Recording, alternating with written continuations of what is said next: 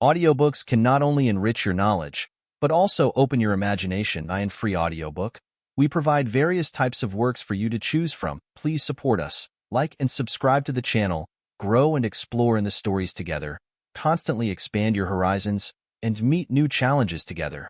Title: The Complete Works of William Shakespeare. Author: William Shakespeare. The Sonnets. 1. From fairest creatures we desire increase, that thereby beauty's rose might never die, but as the riper should by time decease, his tender air might bear his memory. But thou contracted to thine own bright eyes, feed'st thy light's flame with self-substantial fuel, making a famine where abundance lies, thyself thy foe, to thy sweet self too cruel. Thou that art now the world's fresh ornament, and only herald to the gaudy spring, within thine own bud buryest thy content, and, tender churl, makest waste and niggarding. Pity the world, or else this glutton be, to eat the world's due, by the grave and thee. 2. When 40 winters shall besiege thy brow, and dig deep trenches in thy beauty's field, thy youth's proud livery so gazed on now, will be a tattered weed of small worth held. Then being asked, where all thy beauty lies, where all the treasure of thy lusty days, to say, within thine own deep sunken eyes, were an all-eating shame and thriftless praise. How much more praise deserved thy beauty's use, if thou couldst answer, this fair child of mine shall sum my count, and make my old excuse, proving his beauty by succession thine. This were to be new made when thou art old, and see thy blood warm when thou feel'st it cold. 3. Look in thy glass and tell the face thou viewest. Now is the time that face should form another, whose fresh repair if now thou not renewest, thou dost beguile the world, unbless some mother. For where is she so fair whose unneared womb disdains the tillage of thy husbandry? Or who is he so fond will be the tomb of his self-love to stop posterity? Thou art thy mother's glass, and she in thee calls back the lovely April of her prime. So thou through windows of thine age shalt see, despite of wrinkles, this thy golden time. But if thou live remembered not to be, die single and thine image dies with thee. 4. Unthrifty loveliness, why dost thou spend upon thyself thy beauty's legacy? Nature's bequest gives nothing but doth lend, and being frank she lends to those are free. Then beauteous niggard, why dost thou abuse the bounteous largess given thee to give? Profitless usurer, why dost thou use so great a sum of sums yet canst not live? For having traffic with thyself alone, thou of thyself thy sweet self dost deceive. Then how when nature calls thee to be gone, what acceptable audit canst thou leave? Thy unused beauty must be tombed with thee, which used lives to executor to be. 5. Those hours that with gentle work did frame the lovely gaze where every eye doth dwell will play the tyrants to the very same, and that unfair which fairly doth excel. For never-resting time leads summer on to hideous winter and confounds him there, sap checked with frost and lusty leaves quite gone, beauty o'ersnowed and bareness everywhere. Then were not summer's distillation left a liquid prisoner pent in walls of glass, beauty's effect with beauty were bereft, nor it nor no remembrance, what it was. But flowers distilled though they with winter meet, least but their show, their substance still lives sweet. 6. Then let not winter's ragged hand deface, in thee thy summer air thou be distilled. Make sweet some vial, treasure thou some place, with beauty's treasure ere it be self-killed. That use is not forbidden usury, which happies those that pay the willing loan. That's for thyself to breed another thee, or 10 times happier be it 10 for 1. 10 times thyself were happier than thou art, if 10 of thine 10 times refigured thee. Then what could death do if thou shouldst depart, leaving thee living in posterity? Be not self-willed, for thou art much too fair to be death's conquest and make worms thine heir. 7. Lo, in the Orient, when the gracious light lifts up his burning head, each under eye doth homage to his new appearing sight, serving with looks his sacred majesty, and having climbed the steep up heavenly hill, resembling strong youth in his middle age, yet mortal looks adore his beauty still, attending on his golden pilgrimage. But when from highmost pitch with weary car, like feeble age he reeleth from the day, the eyes, for duteous, now converted are from his low tract, and look another way. So thou, thyself outgoing in thy noon, unlooked on deest unless thou get a sun. 8. Music to hear, Why hear'st thou music sadly? Sweets with sweets war not, joy delights in joy. Why lov'st thou that which thou receiv'st not gladly, or else receiv'st with pleasure thine annoy? If the true concord of well-tuned sounds, by unions married, do offend thine ear, they do but sweetly chide thee, who confounds in singleness the parts that thou shouldst bear. Mark how one string sweet husband to another strikes each in each by mutual ordering, resembling sire and child and happy mother, who all in one pleasing note do sing, whose speechless song being many, seeming one, sings this to thee, thou single wilt prove none. 9. Is it for fear to wed a widow's eye, that thou consum'st thyself in single life? Ah, if thou issueless shalt hap to die, the world will wail thee like a makeless wife, the world will be thy widow and still weep, that thou no form of thee hast left behind, when every private widow well may keep, by children's eyes, her husband's shape in mind. Look what an unthrift in the world doth spin shifts but his place, for still the world enjoys it. But beauty's waste hath in the world an end, and kept in use the user so destroys it. No love toward others in that bosom sits that on himself such murderous shame commits. 10. For shame deny that thou bear'st love to any who for thyself art so unprovident. Grant if thou wilt, thou art beloved of many, but that thou none lov'st is most evident. For thou art so possessed with murderous hate, that, gainst thyself thou stick'st not to conspire, seeking that beauteous roof to ruinate which to repair should be thy chief desire. O change thy thought, that I may change my mind. Shall hate be fairer lodged than gentle love? Be as thy presence is gracious and kind, or to thyself at least kind-hearted prove. Make thee another self for love of me, that beauty still may live in thine or thee. 11. As fast as thou shalt wane, so fast thou grow'st in one of thine. From that which thou departest, and that fresh blood which youngly thou bestow'st, thou mayst call thine. When thou from youth convertest, herein lives wisdom, beauty, and increase. Without this folly, age, and cold decay, if all were minded so, the time should cease, and 80 years would make the world away. Let those whom nature hath not made for store, harsh, featureless, and rude, barrenly perish. Look whom she best endowed, she gave thee more, which bounteous gift thou shouldst in bounty cherish. She carved thee for her seal, and mint thereby, thou shouldst print more, not let that copy die. 12. When I do count the clock that tells the time, and see the brave day sunk in hideous night, when I behold the violet past prime, and sable curls all silvered o'er with white, when lofty trees I see barren of leaves, which erst from heat did canopy the herd, and summer's green all girded up in sheaves borne on the bier with white and bristly beard. Then of thy beauty do I question make, that thou among the wastes of time must go, since sweets and beauties do themselves forsake, and die as fast as they see others grow, and nothing, gainst time's scythe, can make defense save breed to brave him, when he takes thee hence. 13. Oh, that you were yourself! But love, you are no longer yours. Then you yourself here live, against this coming end you should prepare, and your sweet semblance to some other give. So should that beauty which you hold in lease find no determination. Then you were yourself again after yourself's decease, when your sweet issue your sweet form should bear. Who let so fair a house fall to decay, which husbandry and honor might uphold, against the stormy gusts of winter's day and barren rage of death's eternal cold? Oh, none but unthrifts, dear my love, you know. You had a father, let your son say so. 14.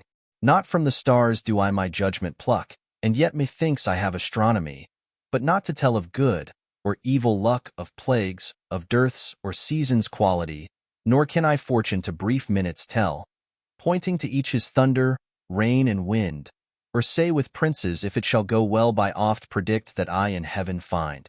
But from thine eyes my knowledge I derive, and constant stars in them I read, such art as truth and beauty shall together thrive, if from thyself to store thou wouldst convert. Or else of thee this I prognosticate, thy end is truth's and beauty's doom and date. 15. When I consider everything that grows holds in perfection but a little moment, that this huge stage presenteth not but shows whereon the stars in secret influence comment. When I perceive that men as plants increase, cheered and checked even by the self-same sky. Vaunt in their youthful sap, at height decrease, and wear their brave state out of memory. Then the conceit of this inconstant stay sets you most rich in youth before my sight, where wasteful time debiteth with decay to change your day of youth to sullied night, and all in war with time for love of you. As he takes from you, I engraft you new. 16. But wherefore do not you a mightier way make war upon this bloody tyrant time, and fortify yourself in your decay with means more blessed than my barren rhyme? Now stand you on the top of happy hours, and many maiden gardens yet unset. With virtuous wish would bear you living flowers, much liker than your painted counterfeit. So should the lines of life that life repair which this, time's pencil, or my pupil pen neither in inward worth nor outward fair can make you live yourself in eyes of men. To give away yourself, keeps yourself still, and you must live drawn by your own sweet skill. 17. Who will believe my verse in time to come if it were filled with your most high deserts? Though yet heaven knows it is but as a tomb which hides your life, and shows not half your parts. If I could write the beauty of your eyes, and in fresh numbers number all your graces, the age to come would say this poet lies, such heavenly touches ne'er touched earthly faces. So should my papers, yellowed with their age, be scorned, like old men of less truth than tongue, and your true rights be termed a poet's rage, and stretched meter of an antique song. But were some child of yours alive that time, you should live twice, in it and in my rhyme. 18. Shall I compare thee to a summer's day? Thou art more lovely and more temperate. Rough winds do shake the darling buds of May, and summer's lease hath all too short a date. Sometime too hot the eye of heaven shines, and often is his gold complexion dimmed, and every fair from fair sometime declines by chance or nature's changing course untrimmed. But thy eternal summer shall not fade, nor lose possession of that fair thou oust, nor shall death brag thou wanderest in his shade, when in eternal lines to time thou growst, so long as men can breathe or eyes can see, so long lives this, and this gives life to thee. 19. Devouring time blunt thou the lion's paws, and make the earth devour her own sweet brood, pluck the keen teeth from the fierce tiger's jaws, and burn the long-lived phoenix in her blood. Make glad and sorry seasons as thou fleet'st, and do whatever thou wilt swift-footed time to the wide world and all her fading sweets. But I forbid thee one most heinous crime. O carve not with thy hours my love's fair brow, nor draw no lines there with thine antique pen. Him in thy course untainted do allow, for beauty's pattern to succeeding men. Yet do thy worst, old time. Despite thy wrong, my love shall in my verse ever live young. 20. A woman's face with nature's own hand painted, hast thou the master-mistress of my passion. A woman's gentle heart, but not acquainted with shifting change as is false women's fashion. An eye more bright than theirs, less false and rolling, gilding the object whereupon it gazeth, a man in hue all hues in his controlling, which steals men's eyes and women's souls amazeth. And for a woman wert thou first created, till nature as she wrought thee fell a-doting, and by addition me of thee defeated, by adding one thing to my purpose nothing. But since she pricked thee out for women's pleasure, mine be thy love, and thy love's use their treasure. 21. So is it not with me as with that muse, stirred by a painted beauty to his verse, who heaven itself for ornament doth use, and every fair with his fair doth rehearse, making a couplement of proud compare with sun and moon, with earth and sea's rich gems, with April's first-born flowers and all things rare, that heaven's air in this huge ronda hems. Oh, let me true in love but truly right, and then believe me, my love is as fair as any mother's child, though not so bright as those gold candles fixed in heaven's air. Let them say more that like of hearsay well, I will not praise that purpose not to sell. 22. My glass shall not persuade me I am old, so long as youth and thou are of one date. But when in thee time's furrows I behold, then look I death my days should expiate. For all that beauty that doth cover thee is but the seemly raiment of my heart, which in thy breast doth live, as thine in me. How can I then be elder than thou art? O therefore love be of thyself so wary, as I not for myself, but for thee will, bearing thy heart which I will keep so chary as tender nurse her babe from faring ill. Presume not on thy heart when mine is slain. Thou gav'st me thine not to give back again. 23. As an unperfect actor on the stage, who with his fear is put beside his part, or some fierce thing replete with too much rage, whose strength's abundance weakens his own heart, so I for fear of trust forget to say the perfect ceremony of love's rite, and in mine own love's strength seem to decay, o'ercharged with burthen of mine own love's might. O let my looks be then the eloquence and dumb presagers of my speaking breast, who plead for love, and look for recompense, more than that tongue, that more hath more expressed. O learn to read what silent love hath writ, to hear with eyes belongs to love's fine wit. 24. Mine eye hath played the painter and hath stelled thy beauty's form and table of my heart. My body is the frame wherein 'tis held, and perspective it is best painter's art. For through the painter must you see his skill, to find where your true image pictured lies, which in my bosom's shop is hanging still, that hath his windows glazed with thine eyes. Now see what good turns eyes for eyes have done. Mine eyes have drawn thy shape, and thine for me are windows to my breast, where through the sun delights to peep, to gaze therein on thee. Yet eyes this cunning want to grace their art, they draw but what they see, know not the heart. 25. Let those who are in favor with their stars, of public honor and proud titles boast, whilst I whom fortune of such triumph bars unlooked for joy in that I honor most. Great princes' favorites their fair leaves spread, but as the marigold at the sun's eye, and in themselves their pride lies buried, for at a frown they in their glory die.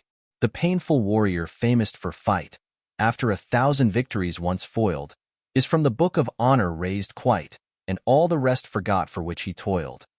Then happy I that love and am beloved where I may not remove nor be removed. 26. Lord of my love, to whom in vassalage thy merit hath my duty strongly knit, to thee I send this written embassage to witness duty, not to show my wit. Duty so great, which wit so poor as mine may make seem bare, in wanting words to show it, but that I hope some good conceit of thine in thy soul's thought, all naked, will bestow it, till whatsoever star that guides my moving, points on me graciously with fair aspect, and puts apparel on my tattered loving, to show me worthy of thy sweet respect, then may I dare to boast how I do love thee, till then, not show my head where thou mayst prove me. 27.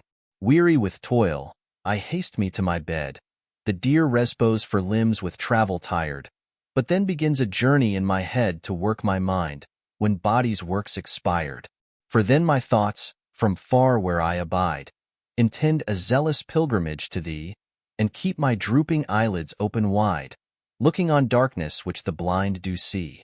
Save that my soul's imaginary sight presents thy shadow to my sightless view, which like a jewel, hung in ghastly night, makes black night beauteous, and her old face new. Lo, thus by day my limbs, by night my mind, for thee, and for myself, no quiet find. 28. How can I then return in happy plight, that am debarred the benefit of rest, when day's oppression is not eased by night, but day by night and night by day oppressed? And each, though enemies to either's reign, do in consent shake hands to torture me, the one by toil, the other to complain how far I toil, still farther off from thee. I tell the day to please him thou art bright, and dost him grace when clouds do blot the heaven. So flatter I the swart complexion night, when sparkling stars twire not thou gild'st the even. But day doth daily draw my sorrows longer, and night doth nightly make grief's length seem stronger. 29. When in disgrace with fortune and men's eyes, I all alone beweep my outcast state, and trouble deaf heaven with my bootless cries, and look upon myself and curse my fate, wishing me like to one more rich in hope, featured like him with friends possessed, desiring this man's art, and that man's scope, with what I most enjoy contented least, yet in these thoughts myself almost despising, haply I think on thee, and then my state, like to the lark at break of day arising from sullen earth, sings hymns at heaven's gate, for thy sweet love remembered such wealth brings, that then I scorn to change my state with kings. 30. When to the sessions of sweet silent thought, I summon up remembrance of things past, I sigh the lack of many a thing I sought, and with old woes new wail my dear time's waste. Then can I drown an eye, and use to flow, for precious friends hid in death's dateless night, and weep afresh love's long since cancelled woe, and moan the expense of many a vanished sight. Then can I grieve at grievances foregone, and heavily from woe to woe tell o'er the sad account of fore-bemoaned moan, which I knew pay as if not paid before. But if the while I think on thee, dear friend, all losses are restored, and sorrows end. 31. Thy bosom is endeared with all hearts, which I by lacking have supposed dead, and there reigns love and all love's loving parts, and all those friends which I thought buried. How many a holy and obsequious tear hath dear religious love stolen from mine eye, as interest of the dead, which now appear, but things removed that hidden in thee lie. Thou art the grave where buried love doth live, hung with the trophies of my lovers gone, who all their parts of me to thee did give, that due of many, now is thine alone. Their images I loved, I view in thee, and thou, all they, hast all the all of me. 32. If thou survive my well-contented day, when that churl death my bones with dust shall cover, and shalt by fortune once more resurvey these poor rude lines of thy deceased lover, compare them with the bettering of the time, and though they be outstripped by every pen, reserve them for my love, not for their rhyme, exceeded by the height of happier men. Oh, then vouchsafe me but this loving thought, had my friend's muse grown with this growing age, a dearer birth than this his love had brought to march in ranks of better equipage. But since he died and poets better prove, theirs for their style I'll read, his for his love. 33. Full many a glorious morning have I seen, flatter the mountain tops with sovereign eye, kissing with golden face the meadows green, gilding pale streams with heavenly alchemy, anon permit the basest clouds to ride, with ugly rack on his celestial face, and from the forlorn world his visage hide, stealing unseen to west with this disgrace. Even so my sun one early morn did shine, with all triumphant splendor on my brow, but out alack, he was but 1 hour mine. The region cloud hath masked him. For me now. Yet him for this, my love no whit disdaineth. Sons of the world may stain, when heaven's sun staineth. 34. Why didst thou promise such a beauteous day, and make me travel forth without my cloak, to let base clouds o'ertake me in my way, hiding thy bravery in their rotten smoke? 'Tis not enough that through the cloud thou break, to dry the rain on my storm-beaten face, for no man well of such a salve can speak, that heals the wound, and cures not the disgrace. Nor can thy shame give physic to my grief, though thou repent, yet I have still the loss, the offender's sorrow lends but weak relief to him that bears the strong offence's cross. Ah, but those tears are pearl which thy love sheds, and they are rich, and ransom all ill deeds. 35. No more be grieved at that which thou hast done. Roses have thorns, and silver fountains mud.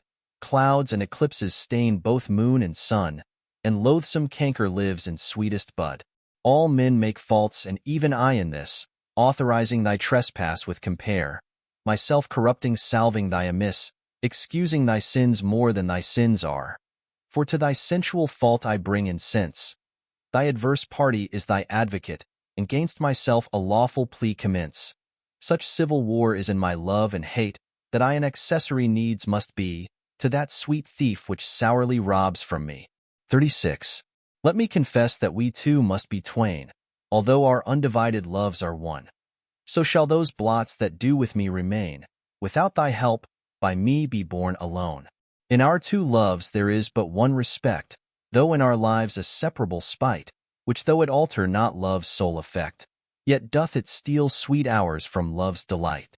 I may not evermore acknowledge thee, lest my bewailed guilt should do thee shame, nor thou with public kindness honor me, unless thou take that honor from thy name. But do not so, I love thee in such sort, as thou being mine, mine is thy good report. 37. As a decrepit father takes delight to see his active child do deeds of youth, so I, made lame by fortune's dearest spite, take all my comfort of thy worth and truth. For whether beauty, birth, or wealth, or wit, or any of these all, or more entitled in thy parts, do crowns sit. I make my love engrafted to this store. So then I am not lame, poor, nor despised, whilst that this shadow doth such substance give, that I in thy abundance am sufficed, and by a part of all thy glory live. Look what is best, that best I wish in thee, this wish I have, then 10 times happy me. 38.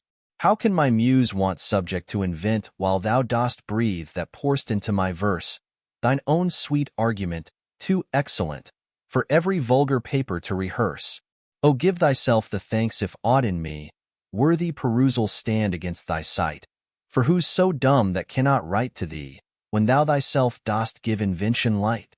Be thou the 10th muse, 10 times more in worth than those old 9 which rhymers invocate, and he that calls on thee, let him bring forth eternal numbers to outlive long date. If my slight muse do please these curious days, the pain be mine, but thine shall be the praise. 39. O how thy worth with manners may I sing, when thou art all the better part of me? What can mine own praise to mine own self bring? And what is't but mine own when I praise thee? Even for this, let us divided live, and our dear love lose name of single one, that by this separation I may give that due to thee which thou deservest alone. O absence, what a torment wouldst thou prove, were it not thy sour leisure gave sweet leave to entertain the time with thoughts of love, which time and thought so sweetly doth deceive, and that thou teachest how to make one twain, by praising him here who doth hence remain. 40. Take all my loves, my love, yet take them all. What hast thou then more than thou hadst before? No love, my love, that thou mayst true love call. All mine was thine, before thou hadst this more. Then if for my love, thou my love receivest, I cannot blame thee, for my love thou usest, but yet be blamed, if thou thyself deceivest, by wilful taste of what thyself refusest. I do forgive thy robbery, gentle thief, although thou steal thee all my poverty, and yet love knows it is a greater grief to bear greater wrong, than hate's known injury. Lascivious grace, in whom all ill well shows, kill me with spites, yet we must not be foes. 41. Those pretty wrongs that liberty commits, when I am sometime absent from thy heart, thy beauty, and thy years full well befits, for still temptation follows where thou art. Gentle thou art, and therefore to be won, beauteous thou art, therefore to be assailed. And when a woman woos, what woman's son will sourly leave her till he have prevailed? I me, but yet thou mightst my seat forbear, and chide thy beauty, and thy straying youth, who lead thee in their riot, even there where thou art forced to break a twofold truth. Hers by thy beauty tempting her to thee, thine by thy beauty being false to me. 42.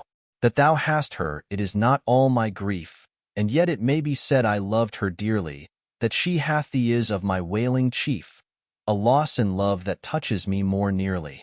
Loving offenders thus I will excuse ye, thou dost love her, because thou know'st I love her, and for my sake even so doth she abuse me, suffering my friend for my sake to approve her.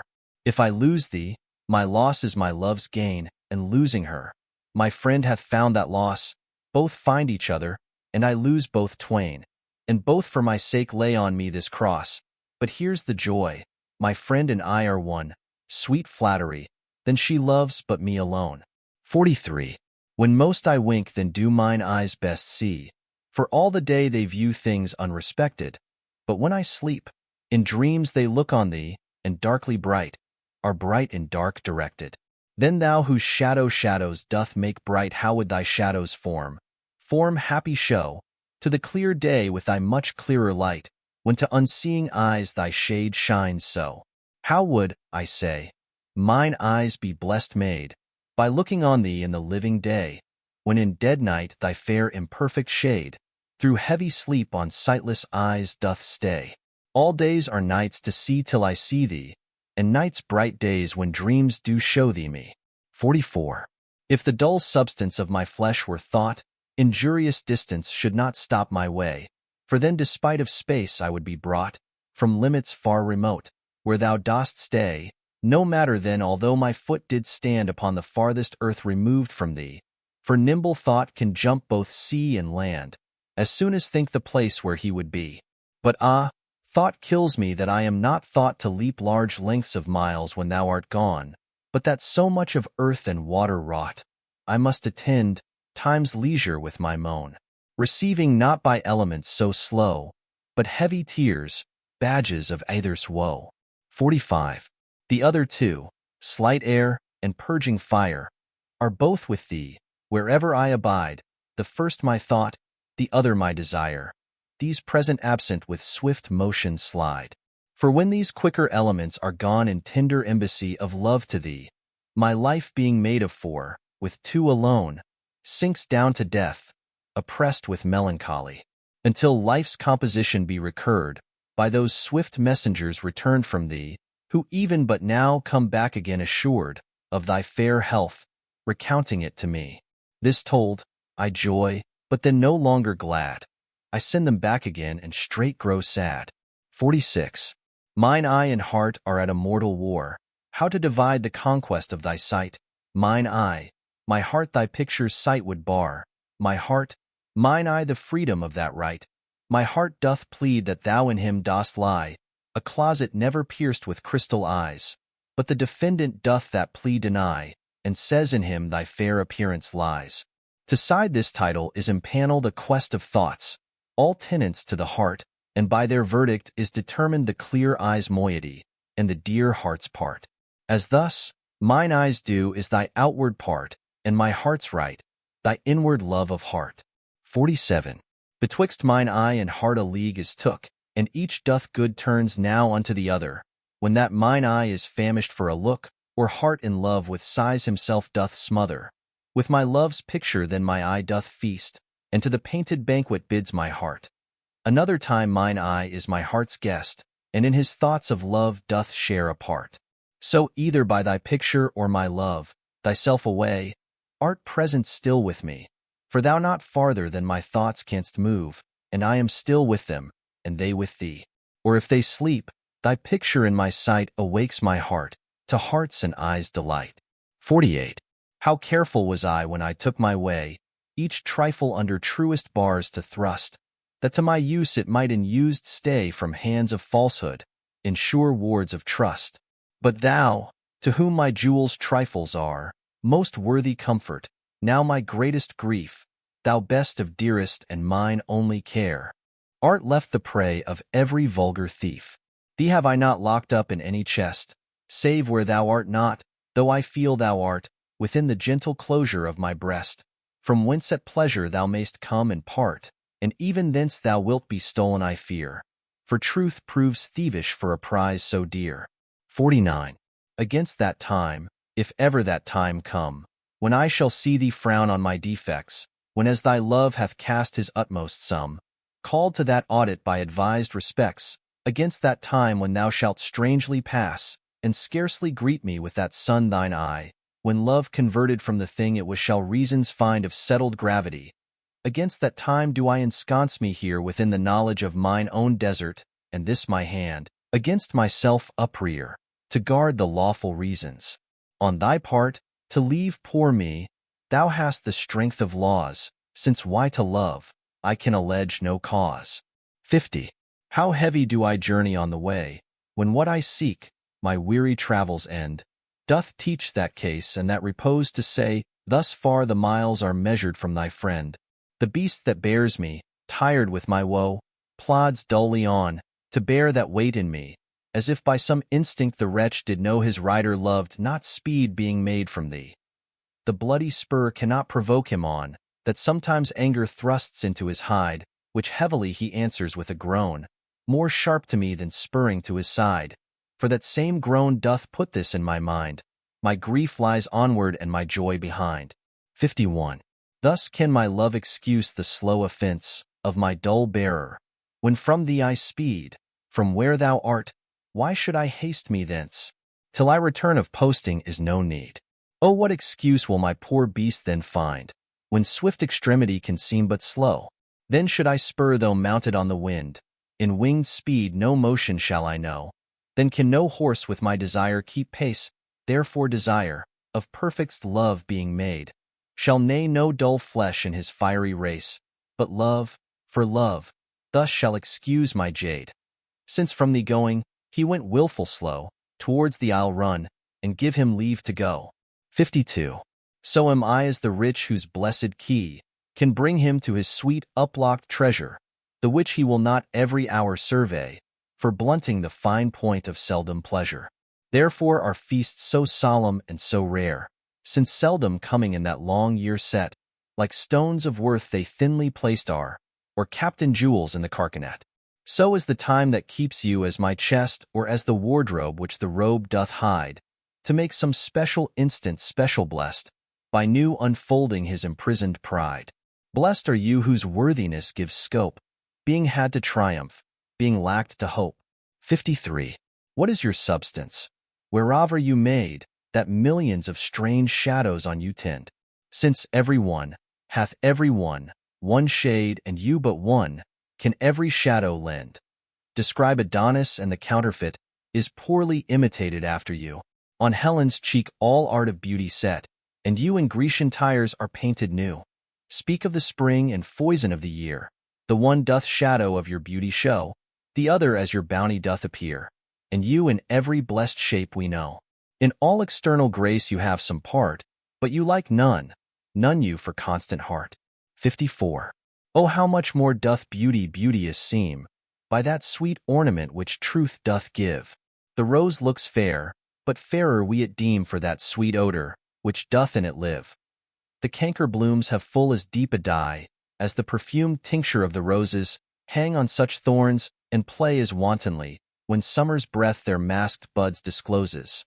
But for their virtue only is their show, they live unwood and unrespected fade, die to themselves, sweet roses do not sow, of their sweet deaths are sweetest odors made. And so of you, beauteous and lovely youth, when that shall fade, my verse distills your truth. 55. Not marble, nor the gilded monuments of princes shall outlive this powerful rhyme, but you shall shine more bright in these contents than unswept stone, besmeared with sluttish time. When wasteful war shall statues overturn, and broils root out the work of masonry, nor Mars his sword, nor war's quick fire shall burn the living record of your memory. Gainst death and all oblivious enmity shall you pace forth. Your praise shall still find room, even in the eyes of all posterity that wear this world out to the ending doom. So till the judgment that yourself arise, you live in this, and dwell in lovers' eyes. 56. Sweet love, renew thy force, be it not said thy edge should blunter be than appetite, which but today by feeding is allayed, tomorrow sharpened in his former might. So love be thou, although today thou fill thy hungry eyes, even till they wink with fullness, tomorrow see again, and do not kill the spirit of love with a perpetual dullness. Let this sad interim like the ocean be, which parts the shore, where two contracted new come daily to the banks, that when they see return of love, more blessed may be the view. Or call it winter, which being full of care, makes summer's welcome, thrice more wished, more rare. 57. Being your slave, what should I do but tend upon the hours and times of your desire? I have no precious time at all to spend, nor services to do till you require. Nor dare I chide the world without end hour, whilst I, my sovereign, watch the clock for you, nor think the bitterness of absence sour, when you have bid your servant once adieu. Nor dare I question with my jealous thought where you may be, or your affairs suppose, but like a sad slave stay and think of not save where you are, how happy you make those. So true a fool is love, that in your will, though you do anything, he thinks no ill. 58. That God forbid, that made me first your slave, I should in thought control your times of pleasure, or at your hand the account of hours to crave, being your vassal bound to stay your leisure. Oh, let me suffer, being at your beck, the imprisoned absence of your liberty, and patience tame to sufferance bide each check, without accusing you of injury. Be where you list, your charter is so strong, that you yourself may privilege your time to what you will, to you it doth belong, yourself to pardon of self-doing crime. I am to wait, though waiting so be hell, not blame your pleasure be it ill or well. 59. If there be nothing new, but that which is, hath been before. How are our brains beguiled, which laboring for invention bear amiss the second burthen of a former child. Oh, that record could with a backward look, even of 500 courses of the sun, show me your image in some antique book, since mind at first in character was done, that I might see what the old world could say to this composed wonder of your frame, whether we are mended, or whether better they, or whether revolution be the same. Oh, sure I am the wits of former days, to subjects worse have given admiring praise. 60. Like as the waves make towards the pebbled shore, so do our minutes hasten to their end, each changing place with that which goes before, in sequent toil all forwards do contend.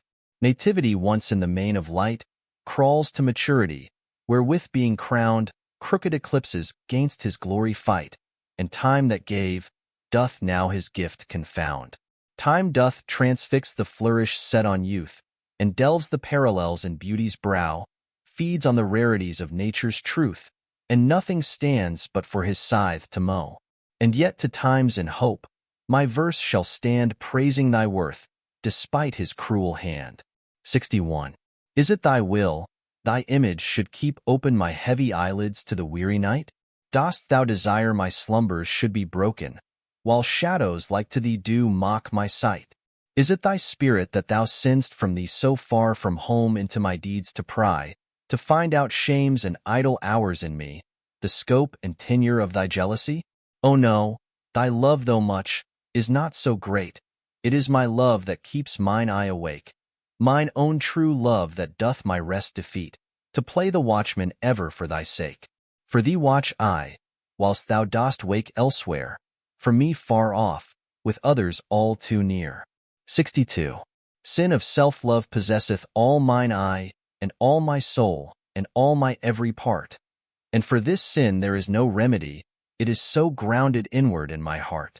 Methinks no face so gracious is as mine, no shape so true, no truth of such account. And for myself mine own worth do define, as I all other in all worths surmount. But when my glass shows me myself indeed beat and chopped with tanned antiquity, mine own self-love quite contrary I read. Self, so self-loving were iniquity. 'Tis thee, myself, that for myself I praise, painting my age with beauty of thy days. 63. Against my love shall be as I am now with time's injurious hand crushed and o'erworn, when hours have drained his blood and filled his brow with lines and wrinkles, when his youthful morn hath travelled on to age's steepy night, and all those beauties whereof now he's king are vanishing, or vanished out of sight, stealing away the treasure of his spring. For such a time do I now fortify against confounding age's cruel knife, that he shall never cut from memory my sweet love's beauty, though my lover's life. His beauty shall in these black lines be seen, and they shall live, and he in them still green. 64.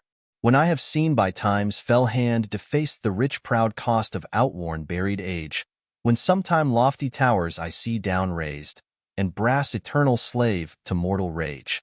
When I have seen the hungry ocean gain advantage on the kingdom of the shore, and the firm soil win of the watery main, increasing store with loss, and loss with store.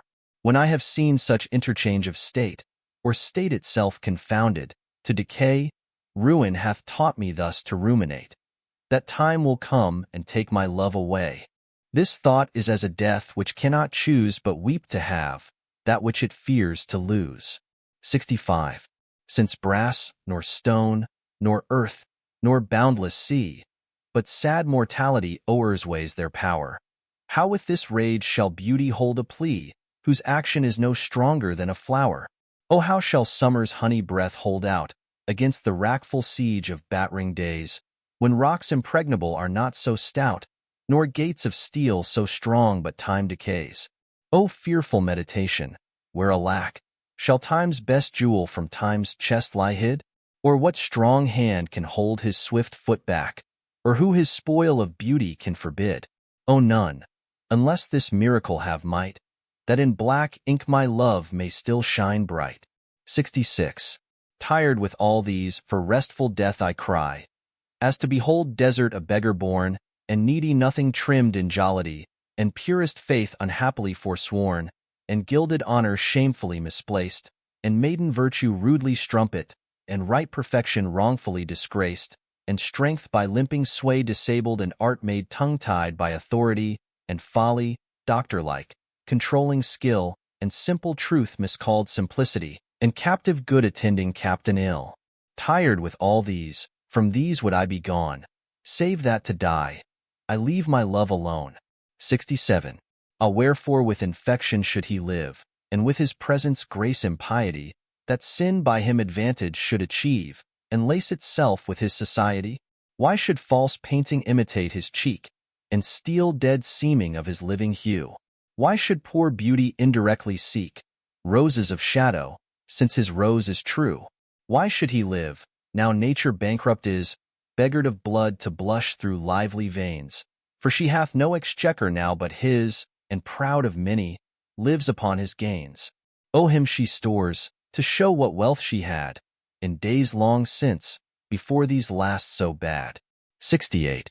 Thus is his cheek the map of days outworn, when beauty lived and died as flowers do now, before these bastard signs of fair were born, or durst inhabit on a living brow. Before the golden tresses of the dead, the right of sepulchres, were shorn away, to live a second life on second head, ere beauty's dead fleece made another gay. In him those holy antique hours are seen, without all ornament itself and true, making no summer of another's green, robbing no old to dress his beauty new, and him. As for a map doth nature store, to show false art what beauty was of yore. 69. Those parts of thee that the world's eye doth view, want nothing that the thought of hearts can mend. All tongues, the voice of souls, give thee that due, uttering bare truth, even so as foes commend. Thy outward thus with outward praise is crowned, but those same tongues that give thee so thine own, in other accents do this praise confound by seeing farther than the eye hath shown. They look into the beauty of thy mind, and that in guess they measure by thy deeds, then churls their thoughts, although their eyes were kind, to thy fair flower add the rank smell of weeds. But why thy odor matcheth not thy show, the soil is this, that thou dost common grow. 70. That thou art blamed shall not be thy defect, for slander's mark was ever yet the fair. The ornament of beauty is suspect, a crow that flies in heaven's sweetest air. So thou be good, slander doth but approve, thy worth the greater being wooed of time. For canker vice the sweetest buds doth love, and thou presents to pure unstained prime. Thou hast passed by the ambush of young days, either not assailed, or victor being charged. Yet this thy praise cannot be so thy praise, to tie up envy, evermore enlarged. If some suspect of ill masked not thy show, then thou alone kingdoms of hearts shouldst owe. 71. No longer mourn for me when I am dead, then you shall hear the surly sullen bell give warning to the world that I am fled from this vile world with vilest worms to dwell. Nay, if you read this line, remember not the hand that writ it, for I love you so, that I in your sweet thoughts would be forgot, if thinking on me then should make you woe. Oh, if, I say, you look upon this verse, when I, perhaps, compounded am with clay, do not so much as my poor name rehearse, but let your love even with my life decay, lest the wise world should look into your moan, and mock you with me after I am gone. 72. Oh, lest the world should task you to recite what merit lived in me that you should love after my death, dear love, forget me quite, for you and me can nothing worthy prove, unless you would devise some virtuous lie, to do more for me than mine own desert, and hang more praise upon deceased I, than niggard truth would willingly impart. Oh, lest your true love may seem false in this, that you for love speak well of me untrue, my name be buried where my body is, and live no more to shame nor me, nor you. For I am shamed by that which I bring forth, and so should you, to love things nothing worth. 73. That time of year thou mayst in me behold, when yellow leaves or none, or few do hang upon those boughs which shake against the cold, bare ruined choirs, where late the sweet birds sang. In me thou sayest the twilight of such day, as after sunset fadeth in the west, which by and by black night doth take away, death's second self that seals up all in rest. In me thou sayest the glowing of such fire, that on the ashes of his youth doth lie, as the deathbed, whereon it must expire, consumed with that which it was nourished by. This thou perceiv'st, which makes thy love more strong, to love that well, which thou must leave ere long. 74. But be contented when that fell arrest, without all bale shall carry me away. My life hath in this line some interest, which for memorial still with thee shall stay. When thou reviewest this, thou dost review, the very part was consecrate to thee, the earth can have but earth, which is his due. My spirit is thine the better part of me. So then thou hast but lost the dregs of life, the prey of worms, my body being dead, the coward conquest of a wretch's knife, too base of thee to be remembered. The worth of that is that which it contains, and that is this, and this with thee remains. 75. So are you to my thoughts as food to life, or as sweet seasoned showers are to the ground. And for the peace of you I hold such strife as twixt a miser and his wealth is found. Now proud as an enjoyer, and anon doubting the filching age will steal his treasure, now counting best to be with you alone, then bettered that the world may see my pleasure, sometime all full with feasting on your sight, and by clean starved for a look, possessing or pursuing no delight save what is had, or must from you be took. Thus do I pine and surfeit day by day, or gluttoning on all, or all away. 76. Why is my verse so barren of new pride, so far from variation or quick change? Why with the time do I not glance aside to new-found methods, and to compounds strange? Why write I still all one, ever the same, and keep invention in a noted weed, that every word doth almost tell my name, showing their birth, and where they did proceed? Oh no, sweet love, I always write of you, and you and love are still my argument. So all my best is dressing old words new, spending again what is already spent. For as the sun is daily new and old, so is my love still telling what is told. 77. Thy glass will show thee how thy beauties wear, thy dial how thy precious minutes waste. These vacant leaves thy mind's imprint will bear, and of this book, this learning mayst thou taste. The wrinkles which thy glass will truly show, of mouthed graves will give thee memory. Thou by thy dial's shady stealth mayst know time's thievish progress to eternity. Look what thy memory cannot contain, commit to these waste blanks, and thou shalt find those children nursed, delivered from thy brain, to take a new acquaintance of thy mind. These offices, so oft as thou wilt look, shall profit thee, and much enrich thy book. 78. So oft have I invoked thee for my muse, and found such fair assistance in my verse, as every alien pen hath got my use, and under thee their poesy disperse. Thine eyes, that taught the dumb on high to sing, and heavy ignorance aloft to fly, have added feathers to the learned's wing, and given grace a double majesty. Yet be most proud of that which I compile, whose influence is thine, and born of thee. In others' works thou dost but mend the style, and arts with thy sweet graces graced be. But thou art all my art, and dost advance as high as learning, my rude ignorance. 79. Whilst I alone did call upon thy aid, my verse alone had all thy gentle grace. But now my gracious numbers are decayed, and my sick muse doth give another place. I grant, sweet love, thy lovely argument deserves the travail of a worthier pen. Yet what of thee thy poet doth invent? He robs thee of, and pays it thee again. He lends thee virtue, and he stole that word from thy behavior. Beauty doth he give and found it in thy cheek.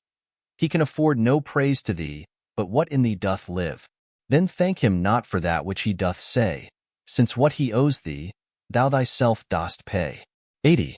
Oh, how I faint when I of you do write, knowing a better spirit doth use your name, and in the praise thereof spends all his might, to make me tongue-tied speaking of your fame. But since your worth, wide as the ocean is, the humble as the proudest sail doth bear, my saucy bark, inferior far to his, on your broad main doth wilfully appear. Your shallowest help will hold me up afloat, whilst he upon your soundless deep doth ride. Or, being wrecked, I am a worthless boat, he of tall building, and of goodly pride. Then if he thrive and I be cast away, the worst was this, my love was my decay. 81. Or I shall live your epitaph to make, or you survive when I in earth am rotten. From hence your memory death cannot take, although in me each part will be forgotten. Your name from hence immortal life shall have, though I, once gone, to all the world must die. The earth can yield me but a common grave, when you entombed in men's eyes shall lie. Your monument shall be my gentle verse, which eyes not yet created shall o'erread, and tongues to be, your being shall rehearse. When all the breathers of this world are dead, you still shall live, such virtue hath my pen, where breath most breathes, even in the mouths of men. 82. I grant thou wert not married to my muse, and therefore mayst without addent o'erlook the dedicated words which writers use of their fair subject, blessing every book. Thou art as fair in knowledge as in hue, finding thy worth a limit past my praise, and therefore art enforced to seek anew some fresher stamp of the time-bettering days. And do so love, yet when they have devised what strained touches rhetoric can lend, thou truly fair, wert truly sympathized, in true plain words, by thy true-telling friend. And their gross painting might be better used, where cheeks need blood, in thee it is abused. 83. I never saw that you did painting need, and therefore to your fair no painting set I found or thought I found. You did exceed that barren tinder of a poet's debt, and therefore have I slept in your report, that you yourself being extant well might show how far a modern quill doth come too short. Speaking of worth, what worth in you doth grow? This silence for my sin you did impute, which shall be most my glory being dumb. For I impair not beauty being mute, when others would give life and bring a tomb. There lives more life in one of your fair eyes than both your poets can in praise devise. 84.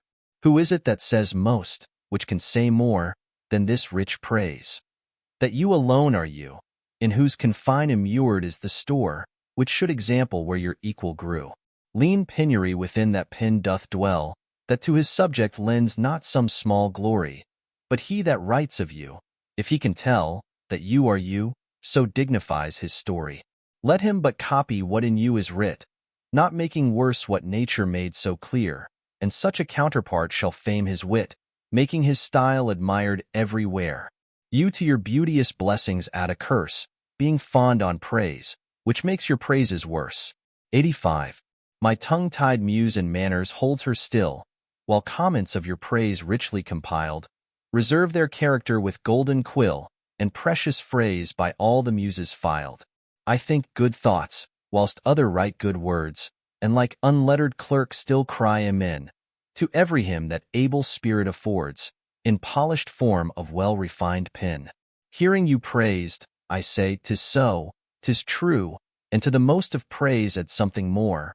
But that is in my thought, whose love to you, though words come hindmost, holds his rank before, then others, for the breath of words respect, me for my dumb thoughts, speaking in effect. 86. Was it the proud full sail of his great verse, bound for the prize of all too precious, you, that did my ripe thoughts in my brain inhearse, making their tomb the womb wherein they grew? Was it his spirit, by spirits taught to write, above a mortal pitch, that struck me dead? No, neither he, nor his compeers by night giving him aid, my verse astonished. He nor that affable familiar ghost which nightly gulls him with intelligence, as victors of my silence cannot boast. I was not sick of any fear from thence. But when your countenance filled up his line, then lacked I matter, that enfeebled mine. 87. Farewell. Thou art too dear for my possessing, and like enough thou know'st thy estimate, the charter of thy worth gives thee releasing. My bonds in thee are all determinate. For how do I hold thee but by thy granting? And for that riches where is my deserving? The cause of this fair gift in me is wanting, and so my patent back again is swerving. Thyself thou gav'st, thy own worth then not knowing, or me to whom thou gav'st it, else mistaking. So thy great gift upon misprision growing, comes home again, on better judgment making. Thus have I had thee as a dream doth flatter, in sleep a king, but waking no such matter. 88. When thou shalt be disposed to set me light, and place my merit in the eye of scorn, upon thy side, against myself I'll fight, and prove thee virtuous, though thou art forsworn. With mine own weakness being best acquainted, upon thy part one can set down a story of faults concealed, wherein I am attainted. That thou in losing me shalt win much glory, and I by this will be a gainer too, for bending all my loving thoughts on thee, the injuries that to myself I do, doing thee vantage, vantage me. Such is my love, to thee I so belong, that for thy right, myself will bear all wrong. 89. Say that thou didst forsake me for some fault, and I will comment upon that offense, speak of my lameness, and I straight will halt, against thy reasons making no defense. Thou canst not, love, disgrace me half so ill, to set a form upon desired change, as I'll myself disgrace, knowing thy will, I will acquaintance strangle and look strange. Be absent from thy walks and in my tongue, thy sweet beloved name no more shall dwell, lest I, too much profane, should do it wrong, and haply of our old acquaintance tell. For thee, against myself I'll vow debate, for I must ne'er love him whom thou dost hate. 90. Then hate me when thou wilt, if ever. Now while the world is bent my deeds to cross, join with the spite of fortune, make me bow, and do not drop in for an after-loss. Do not, when my heart hath 'scaped this sorrow, come in the rearward of a conquered woe, give not a windy night a rainy morrow, to linger out a purposed overthrow. If thou wilt leave me, do not leave me last, when other petty griefs have done their spite, but in the onset come, so shall I taste at first the very worst of fortune's might. And other strains of woe, which now seem woe, compared with loss of thee, will not seem so. 91. Some glory in their birth, some in their skill, some in their wealth, some in their body's force, some in their garments though new-fangled ill, some in their hawks and hounds, some in their horse. And every humor hath his adjunct pleasure, wherein it finds a joy above the rest. But these particulars are not my measure, all these I better in one general best. Thy love is better than high birth to me, richer than wealth, prouder than garments' costs, of more delight than hawks and horses be. And having thee, of all men's pride I boast, wretched in this alone, that thou mayst take all this away, and me most wretched make. 92. But do thy worst to steal thyself away, for term of life thou art assured mine, and life no longer than thy love will stay, for it depends upon that love of thine. Then need I not to fear the worst of wrongs, when in the least of them my life hath end. I see. A better state to me belongs than that, which on thy humour doth depend. Thou canst not vex me with inconstant mind, since that my life on thy revolt doth lie. Oh, what a happy title do I find, happy to have thy love, happy to die. But what so blessed fair that fears no blot? Thou mayst be false, and yet I know it not. 93. So shall I live, supposing thou art true, like a deceived husband, so love's face may still seem love to me, though altered new. Thy looks with me, thy heart in other place.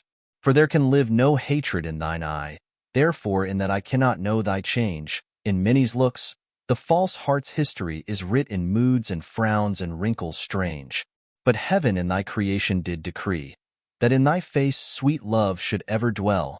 Whatever thy thoughts, or thy heart's workings be, thy looks should nothing thence, but sweetness tell. How like Eve's apple doth thy beauty grow, if thy sweet virtue answer not thy show. 94. They that have power to hurt and will do none, that do not do the thing, they most do show, who moving others, are themselves as stone, unmoved, cold, and to temptation slow. They rightly do inherit heaven's graces and husband nature's riches from expense. They are the lords and owners of their faces, others, but stewards of their excellence. The summer's flower is to the summer sweet, though to itself it only live and die. But if that flower with base infection meet, the basest weed outbraves his dignity. For sweetest things turn sourest by their deeds, lilies that fester smell far worse than weeds. 95. How sweet and lovely dost thou make the shame, which like a canker in the fragrant rose, doth spot the beauty of thy budding name. Oh, in what sweets dost thou thy sins enclose, that tongue that tells the story of thy days, making lascivious comments on thy sport, cannot dispraise, but in a kind of praise, naming thy name, blesses an ill report. Oh, what a mansion have those vices got, which for their habitation chose out thee, where beauty's veil doth cover every blot, and all things turns to fair, that eyes can see. Take heed, dear heart, of this large privilege. The hardest knife ill-used doth lose his edge. 96. Some say thy fault is youth, some wantonness. Some say thy grace is youth and gentle sport. Both grace and faults are loved of more and less. Thou makest false graces that to thee resort. As on the finger of a throned queen, the basest jewel will be well esteemed. So are those errors that in thee are seen, to truths translated, and for true things deemed. How many lambs might the stern wolf betray, if like a lamb he could his looks translate? How many gazers mightst thou lead away, if thou wouldst use the strength of all thy state? But do not so. I love thee in such sort, as thou being mine, mine is thy good report. 97. How like a winter hath my absence been from thee, the pleasure of the fleeting year! What freezings have I felt, what dark days seen, what old December's bareness everywhere! And yet this time removed was summer's time, the teeming autumn big with rich increase, bearing the wanton burden of the prime, like widowed wombs after their lord's decease. Yet this abundant issue seemed to me but hope of orphans and unfathered fruit, for summer and his pleasures wait on thee, and thou away, the very birds are mute. Or if they sing, 'tis with so dull a cheer, that leaves look pale, dreading the winter's near. 98. From you have I been absent in the spring, when proud-pied April, dressed in all his trim, hath put a spirit of youth in everything. That heavy Saturn laughed and leaped with him. Yet nor the lays of birds, nor the sweet smell of different flowers in odor and in hue, could make me any summer's story tell, or from their proud lap pluck them where they grew. Nor did I wonder at the lilies white, nor praise the deep vermilion in the rose. They were but sweet, but figures of delight, drawn after you, you pattern of all those. Yet seemed it winter still, and you away, as with your shadow I with these did play. 99. The forward violet thus did I chide, sweet thief, whence didst thou steal thy sweet that smells, if not from my love's breath? The purple pride which on thy soft cheek for complexion dwells, in my love's veins thou hast too grossly dyed. The lily I condemned for thy hand, and buds of marjoram had stolen thy hair. The roses fearfully on thorns did stand, one blushing shame, another white despair. A third nor red, nor white, had stolen of both, and to his robbery had annexed thy breath. But for his theft and pride of all his growth a vengeful canker eat him up to death. More flowers I noted, yet I none could see, but sweet, or color it had stolen from thee. 100. Where art thou, muse, that thou forget'st so long, to speak of that which gives thee all thy might? Spend'st thou thy fury on some worthless song, darkening thy power to lend base subjects light? Return, forgetful muse, and straight redeem, in gentle numbers time so idly spent. Sing to the ear that doth thy lays esteem, and gives thy pen both skill and argument. Rise, resty muse, my love's sweet face survey. If time have any wrinkle graven there, if any, be a satire to decay, and make time's spoils despised everywhere. Give my love fame faster than time wastes life, so thou prevent'st his scythe and crooked knife. 101. O truant muse, what shall be thy amends, for thy neglect of truth in beauty died? Both truth and beauty on my love depends. So dost thou too, and therein dignified. Make answer, muse, wilt thou not haply say, truth needs no color with his color fixed, beauty no pencil, beauty's truth to lay. But best is best, if never intermixed? Because he needs no praise, wilt thou be dumb? Excuse not silence so, for it lies in thee, to make him much outlive a gilded tomb, and to be praised of ages yet to be. Then do thy office, muse, I teach thee how, to make him seem long hence, as he shows now. 102. My love is strengthened though more weak in seeming. I love not less, though less the show appear, that love is merchandised, whose rich esteeming, the owner's tongue doth publish everywhere. Our love was new, and then but in the spring, when I was wont to greet it with my lays, as Philomel in summer's front doth sing, and stops her pipe in growth of riper days. Not that the summer is less pleasant now than when her mournful hymns did hush the night, but that wild music burthens every bough, and sweets grown common lose their dear delight. Therefore, like her, I sometime hold my tongue, because I would not dull you with my song. 103. Alack, what poverty my muse brings forth, that having such a scope to show her pride, the argument all bare is of more worth than when it hath my added praise beside. Oh, blame me not if I no more can write. Look in your glass, and there appears a face that overgoes my blunt invention quite, dulling my lines, and doing me disgrace. Were it not sinful then striving to mend, to mar the subject that before was well? For to no other pass my verses tend, than of your graces and your gifts to tell. And more, much more than in my verse can sit, your own glass shows you, when you look in it. 104. To me, fair friend, you never can be old, for as you were when first your eye eyed, such seems your beauty still. 3 winters cold have from the forests shook 3 summers' pride, 3 beauteous springs to yellow autumn turned.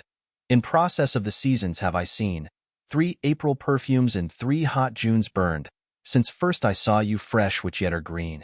Ah, yet doth beauty like a dial hand steal from his figure, and no pace perceived, so your sweet hue, which methinks still doth stand, hath motion, and mine eye may be deceived. For fear of which, hear this, thou age unbred, ere you were born was beauty's summer dead. 105. Let not my love be called idolatry, nor my beloved as an idle show, since all alike my songs and praises be to one, of one, still such, and ever so. Kind is my love today, tomorrow kind, still constant in a wondrous excellence, therefore my verse to constancy confined. One thing expressing, leaves out difference. Fair, kind, and true, is all my argument, fair, kind, and true, varying to other words, and in this change is my invention spent, 3 themes in one, which wondrous scope affords. Fair, kind, and true, have often lived alone, which 3 till now, never kept seat in one. 106. When in the chronicle of wasted time, I see descriptions of the fairest wights, and beauty making beautiful old rhyme, in praise of ladies dead, and lovely knights, then in the blazon of sweet beauty's best, of hand, of foot, of lip, of eye, of brow, I see their antique pen would have expressed even such a beauty as you master now. So all their praises are but prophecies of this our time, all you prefiguring, and for they looked but with divining eyes, they had not skill enough your worth to sing. For we which now behold these present days have eyes to wonder, but lack tongues to praise. 107. Not mine own fears, nor the prophetic soul of the wide world, dreaming on things to come, can yet the lease of my true love control, supposed as forfeit to a confined doom. The mortal moon hath her eclipse endured, and the sad augurs mock their own presage. Incertainties now crown themselves assured, and peace proclaims olives of endless age. Now with the drops of this most balmy time, my love looks fresh, and death to me subscribes, since spite of him I'll live in this poor rhyme, while he insults o'er dull and speechless tribes. And thou in this shalt find thy monument, when tyrants' crests and tombs of brass are spent. 108. What's in the brain that ink may character, which hath not figured to thee my true spirit? What's new to speak? What now to register, that may express my love, or thy dear merit? Nothing, sweet boy, but yet like prayers divine, I must each day say o'er the very same, counting no old thing old, thou mine, I thine, even as when first I hallowed thy fair name. So that eternal love in love's fresh case weighs not the dust and injury of age, nor gives to necessary wrinkles place, but makes antiquity for aye his page, finding the first conceit of love there bred, where time and outward form would show it dead. 109. Oh, never say that I was false of heart, though absence seemed my flame to qualify, as easy might I from myself depart, as from my soul which in thy breast doth lie. That is my home of love, if I have ranged, like him that travels I return again, just to the time, not with the time exchanged, so that myself bring water for my stain. Never believe, though in my nature reigned all frailties that besiege all kinds of blood, that it could so preposterously be stained, to leave for nothing all thy sum of good. For nothing this wide universe I call, save thou my rose, in it thou art my all. 110. Alas, 'tis true, I have gone here and there, and made myself a motley to the view, gored mine own thoughts, sold cheap what is most dear, made old offences of affections new. Most true it is, that I have looked on truth askance and strangely, but by all above, these blenches gave my heart another youth, and worse essays proved thee my best of love. Now all is done, have what shall have no end. Mine appetite I never more will grind on newer proof, to try an older friend, a god in love, to whom I am confined. Then give me welcome, next my heaven the best, even to thy pure and most loving breast. 111. Oh, for my sake, do you with fortune chide, the guilty goddess of my harmful deeds, that did not better for my life provide, than public means which public manners breeds. Thence comes it that my name receives a brand, and almost thence my nature is subdued to what it works in, like the dyer's hand. Pity me then, and wish I were renewed, whilst like a willing patient I will drink potions of isle gainst my strong infection, no bitterness that I will bitter think, nor double penance to correct correction. Pity me then, dear friend, and I assure ye, even that your pity is enough to cure me. 112. Your love and pity doth the impression fill, which vulgar scandal stamped upon my brow. For what care I who calls me well or ill, so you o'er green my bad, my good allow. You are my all the world, and I must strive to know my shames and praises from your tongue. None else to me, nor I to none alive, that my steeled sense or changes right or wrong. In so profound abysm I throw all care of others' voices, that my adder's sense, to critic and to flatterer stopped are. Mark how with my neglect I do dispense. You are so strongly in my purpose bred, that all the world besides methinks are dead. 113. Since I left you, mine eye is in my mind, and that which governs me to go about, doth part his function, and is partly blind, seems seeing, but effectually is out. For it no form delivers to the heart of bird, of flower, or shape which it doth latch. Of his quick objects hath the mind no part, nor his own vision holds what it doth catch. For if it see the rudest or gentlest sight, the most sweet favor or deformedst creature, the mountain, or the sea, the day, or night, the crow, or dove, it shapes them to your feature. Incapable of more, replete with you, my most true mind thus mocketh mine untrue. 114. Or whether doth my mind being crowned with you drink up the monarch's plague this flattery? Or whether shall I say mine eye saith true, and that your love taught it this alchemy, to make of monsters and things indigest, such cherubins as your sweet self resemble, creating every bad a perfect best as fast as objects to his beams assemble. Oh, 'tis the first, 'tis flattery in my seeing, and my great mind most kingly drinks it up. Mine eye well knows what with his gust is greeing, and to his palate doth prepare the cup. If it be poisoned, 'tis the lesser sin, that mine eye loves it and doth first begin. 115. Those lines that I before have writ do lie, even those that said I could not love you dearer. Yet then my judgment knew no reason why my most full flame should afterwards burn clearer, but reckoning time, whose millioned accidents creep in twixt vows and change decrees of kings, tan sacred beauty, blunt the sharpest intents, divert strong minds to the course of altering things. Alas, why fearing of time's tyranny, might I not then now I love you best, when I was certain o'er uncertainty, crowning the present, doubting of the rest? Love is a babe, then might I not say so to give full growth to that which still doth grow. 116. Let me not to the marriage of true minds admit impediments. Love is not love which alters when it alteration finds, or bends with the remover to remove. Oh no, it is an ever-fixed mark that looks on tempests and is never shaken. It is the star to every wandering bark, whose worth's unknown, although his height be taken. Love's not time's fool, though rosy lips and cheeks within his bending sickle's compass come. Love alters not with his brief hours and weeks, but bears it out even to the edge of doom. If this be error and upon me proved, I never writ, nor no man ever loved. 117. Accuse me thus, that I have scant all, wherein I should your great deserts repay, forgot upon your dearest love to call, whereto all bonds do tie me day by day, that I have frequent been with unknown minds, and given to time your own dear purchased right, that I have hoisted sail to all the winds which should transport me farthest from your sight. Book both my willfulness and errors down, and on just proof surmise, accumulate, bring me within the level of your frown, but shoot not at me in your wakened hate, since my appeal says I did strive to prove the constancy and virtue of your love. 118. Like as to make our appetite more keen with eager compounds we our palate urge, as to prevent our maladies unseen, we sicken to shun sickness when we purge. Even so, being full of your ear-cloying sweetness, to bitter sauces did I frame my feeding, and sick of welfare found a kind of meetness, to be diseased ere that there was true needing.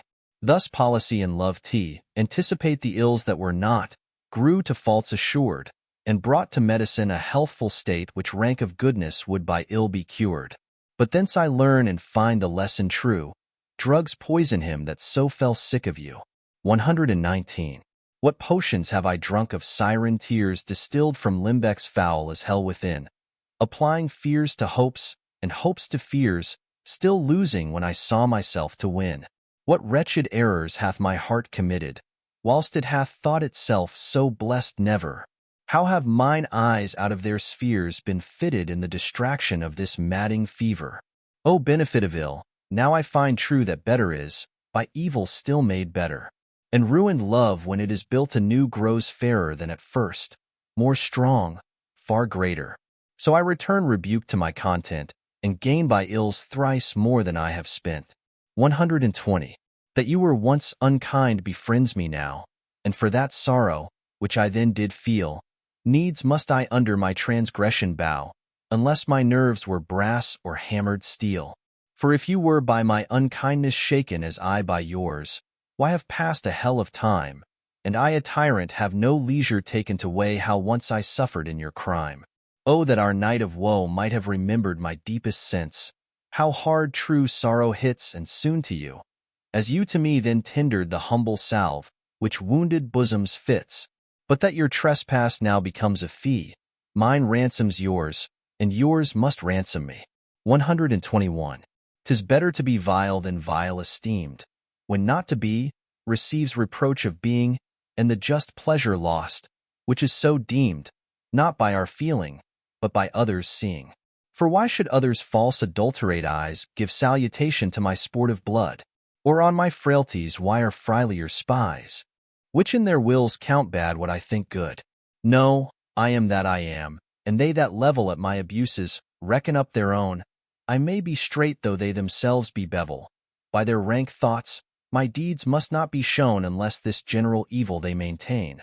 All men are bad and in their badness reign. 122. Thy gift, thy tables, are within my brain full charactered with lasting memory, which shall above that idle rank remain beyond all date even to eternity. Or at the least, so long as brain and heart have faculty by nature to subsist, till each to raised oblivion yield his part of thee, thy record never can be missed. That poor retention could not so much hold, nor need I tallies thy dear love to score, therefore to give them from me was I bold, to trust those tables that receive thee more. To keep an adjunct to remember thee were to import forgetfulness in me. 123. No, time, thou shalt not boast that I do change. Thy pyramids built up with newer might to me are nothing novel, nothing strange. They are but dressings of a former sight. Our dates are brief, and therefore we admire what thou dost foist upon us that is old, and rather make them born to our desire, than think that we before have heard them told. Thy registers and thee I both defy, not wondering at the present nor the past, for thy records, and what we see doth lie, made more or less by thy continual haste. This I do vow, and this shall ever be, I will be true despite thy scythe and thee. 124. If my dear love were but the child of state, It might for fortune's bastard be unfathered, as subject to time's love or to time's hate, weeds among weeds or flowers with flowers gathered. No, it was builded far from accident. It suffers not in smiling pomp, nor falls under the blow of thralled discontent, whereto inviting time our fashion calls. It fears not policy that heretic, which works on leases of short-numbered hours, but all alone stands hugely politic, that it nor grows with heat, nor drowns with showers. To this I witness call the fools of time, which die for goodness, who have lived for crime. 125. Were't aught to me I bore the canopy, with my extern the outward honoring, or laid great bases for eternity, which proves more short than waste or ruining. Have I not seen dwellers on form and favor lose all, and more by paying too much rent for compound sweet, forgoing simple savor, pitiful thrivers in their gazing spent? No, let me be obsequious in thy heart, and take thou my oblation, poor but free, which is not mixed with seconds, knows no art, but mutual render, only me for thee. Hence, thou suborned informer, a true soul when most impeached, stands least in thy control. 126. O thou my lovely boy who in thy power dost hold time's fickle glass his fickle hour, who hast by waning grown, and therein show'st thy lover's withering, as thy sweet self grossed. If nature, sovereign mistress over wrack, as thou goest onward still will pluck thee back, she keeps thee to this purpose, that her skill may time disgrace, and wretched minutes kill. Yet fear her, O thou minion of her pleasure, she may detain, but not still keep her treasure. Her audit, though delayed, answered must be, and her quietus is to render thee. 127. In the old age black was not counted fair, or if it were it bore not beauty's name. But now is black beauty's successive heir, and beauty slandered with a bastard shame. For since each hand hath put on nature's power, faring the foul with art's false borrowed face, sweet beauty hath no name, no holy bower, but is profaned, if not lives in disgrace. Therefore my mistress' eyes are raven black, her eyes so suited, and they mourners seem at such who not born fair no beauty lack, slandering creation with a false esteem. Yet so they mourn becoming of their woe, that every tongue says beauty should look so. 128. How oft when thou, my music placed, upon that blessed wood whose motion sounds with thy sweet fingers when thou gently sway'st the wiry concord that mine ear confounds, do I envy those jacks that nimble leap, to kiss the tender inward of thy hand, whilst my poor lips which should that harvest reap, at the wood's boldness by thee blushing stand. To be so tickled they would change their state and situation with those dancing chips, o'er whom thy fingers walk with gentle gait, making dead wood more blessed than living lips. Since saucy jacks so happy are in this, give them thy fingers, me thy lips to kiss. 129. Expense of spirit in a waste of shame is lust in action, until action.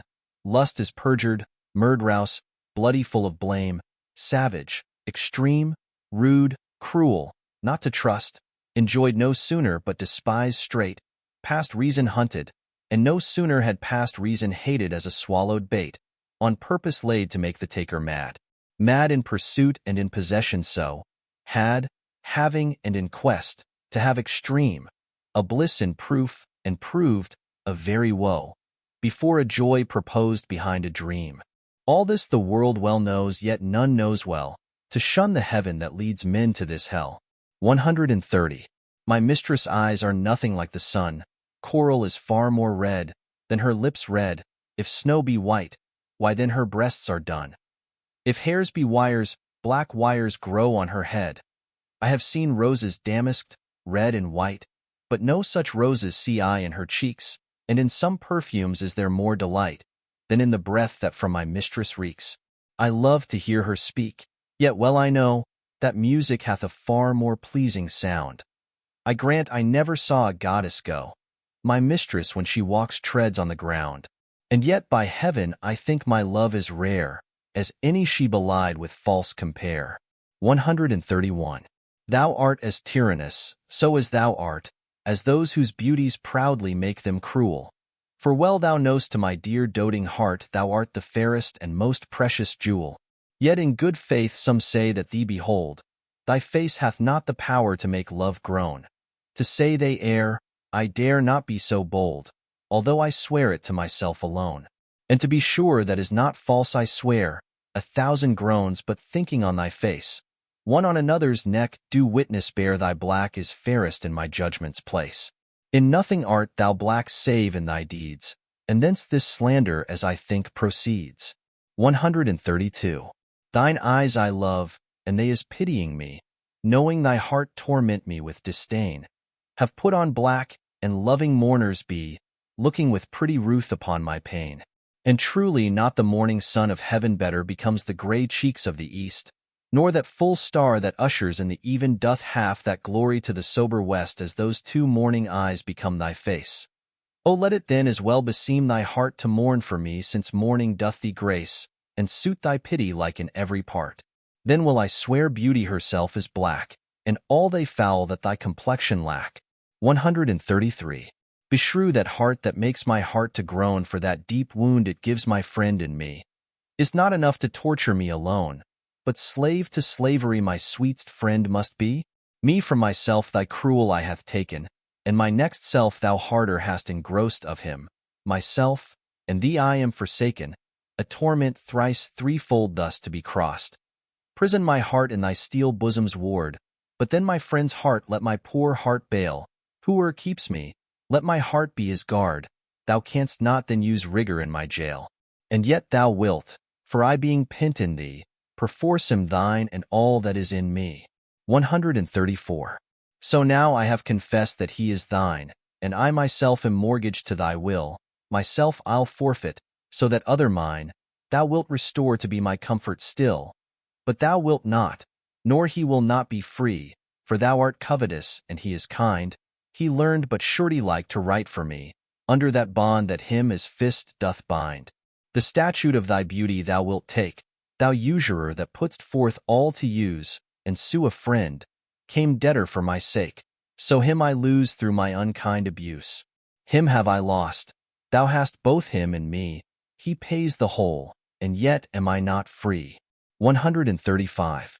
Whoever hath her wish, thou hast thy will, and will to boot, and will in overplus. More than enough am I that vex thee still, to thy sweet will making addition thus. Wilt thou whose will is large and spacious, not once vouchsafe to hide my will in thine? Shall will in others seem right gracious, and in my will no fair acceptance shine? The sea all water, yet receives rain still, and in abundance addeth to his store. So thou being rich and will add to thy will one will of mine to make thy large will more. Let no unkind, no fair beseechers kill, think all but one, and me in that one will. 136.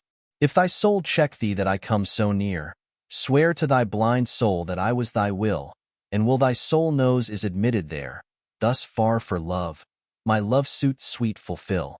Will fulfill the treasure of thy love. I, fill it full with wills, and my will one. In things of great receipt with case we prove, among a number one is reckoned none.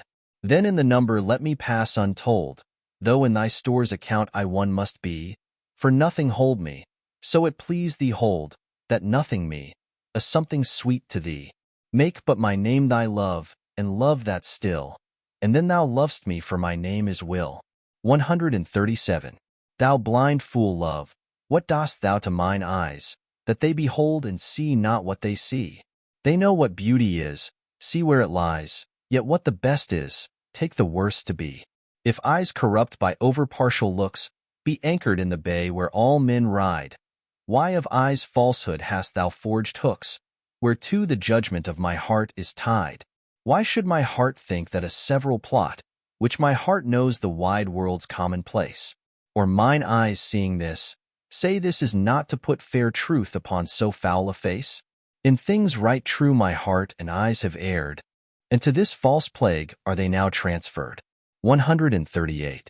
When my love swears that she is made of truth, I do believe her, though I know she lies, that she might think me some untutored youth, unlearned in the world's false subtleties.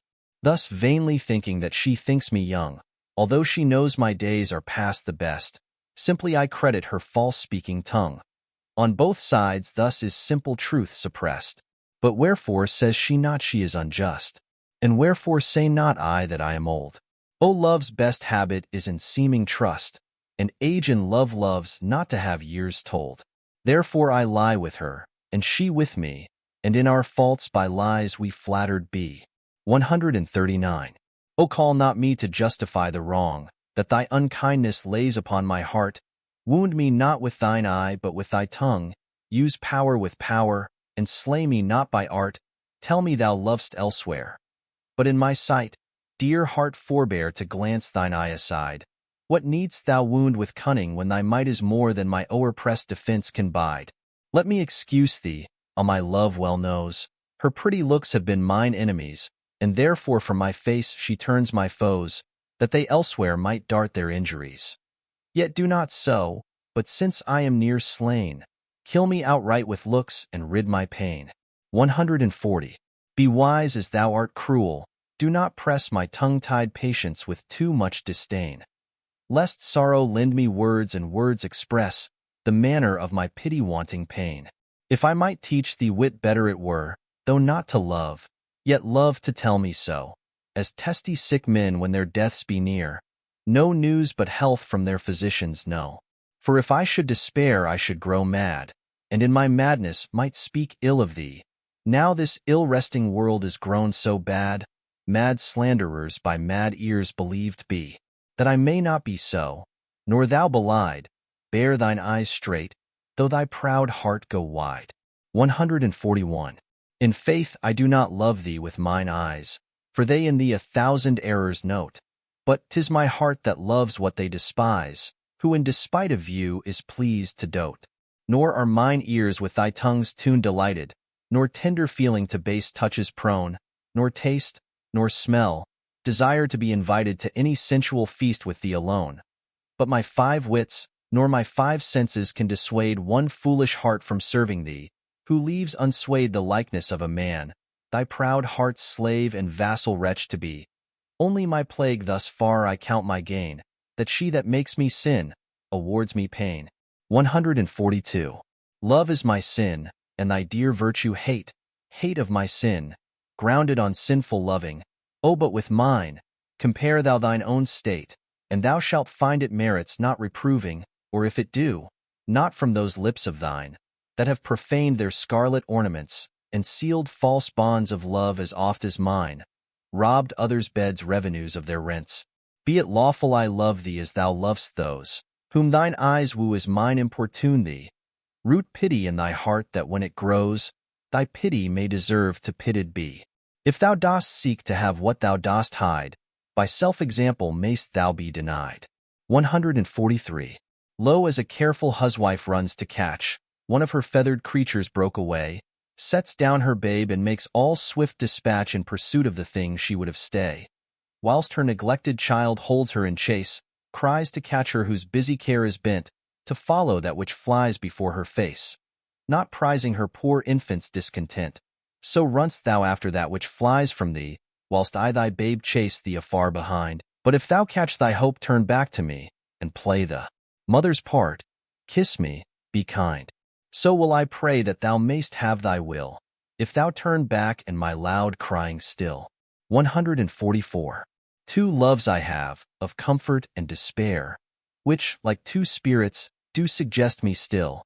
The better angel is a man right fair, the worser spirit a woman colored ill.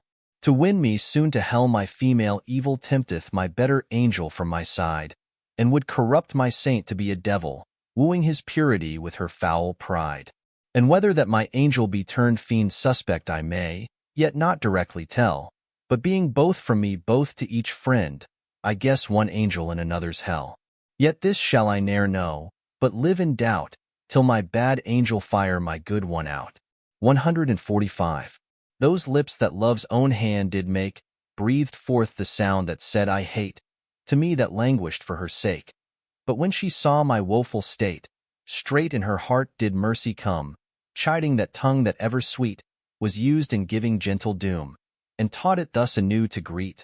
I hate, she altered with an end, that followed it as gentle day doth follow night, who like a fiend from heaven to hell is flown away. I hate. From hate away she threw, and saved my life saying, not you. 146. Poor soul, the center of my sinful earth. My sinful earth these rebel powers array.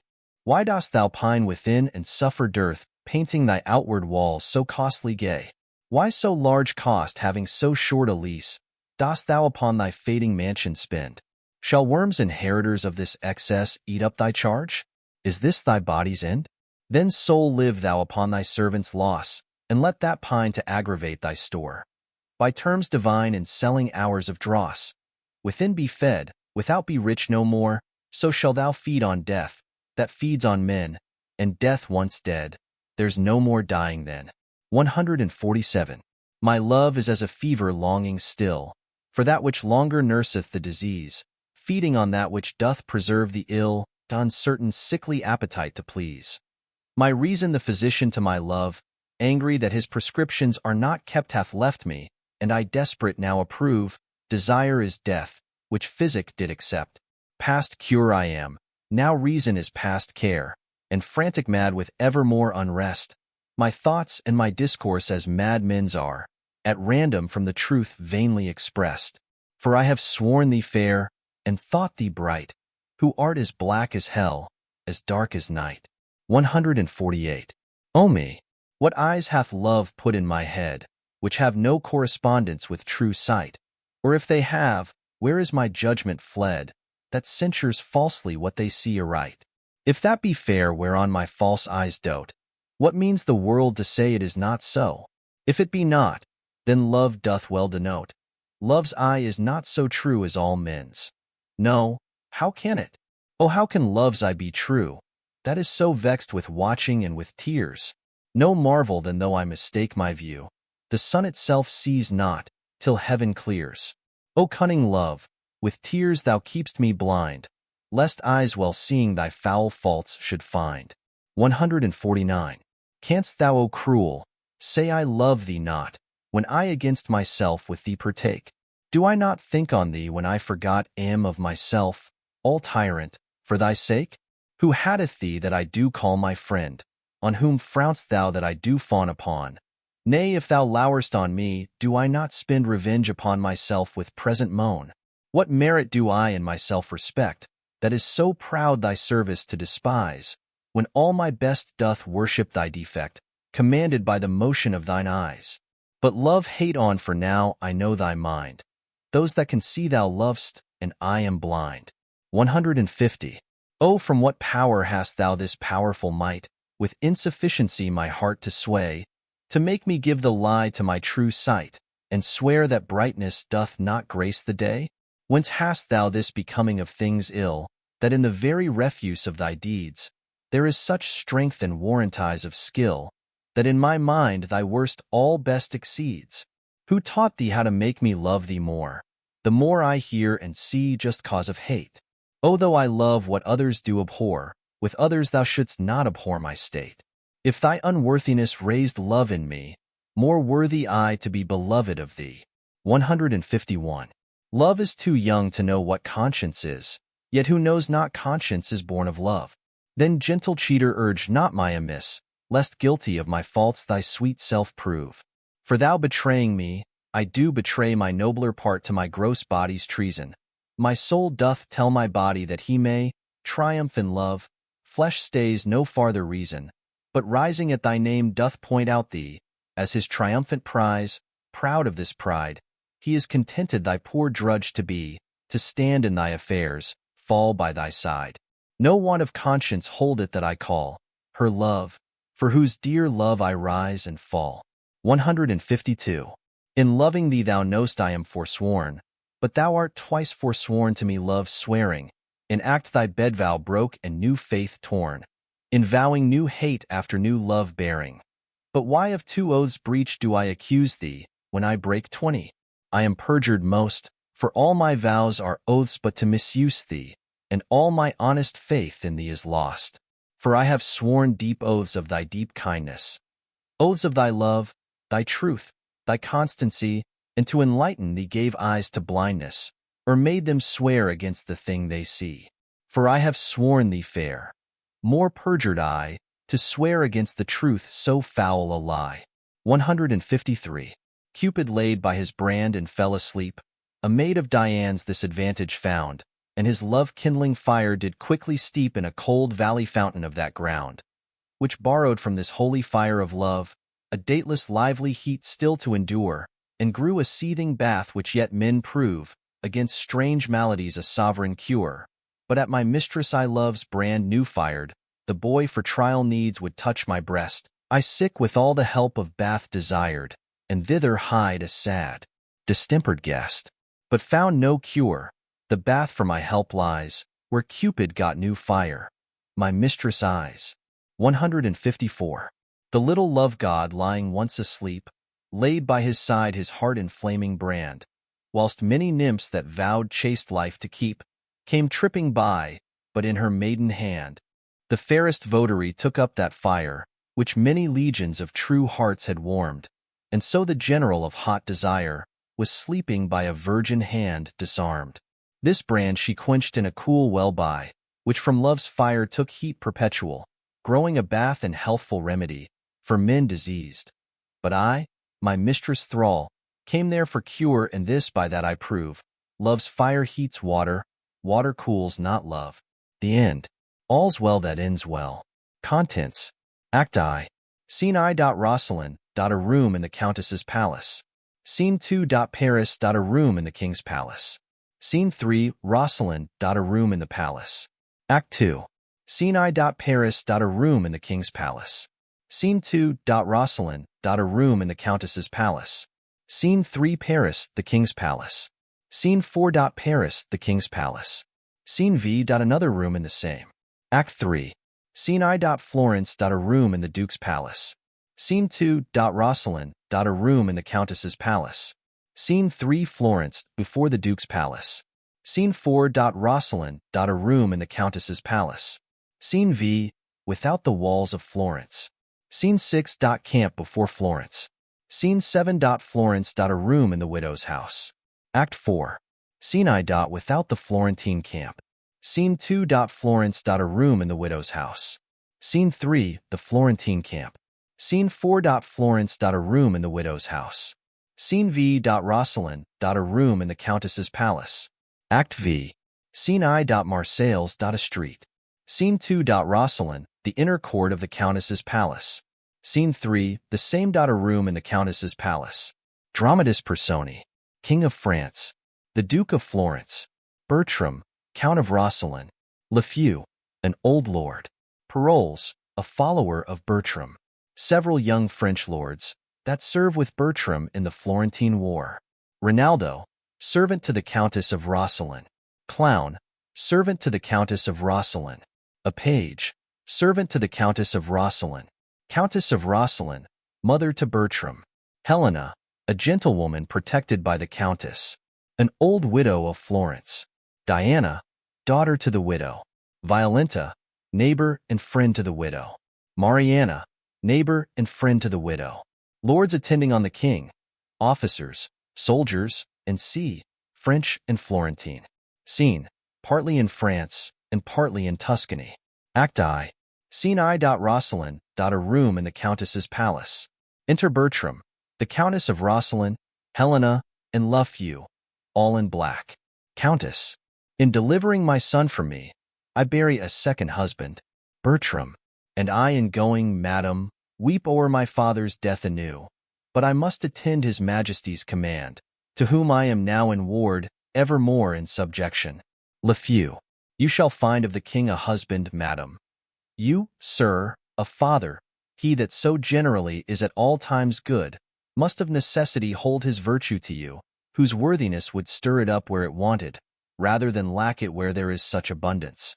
Countess, what hope is there of his majesty's amendment? Lafeu, he hath abandoned his physicians, madam, under whose practices he hath persecuted time with hope, and finds no other advantage in the process, but only the losing of hope by time. Countess, this young gentlewoman had a father, oh that had, how sad a passage 'tis, whose skill was almost as great as his honesty. Had it stretched so far, would have made nature immortal, and death should have play for lack of work. Would for the king's sake he were living. I think it would be the death of the king's disease. Lafeu. How called you the man you speak of, madam? Countess. He was famous, sir, in his profession, and it was his great right to be so. Gerard de Narbon. Lafeu. He was excellent indeed, madam. The king very lately spoke of him admiringly and mourningly. He was skillful enough to have lived still, if knowledge could be set up against mortality. Bertram. What is it, my good lord, the king languishes of? Lafeu. A fistula, my lord. Bertram. I heard not of it before. Lafeu. I would it were not notorious. Was this gentlewoman the daughter of Gerard de Narbon? Countess. His sole child, my lord, and bequeathed to my overlooking. I have those hopes of her good that her education promises her dispositions she inherits, which makes fair gifts fairer. For where an unclean mind carries virtuous qualities, their commendations go with pity. They are virtues and traitors too die in her, they are the better for their simpleness. She derives her honesty, and achieves her goodness. Lafeu. Your commendations, madam, get from her tears. Countess. 'Tis the best brine a maiden can season her praise in. The remembrance of her father never approaches her heart, but the tyranny of her sorrows takes all livelihood from her cheek. And no more of this, Helena. Go to, no more, lest it be rather thought you affect a sorrow than to have. Helena. I do affect a sorrow indeed, but I have it too. Lafeu. Moderate lamentation is the right of the dead. Excessive grief the enemy to the living. Countess. If the living be enemy to the grief, the excess makes it soon mortal. Bertram. Madam, I desire your holy wishes. Lafeu. How understand we that? Countess. Be thou blessed, Bertram, and succeed thy father in manners, as in shape. Thy blood and virtue contend for empire in thee, and thy goodness share with thy birthright. Love all, trust a few, do wrong to none. Be ye able for thine enemy rather in power than use, and keep thy friend under thy own life's key. Be checked for silence, but never taxed for speech. What heaven more will, that thee may furnish, and my prayers pluck down, fall on thy head.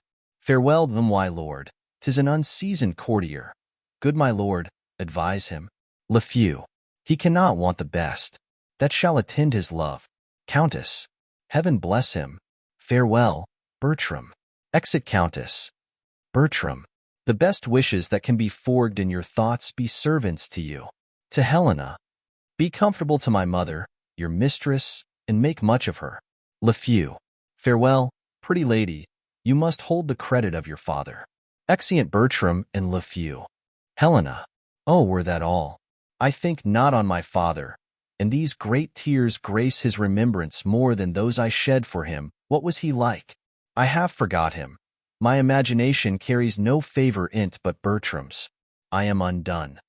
There is no living, none. If Bertram be away, 'twere all one that I should love a bright particular star, and think to wed it. He is so above me. In his bright radiance and collateral light must I be comforted, not in his sphere. Ambition in my love thus plagues itself. The hind that would be mated by the lion must die for love. 'Twas pretty, though a plague, to see him every hour, to sit and draw his arched brows, his hawking eye, his curls, in our heart's table, heart too capable of every line and trick of his sweet favor. But now he's gone, and my idolatrous fancy must sanctify his relics. Who comes here? Enter Paroles. One that goes with him. I love him for his sake, and yet I know him a notorious liar, think him a great way fool, solely a coward. Yet these fixed evils sit so fit in him that they take place when virtue's steely bones looks bleak-eyed a cold wind. Withal, full oft we see cold wisdom waiting on superfluous folly. Paroles. Save you, fair queen. Helena. And you, monarch. Paroles. No. Helena. And no. Paroles. Are you meditating on virginity? Helena. Ah, you have some stain of soldier in you. Let me ask you a question. Man is enemy to virginity. How may we barricado it against him? Paroles. Keep him out. Helena. But he assails, and our virginity, though valiant in the defense, yet is weak. Unfold to us some warlike resistance. Paroles. There is none, man, setting down before you will undermine you and blow you up. Helena. Bless our poor virginity from underminers and blowers up. Is there no military policy how virgins might blow up men? Paroles. Virginity being blown down, man will quicklier be blown up. Mary, in blowing him down again, with the breach yourselves made, you lose your city. It is not politic in the commonwealth of nature to preserve virginity. Loss of virginity is rational increase. And there was never virgin got till virginity was first lost, that you were made of his metal to make virgins. Virginity, by being once lost, may be 10 times found. By being ever kept, it is ever lost. 'Tis too cold a companion, away with it. Helena. I will stand for it a little, though therefore I die a virgin. Paroles. There's little can be said in't. 'Tis against the rule of nature. To speak on the part of virginity is to accuse your mothers, which is most infallible disobedience. He that hangs himself is a virgin.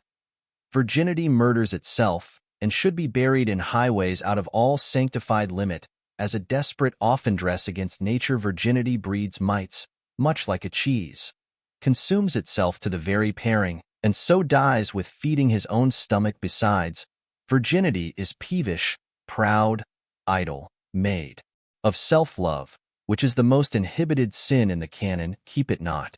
You cannot choose but lose. Bite out with. Within the year it will make itself too, which is a goodly increase, and the principle itself not much the worst. Away with it. Helena. How might one do, sir, to lose it to her own liking? Paroles.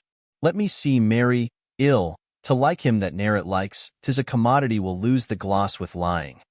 The longer kept, the less worth. Off with while, 'tis vendible. Answer the time of request. Virginity, like an old courtier, wears her cap out of fashion, richly suited, but unsuitable, just like the brooch and the toothpick, which wear not now. Your date is better in your pie and your porridge than in your cheek and your virginity. Your old virginity is like one of our French withered pears. It looks ill. It eats drilly. Mary, 'tis a withered pear. It was formerly better. Mary, yet 'tis a withered pear. Will you anything with it? Helena. Not my virginity yet. There shall your master have 1,000 loves, a mother, and a mistress, and a friend, a phoenix, captain, and an enemy, a guide, a goddess, and a sovereign, a counselor, a traitress, and a dear. His humble ambition, proud humility, his jarring concord, and his discord dulcet, his faith, his sweet disaster. With a world of pretty, fond, adoptious Christendoms that blinking Cupid gossips, now shall he, I know not what he shall. God send him well. The court's a learning place, and he is one. Paroles. What one? I faith. Helena. That I wish well. 'Tis pity. Paroles. What's pity? Helena.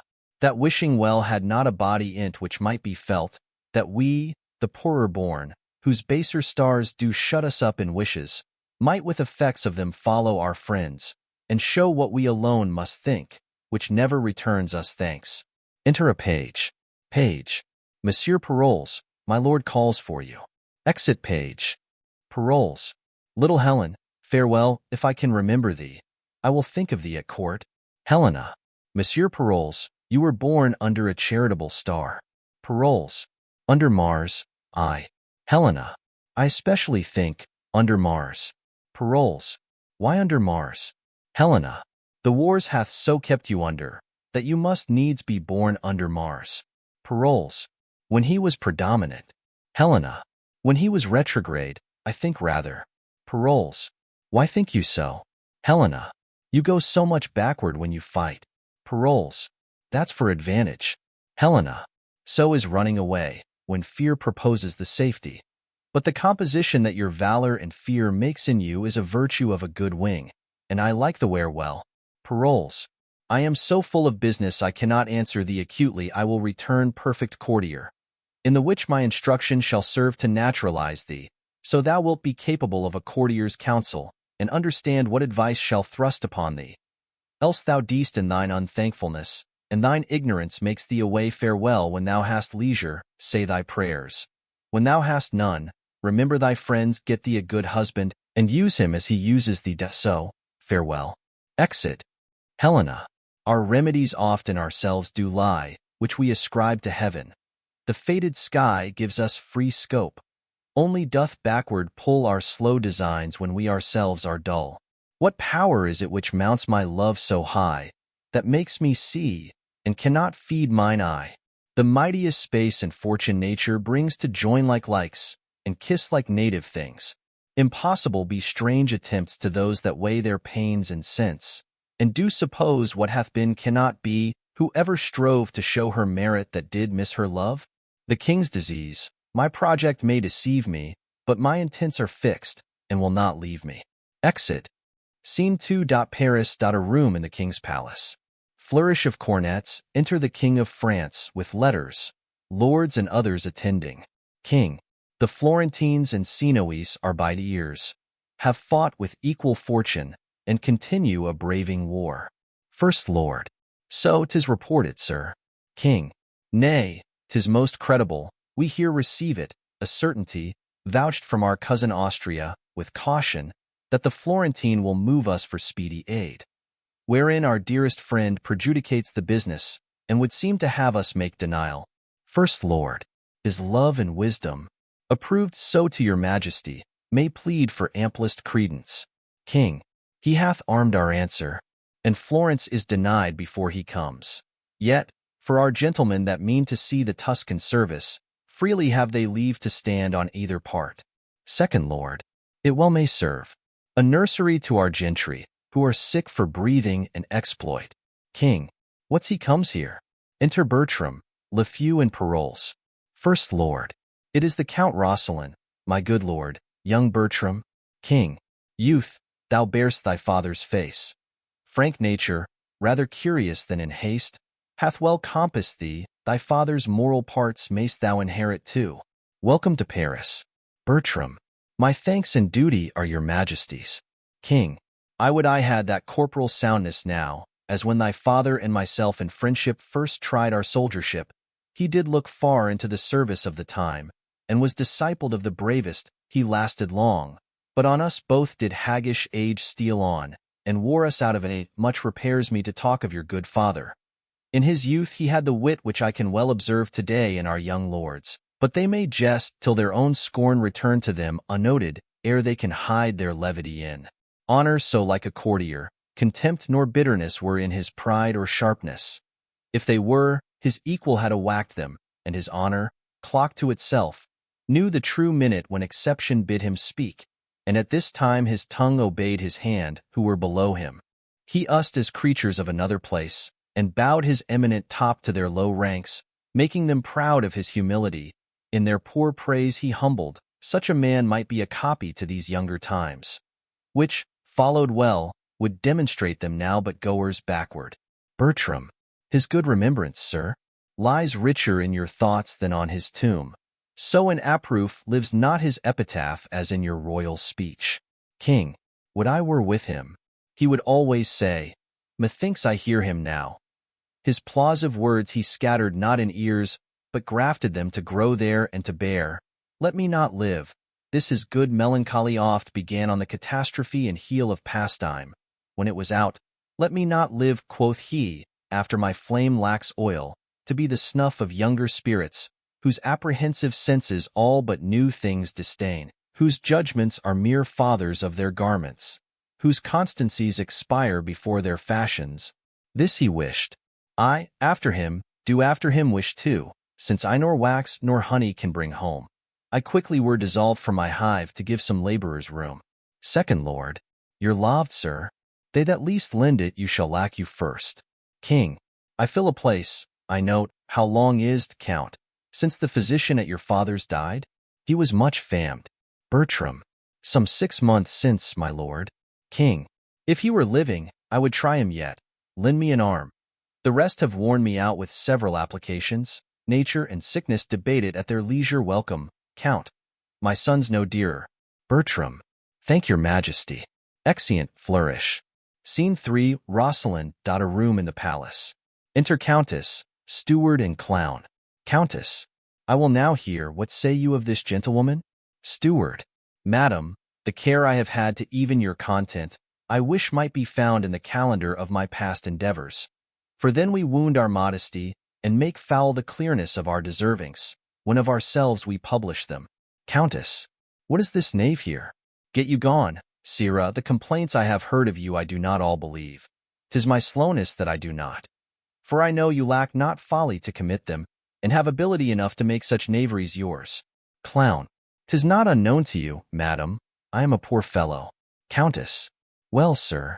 Clown, no, madam, 'tis not so well that I am poor, though many of the rich are damned. But if I may have your ladyship's good will to go to the world, Ispel the woman and I will do as we may. Countess, wilt thou needs be a beggar? Clown, I do beg your goodwill in this case. Countess, in what case? Clown, in Ispel's case and mine own, service is no heritage, and I think I shall never have the blessing of God till I have issue of my body, for they say barns are blessings. Countess, tell me thy reason why thou wilt marry. Clown, my poor body, madam, requires it. I am driven on by the flesh, and he must needs go that the devil drives. Countess, is this all your worship's reason? Clown, faith, madam, I have other holy reasons, such as they are. Countess, may the world know them? Clown, I have been, madam, a wicked creature, as you and all flesh and blood are, and indeed I do marry that I may repent. Countess, thy marriage, sooner than thy wickedness. Clown, I am out of friends, madam, and I hope to have friends for my wife's sake. Countess, such friends are thine enemies, knave. Clown, ye are shallow, madam, and great friends. For the knaves come to do that for me which I am aweary of. He that ears my land spares my team, and gives me leave to in the crop. If I be his cuckold, he's my drudge.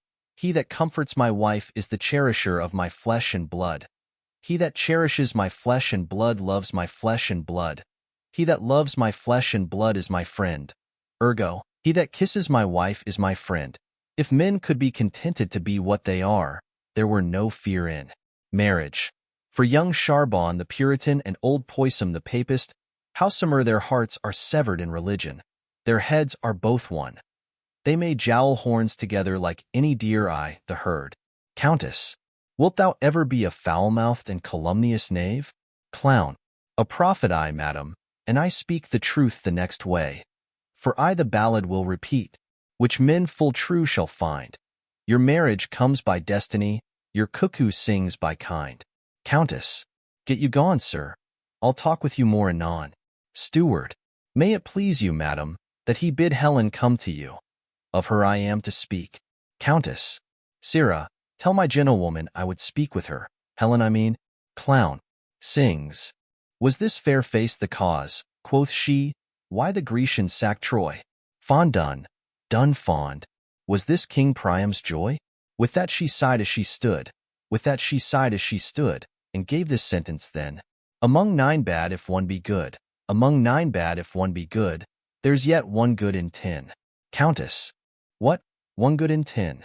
You corrupt the song, sirrah. Clown, 1 good woman in 10, madam, which is a purifying the song would God would serve the world so all the year. We'd find no fault with the tithe woman, if I were the parson. 1 in 10, quoth, and we might have a good woman born, but or every blazing star, or at an earthquake, 'twould mend the lottery well. A man may draw his heart out ere he pluck one. Countess, you'll be gone, sir knave, and do as I command you. Clown, that man should be at woman's command, and yet no hurt done. Though honesty be no Puritan, yet it will do no hurt. It will wear the surplice of humility over the black gown of a big heart. I am going, forsooth. The business is for Helen to come hither. Exit. Countess, well now. Steward, I know, madam, you love your gentlewoman entirely. Countess, faith I do. Her father bequeathed her to me, and she herself, without other advantage, may lawfully make title to as much love as she finds. There is more owing her than is paid, and more shall be paid her than she'll demand. Steward, madam, I was very late more near her than I think she wished me. Alone she was, and did communicate to herself her own words to her own ears. She thought, I dare vow for her, they touched not any stranger since her matter was, she loved your son Fortune, she said, was no goddess, that had put such difference betwixt their 2 estates. Love no god, that would not extend his might only where qualities were level. Diana, no queen of virgins, that would suffer her poor knight Sir Priest, without rescue in the first assault or ransom afterward. This she delivered in the most bitter touch of sorrow that e'er I heard virgin exclaim in, which I held my duty speedily to acquaint you withal. Sit hence, in the loss that may happen, it concerns you something to know it. Countess, you have discharged this honestly, keep it to yourself. Many likelihoods informed me of this before, which hung so tottering in the balance that I could neither believe nor misdoubt. Pray you leave me. Stall this in your bosom, and I thank you for your honest care. I will speak with you further anon. Exit Steward. Enter Helena. Even so it was with me when I was young. If ever we are nature's, these are ours. This thorn doth to our rose of youth rightly belong. Our blood to us, this to our blood is born. It is the show and seal of nature's truth, where love's strong passion is impressed in youth. By our remembrances of days foregone, such were our faults, or then we thought them none. Her eye is sick on't. I observe her now. Helena. What is your pleasure, madam? Countess. You know, Helen, I am a mother to you. Helena. Mine honorable mistress. Countess.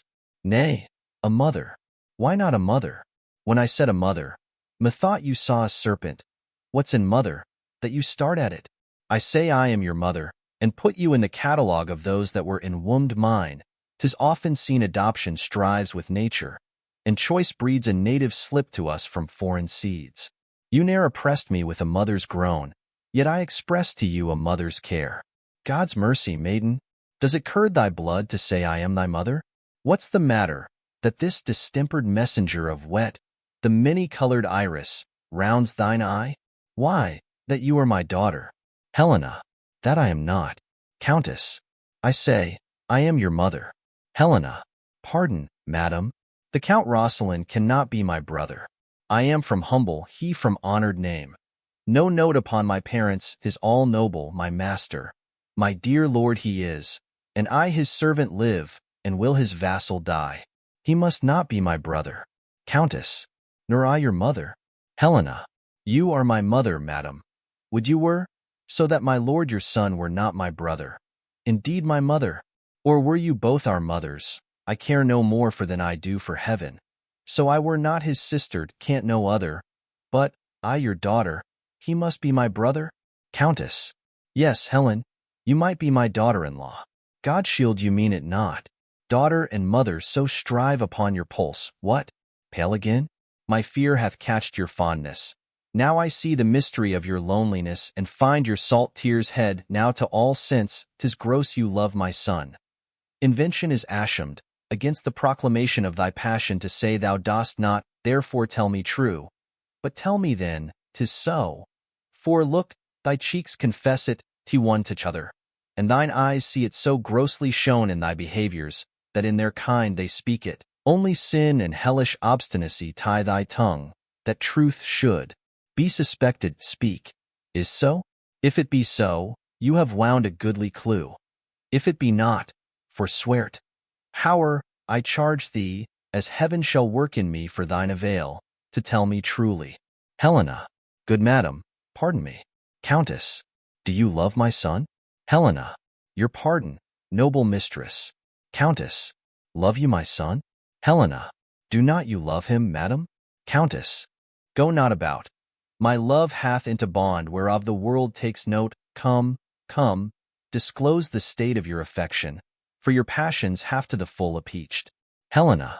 Then I confess, here on my knee, before high heaven and you, that before you, and next unto high heaven, I love your son. My friends were poor, but honest, so's my love. Be not offended, for it hurts not him that he is loved of me. I follow him not by any token of presumptuous suit, nor would I have him till I do deserve him, yet never know how that desert should be. I know I love in vain, strive against hope. Yet in this captious and intimable sieve I still pour in the waters of my love, and lack not to lose still thus, Indian-like, religious in mine error.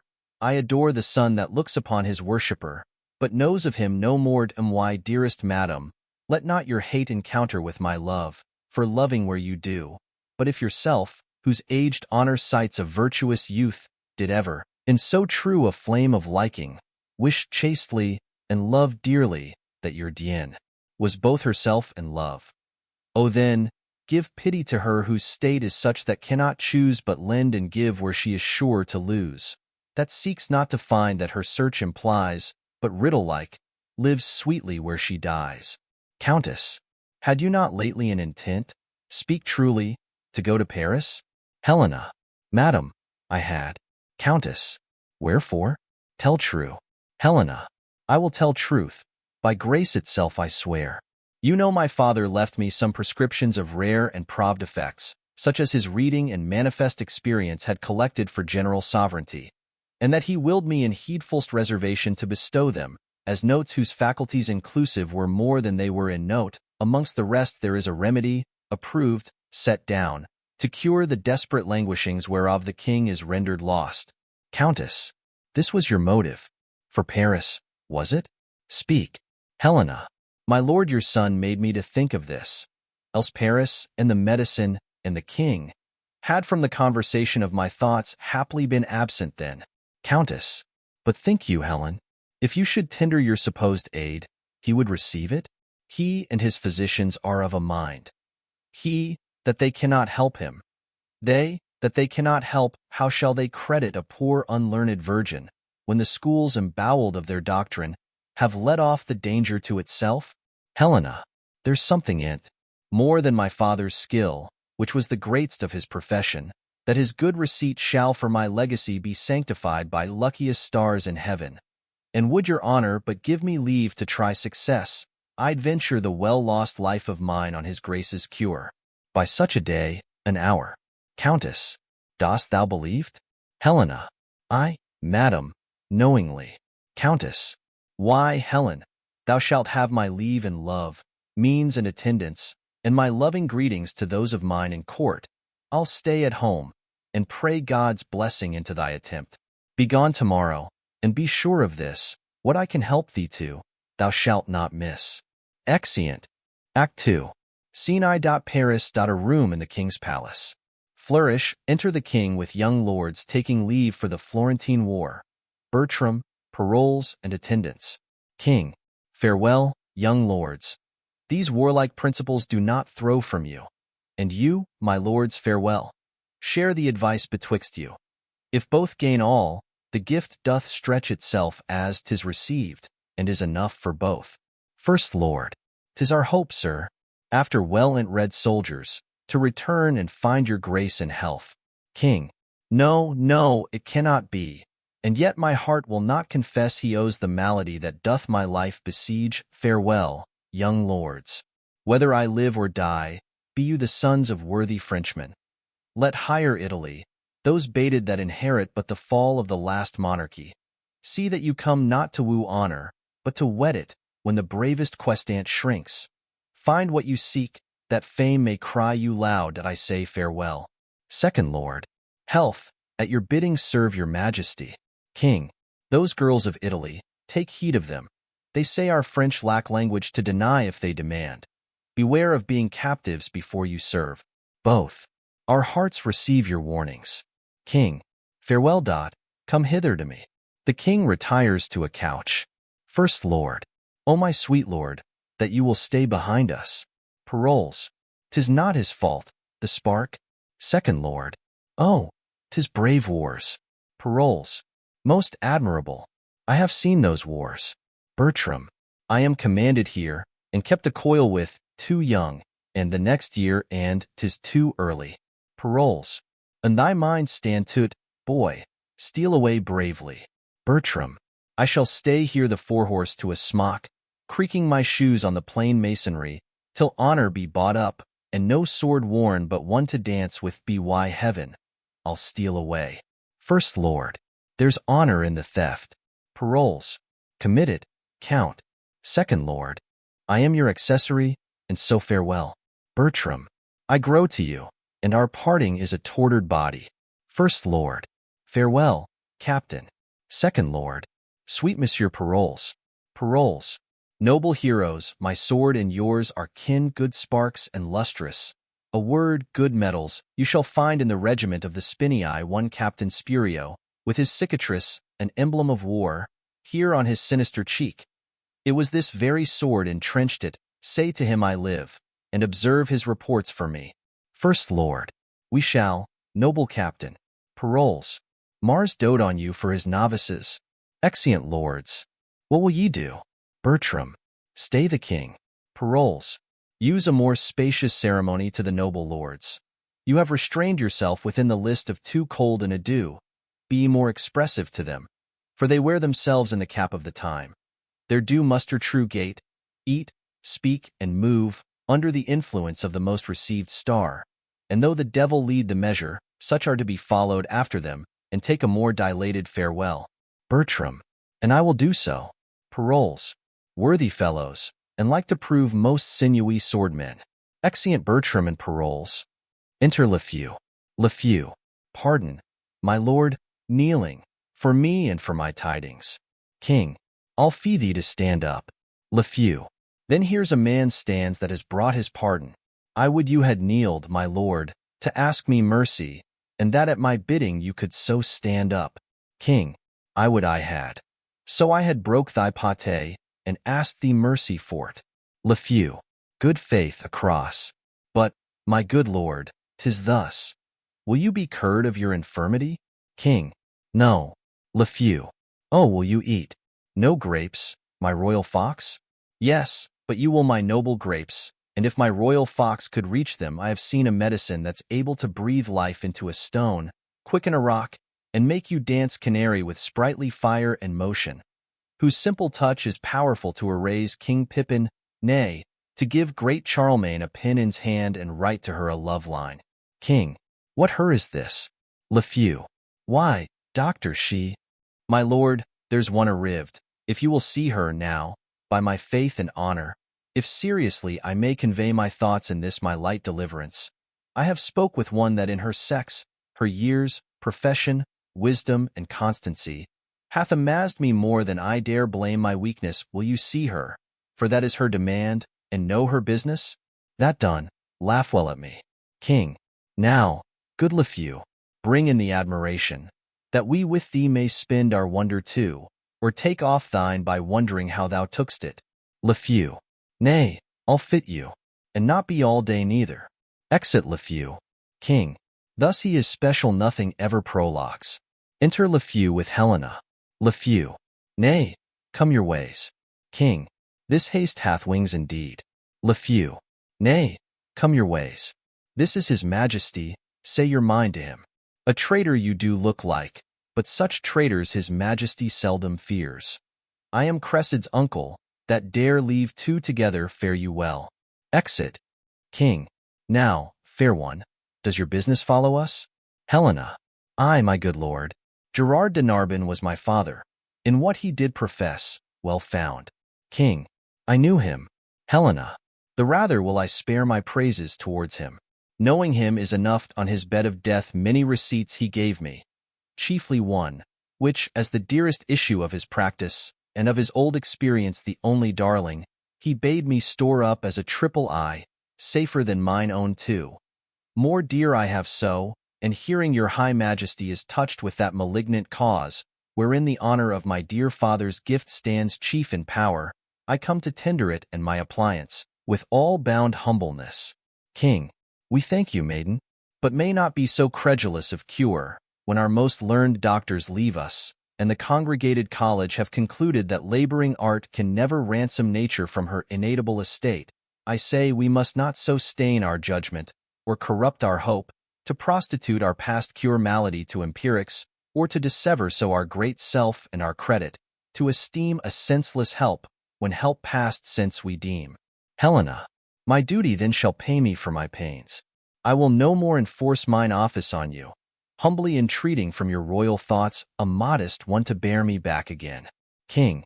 I cannot give thee less, to be called grateful. Thou thought'st to help me, and such thanks I give as one near death to those that wish him live. But what at full I know, thou know'st no part. I knowing all my peril, thou know art. Helena.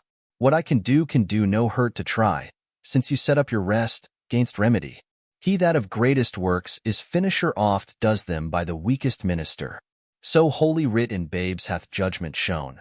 When judges have been babes, great floods have flown from simple sources, and great seas have dried when miracles have by the greatest been denied. Oft expectation fails, and most oft there, where most it promises, and oft it hits where hope is coldest, and despair most fits. King, I must not hear thee fare thee well, kind maid. Thy pains, not us, must by thyself be paid. Proffers, not took, reap thanks for their reward. Helena, inspired merit, so by breath is barred. It is not so with him that all things knows as, 'tis with us that square our guess by shows. But most it is presumption in us when the help of heaven we count the act of men. Dear sir, to my endeavors give consent. Of heaven, not me, make an experiment. I am not an impostor, that proclaim myself against the level of mine aim, but know I think, and think I know most sure. My art is not past power, nor you past cure. King, art thou so confident? Within what space hops thou my cure? Helena, the greatest grace lending grace. Ere twice the horses of the sun shall bring their fiery torture his diurnal ring. Ere twice in murk and occidental damp moist Hesperus hath quenched her sleepy lamp. Or 24 times the pilot's glass hath told the thievish minutes how they pass. What is infirm from your sound parts shall fly, health shall live free, and sickness freely die. King, upon thy certainty and confidence what darest thou venture? Helena, tax of impudence, a strumpet's boldness, a divulged shame, traduced by odious ballads. My maiden's name seared otherwise, nay worse of worst extended with vilest torture, let my life be ended. King, methinks in thee some blessed spirit doth speak his powerful sound within an organ weak, and what impossibility would slay in common sense saves another way. Thy life is dear, for all that life can rate worth name of life in thee hath estimate. Youth, beauty, wisdom, courage, all that happiness and prime can happy call. Thou this to hazard needs must intimate skill infinite, or monstrous desperate. Sweet practicer, thy physic I will try, that ministers thine own death if I die. Helena, if I break time, or flinch in property of what I spoke, unpitied let me die, and well-deserved, not helping, death's my fee.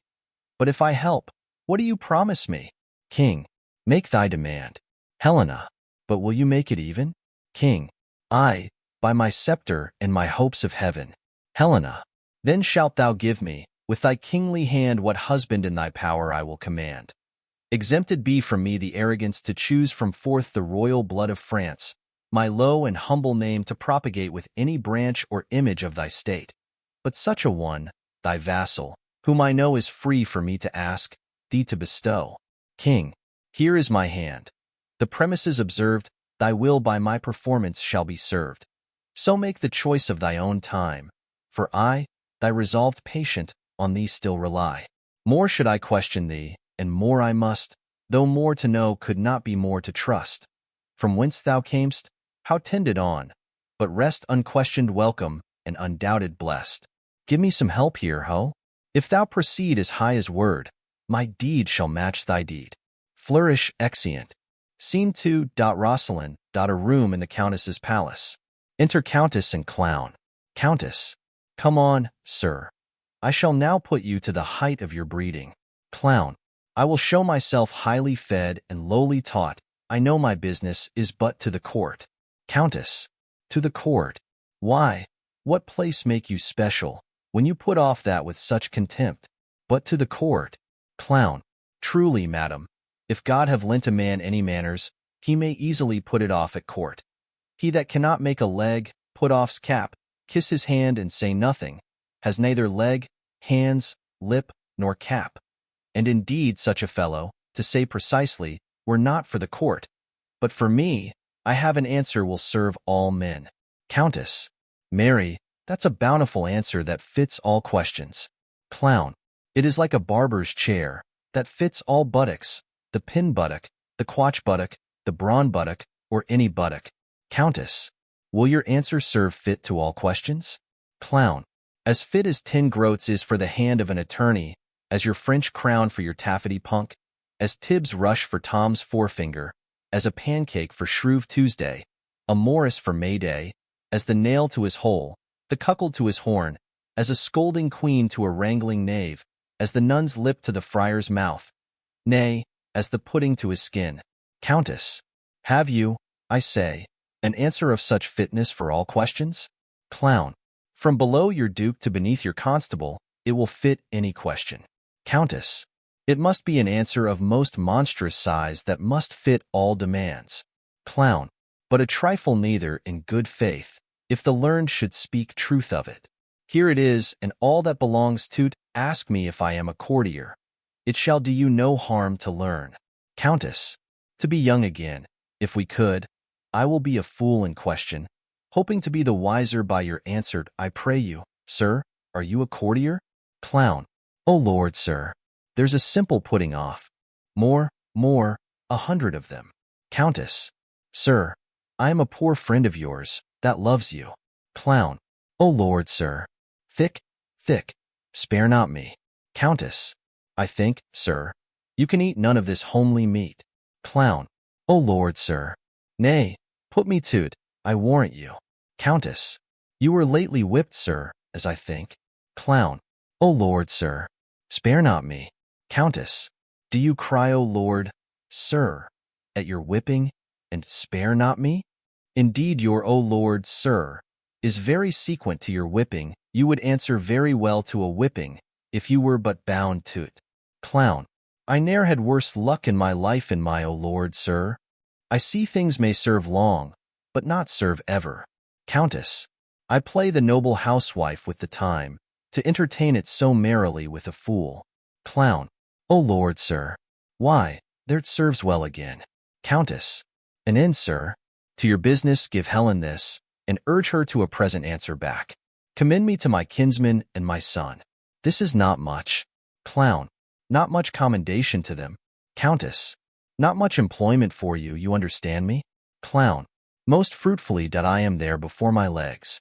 Countess, haste you again. Exeunt severally. Scene 3, Paris, the King's Palace. Enter Bertram, Lafeu and Paroles.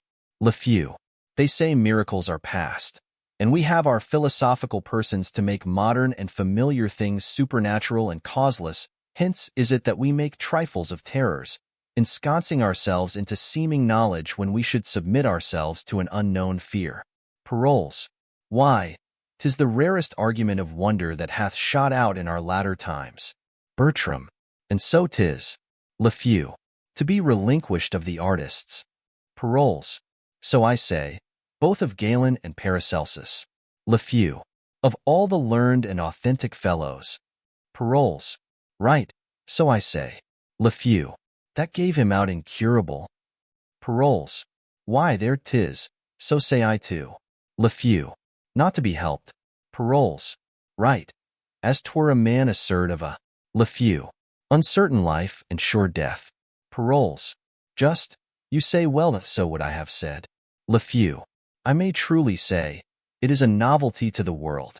Paroles, it is indeed. If you will have it in showing, you shall read it in what do you call there? Lafeu, a showing of a heavenly effect in an earthly actor. Paroles, that's it. I would have said the very same. Lafeu, why, your dolphin is not Lustier. For me, I speak in respect. Paroles, nay, 'tis strange, 'tis very strange. That is the brief and the tedious of it, and he's of a most fascinarious spirit that will not acknowledge it to be the. Lafeu, very hand of heaven. Paroles, so I say. Lafeu, in a most weak. Paroles, and a bile minister, great power, great transcendence, which should indeed give us a further use to be made than alone the recovery of the king, as to be. Lafeu, generally thankful. Paroles, I would have said it. You say well, here comes the king. Enter king, Helena, and attendants. Lafeu, lustique, as the Dutchman says, I'll like a maid the better. Whilst I have a tooth in my head, why, he's able to lead her a coranto. Paroles, more do vinegar. Is not this Helen? Lafeu, for God, I think so. King, go, call before me all the lords in court. Exit an attendant. Sit, my preserver, by thy patient side, and with this healthful hand, whose banished since thou hast repealed, a second time receive the confirmation of my promised gift, which but attends thy naming. Enter several lords. Fair maid, send forth thine eye, this youthful parcel of noble bachelors stand at my bestowing, o'er whom both sovereign power and father's voice I have to use, thy frank election make. Thou hast power to choose, and they none to forsake. Helena, to each of you one fair and virtuous mistress fall, when love please. Mary, to each but one. Lafew, I'd give Bay Curdle and his furniture my mouth no more were broken than these boys, and writ as little beard. King, peruse them well. Not one of those but had a noble father. She addresses her to a lord. Helena, gentlemen, heaven hath through me restored the king to health. All, we understand it, and thank heaven for you. Helena, I am a simple maid, and therein wealthiest that I protest I simply am a maid. Please it, your majesty, I have done already. The blushes in my cheeks thus whisper me, we blush that thou shouldst choose. But, be refused, let the white death sit on thy cheek forever, will ne'er come there again. King, make choice, and see, who shuns thy love shuns all his love in me. Helena, now, Dian, from thy altar do I fly, and to imperial love, that God most high, do my sighs stream. To First Lord, Sir, will you hear my suit? First Lord, and grant it. Helena, thanks, sir. All the rest is mute. Lafew, I had rather be in this choice than throw Amesace for my life. Helena, to Second Lord, the honor, sir, that flames in your fair eyes, before I speak, too threateningly replies. Love make your fortunes 20 times above her that so wishes, and her humble love. Second Lord, no better, if you please. Helena, my wish receive, which great love grant, and so I take my leave. Lafew, do all they deny her? And they were sons of mine I'd have them whipped, or I would send them to Turk to make eunuchs of. Helena, to Third Lord, be not afraid that I your hand should take. I'll never do you wrong for your own sake.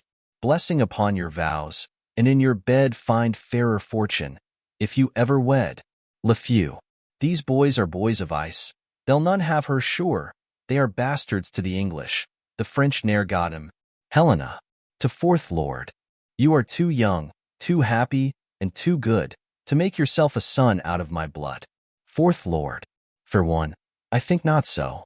Lafew, there's one grape yet, I am sure thy father drank wine, but if thou beest not an ass, I am a youth of 14. I have known thee already. Helena, to Bertram, I dare not say I take you, but I give me and my service, ever whilst I live, into your guiding power, this is the man. King, why then, young Bertram, take her, she's thy wife. Bertram, my wife, my liege, I shall beseech your highness, in such a business give me leave to use the help of mine own eyes. King, know'st thou not, Bertram, what she has done for me? Bertram, yes, my good lord, but never hope to know why I should marry her. King, thou know'st she has riced me from my sickly bed. Bertram, but follows it, my lord, to bring me down must answer for your raising? I know her well, she had her breeding at my father's charge. A poor physician's daughter my wife. Disdain rather corrupt me ever. King, 'tis only title thou disdain'st in her, the which I can build up. Strange is it that our bloods, of color, weight, and heat, poured all together, would quite confound distinction, yet stands off in differences so mighty, if she be all that is virtuous, save what thou dislick'st, a poor physician's daughter, thou dislick'st, of virtue for the name, but do not so. From lowest place when virtuous things proceed, the place is dignified by the doer's deed. Where great addition swells and virtue none, it is a dropsied honor. Good alone is good without a name. Vileness is so. The property by what it is should go, not by the title. She is young, wise, fair. In these to nature she's immediate heir, and these breed honor. That is honor's scorn which challenges itself as honor's born, and is not like the sire. Honors thrive when rather from our acts we them derive than our foregoer. The mere word's a slave, debauched on every tomb, on every grave. A lying trophy, and as oft is dumb where dust and damned oblivion is the tomb of honored bones indeed. What should be said? If thou canst like this creature as a maid, I can create the rest virtue, and she is her own dower, honor and wealth from me. Bertram, I cannot love her, nor will strive to do t. King, thou wrong'st thyself, if thou shouldst strive to choose. Helena, that you are well restored, my lord, I am glad. Let the rest go. King, my honor's at the stake, which to defeat, I must produce my power here. Take her hand, proud, scornful boy, unworthy this good gift, that dost in vile misprision shackle up my love and her desert, that canst not dream we, poising us in her defective scale, shall weigh thee to the beam, that wilt not know it is in us to plant thine honor where we please to have it grow. Check thy contempt, obey our will, which travails in thy good. Believe not thy disdain, but presently do thine own fortunes, that obedient right which both thy duty owes and our power claims. Or I will throw thee from my care forever into the staggers and the careless lapse of youth and ignorance, both my revenge and hate loosing upon thee in the name of justice, without all terms of pity. Speak thine answer. Bertram, pardon, my gracious lord, for I submit my fancy to your eyes, when I consider what great creation, and what dole of honor flies where you bid it. I find that she, which late was in my nobler thoughts most base, is now the praised of the king, who, so ennobled, is as 'twere born so.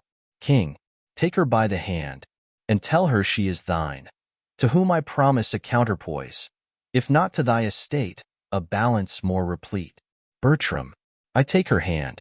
King, good fortune and the favor of the king smile upon this contract, whose ceremony shall seem expedient on the now-born brief, and be performed tonight. The solemn feast shall more attend upon the coming space, expecting absent friends, as thou lovest her, thy love's to me religious, else does err. Exeunt King, Bertram, Helena, lords, and attendants. Lafeu, do you hear, monsieur? A word with you. Paroles. Your pleasure, sir. Lafeu, your lord and master did well to make his recantation. Paroles. Recantation, my lord, my master. Lafeu, a wide is it not a language I speak? Paroles. A most harsh one, and not to be understood without bloody succeeding. Why, master. Lafeu, are you companion to the Count Roscelin? Paroles. To any count, to all counts, to what is man. Lafeu, to what is count's man? Count's master is of another style. Paroles. You are too old, sir. Let it satisfy you, you are too old. Lafeu, I must tell thee, sirrah, I right man, to which title age cannot bring thee. Paroles. What I dare too well do, I dare not do. Lafeu, I did think thee, for two ordinaries, to be a pretty wise fellow. Thou didst make tolerable vent of thy travel. It might pass, yet the scarfs and the bannerets about thee did manifoldly dissuade me from believing thee a vessel of too great a burden. I have now found thee. When I lose thee again I care not. Yet art thou good for nothing but taking up, and that thou art scarce worth. Paroles. Hadst thou not the privilege of antiquity upon thee? Lafeu, do not plunge thyself too far in anger, lest thou hasten thy trial, which if, Lord have mercy on thee for a hen. So, my good window of lattice, fare thee well. Thy casement I need not open, for I look through thee. Give me thy hand. Paroles. My lord, you give me most egregious indignity. Lafeu, I, with all my heart, and thou art worthy of it. Paroles. I have not, my lord, deserved it. Lafeu. Yes, good faith, every dram of it, and I will not bate thee a scruple. Paroles. Well, I shall be wiser. Lafeu. Even as soon as thou canst, for thou hast to pull at a smack o' the contrary. If ever thou beest bound in thy scarf and beaten, thou shalt find what it is to be proud of thy bondage. I have a desire to hold my acquaintance with thee, or rather my knowledge, that I may say in the default, he is a man I know. Paroles. My lord, you do me most insupportable vexation. Lafeu. I would it were hell pains for thy sake, and my poor doing eternal. For doing I am past, as I will by thee, in what motion age will give me leave. Exit. Paroles. Well, Thou hast a son shall take this disgrace off me. Scurvy, old, filthy, scurvy lord. Well, I must be patient. There is no fettering of authority. I'll beat him, by my life, if I can meet him with any convenience. And he were double and double a lord. I'll have no more pity of his age than I would have of. I'll beat him, and if I could but meet him again. Enter Lafeu. Lafeu. Sirrah, your lord and master's married. There's news for you. You have a new mistress. Paroles. I most unfeignedly beseech your lordship to make some reservation of your wrongs. He is my good lord, whom I serve above is my master. Lafeu. Who? God? Paroles. Aye, sir. Lafeu. The devil it is that's thy master. Why dost thou garter up thy arms, O this fashion? Dost make hose of thy sleeves? Do other servants so? Thou wert best set thy lower part where thy nose stands, be why mine honor. If I were but 2 hours younger, I'd beat thee. Methinks thou art a general offense, and every man should beat thee. I think thou wast created for men to breathe themselves upon thee. Paroles. This is hard and undeserved measure, my lord. Lafeu. Go to, sir. You were beaten in Italy for picking a kernel out of a pomegranate. You are a vagabond, and no true traveler. You are more saucy with lords and honorable personages than the commission of your birth and virtue gives you heraldry. You are not worth another word, else I'd call you knaved. I leave you. Exit. Enter Bertram. Paroles. Good, very good. It is so then, good, very good. Let it be concealed a while. Bertram. Undone, and forfeited to cares forever. Paroles. What's the matter, sweetheart? Bertram. Although before the solemn priest I have sworn, I will not bed her. Paroles. What, sweetheart? Bertram. Oh, my Paroles, they have married me. I'll to the Tuscan wars, and never bed her. Paroles. France is a dog-hole, and it no more merits the tread of a man's foot. To the wars. Bertram. There's letters from my mother. What to import is I know not yet. Paroles. Aye, that would be known. O wars, my boy, to wars. He wears his honor in a box unseen that hugs his kicky-wicky here at home, spending his manly marrow in her arms, which should sustain the bound and high curvet of Mars's fiery steed. Though other regions. France is a stable. We that dwell in't, jades, therefore, to war. Bertram. It shall be so. I'll send her to my house, acquaint my mother with my hate to her, and wherefore I am fled. Write to the king that which I durst not speak, his present gift shall furnish me to those Italian fields where noble fellows strike. War is no strife to the dark house and the detested wife. Paroles. Will this capriccio hold in thee? Art sure? Bertram. Go with me to my chamber and advise me. I'll send her straight away tomorrow. I'll to the wars, she to her single sorrow. Paroles. Why, these balls bound. There's noise in it, 'tis hard. A young man married is a man that's marred. Therefore away, and leave her bravely. Go. The king has done you wrong. But hush, 'tis so. Exeunt. Scene 4. Paris, the king's palace. Enter Helena and Clown. Helena. My mother greets me kindly. Is she well? Clown. She is not well, but yet she has her health. She's very merry, but yet she is not well, but thanks be given, she's very well, and wants nothing I the world. But yet she is not well. Helena. If she be very well, what is she ail that she's not very well? Clown. Truly, she's very well indeed, but for 2 things. Helena. What 2 things? Clown. 1, that she's not in heaven, whither God send her quickly. The other, that she's in earth, from whence God send her quickly. Enter Paroles. Paroles. Bless you, my fortunate lady. Helena. I hope, sir, I have your good will to have mine own good fortune. Paroles. You had my prayers to lead them on, and to keep them on. Have them still. Dotto. My knave, how does my old lady? Clown. So that you had her wrinkles and I her money, I would she did as you say. Paroles. Why, I say nothing. Clown. Marry, you are the wiser man. For many a man's tongue shakes out his master's undoing. To say nothing, to do nothing, to know nothing, and to have nothing, is to be a great part of your title, which is within a very little of nothing. Paroles. Away. Thou art a knave. Clown. You should have said, sir, before a knave thou art a knave. That is before me thou art a knave. This had been truth, sir. Paroles.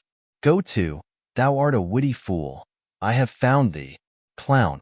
Did you find me in yourself, sir? Or were you taught to find me?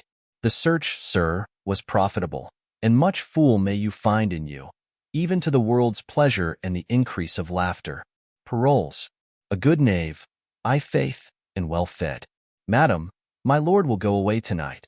A very serious business calls on him. The great prerogative and right of love, which, as your due time claims, he does acknowledge, but puts it off to a compelled restraint, whose want and whose delay is strewed with sweets, which they distill now in the curbed time, to make the coming hour o'erflow with joy and pleasure drown the brim. Helena. What's his will else? Paroles. That you will take your instant leave, O the king, and make this haste as your own good proceeding, strengthened with what apology you think may make it probable need. Helena. What more commands he? Paroles. That, having this obtained, you presently attend his further pleasure. Helena. In everything I wait upon his will.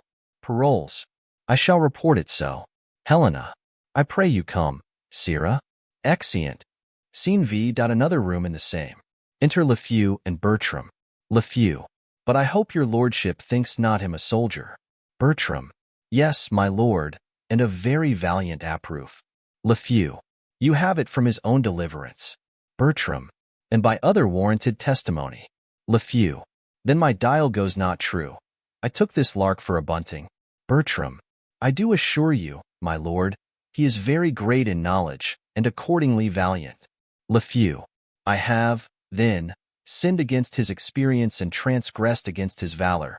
And my state that way is dangerous, since I cannot yet find in my heart to repent. Here he comes. I pray you make us friends. I will pursue the amity. Enter Paroles. Paroles. To Bertram. These things shall be done, sir. Lafeu. Pray you, sir. Who's his tailor? Paroles. Sir. Lafeu. Oh, I know him well. Sir. He, sir, is a good workman, a very good tailor. Bertram. Aside to Paroles. Is she gone to the king? Paroles. She is. Bertram. Will she away tonight? Paroles. As you'll have her. Bertram. I have writ my letters, casket my treasure, given order for our horses, and tonight, when I should take possession of the bride, end ere I do begin. Lafeu. A good traveler is something at the latter end of a dinner, but one that lies 3/3 and uses a known truth to pass 1,000 nothings with, should be once heard and thrice beaten. God save you, Captain. Bertram. Is there any unkindness between my lord and you, monsieur? Paroles. I know not how I have deserved to run into my lord's displeasure. Lafeu. You have made shift to run into tea, boots and spurs and all, like him that leapt into the custard, and out of it you'll run again, rather than suffer question for your residence. Bertram. It may be you have mistaken him, my lord. Lafeu. And shall do so ever, though I took him at his prayers. Fare you well, my lord. And believe this of me, there can be no kernel in this light nut. The soul of this man is his clothes. Trust him not in matter of heavy consequence. I have kept of them tame, and know their natures. Farewell, monsieur. I have spoken better of you than you have or will to deserve at my hand. But we must do good against evil. Exit. Paroles. An idle lord, I swear. Bertram. I think so. Paroles. Why, do you not know him? Bertram. Yes, I do know him well, and common speech gives him a worthy pass. Here comes my clog. Enter Helena. Helena. I have, sir, as I was commanded from you, spoke with the king, and have procured his leave for present parting. Only he desires some private speech with you. Bertram. I shall obey his will. You must not marvel, Helen, at my course, which holds not color with the time, nor does the ministration and required office on my particular. Prepared I was not for such a business. Therefore am I found so much unsettled. This drives me to entreat you, that presently you take your way for home, and rather muse than ask why I entreat you. For my respects are better than they seem, and my appointments have in them a need greater than shows itself at the first view to you that know them not. This To my mother, giving a letter. 'Twill be 2 days ere I shall see you. So I leave you to your wisdom. Helena. Sir, I can nothing say, but that I am your most obedient servant. Bertram. Come, come, no more of that. Helena. And ever shall, with true observance, seek to eke out that wherein toward me my homely stars have failed to equal my great fortune. Bertram. Let that go. My haste is very great. Farewell. Hie home. Helena. Pray, sir, your pardon. Bertram. Well, what would you say? Helena. I am not worthy of the wealth I owe, nor dare I say 'tis mine, and yet it is. But like a timorous thief, most fain would steal what law does vouch mine own. Bertram. What would you have? Helena. Something, and scarce so much. Nothing indeed. I would not tell you what I would, my lord. Faith, yes, strangers and foes do sunder and not kiss. Bertram. I pray you, stay not, but in haste to horse. Helena. I shall not break your bidding, good my lord. Where are my other men, monsieur? Farewell. Exit Helena. Bertram. Go thou toward home, where I will never come whilst I can shake my sword or hear the drum. Away, and for our flight. Paroles. Bravely, courageous. Exeunt. Act 3. Scene I. Florence. A room in the Duke's palace. Flourish. Enter the Duke of Florence attended, 2 French lords, and soldiers. Duke.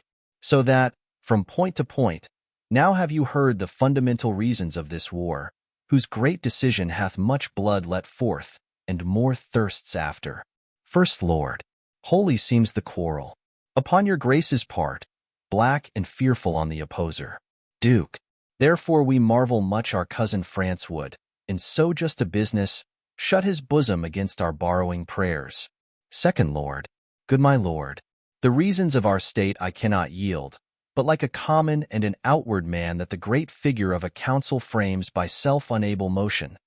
Therefore dare not say what I think of it, since I have found myself in my uncertain grounds to fail as often as I guessed. Duke. Be it his pleasure. First Lord.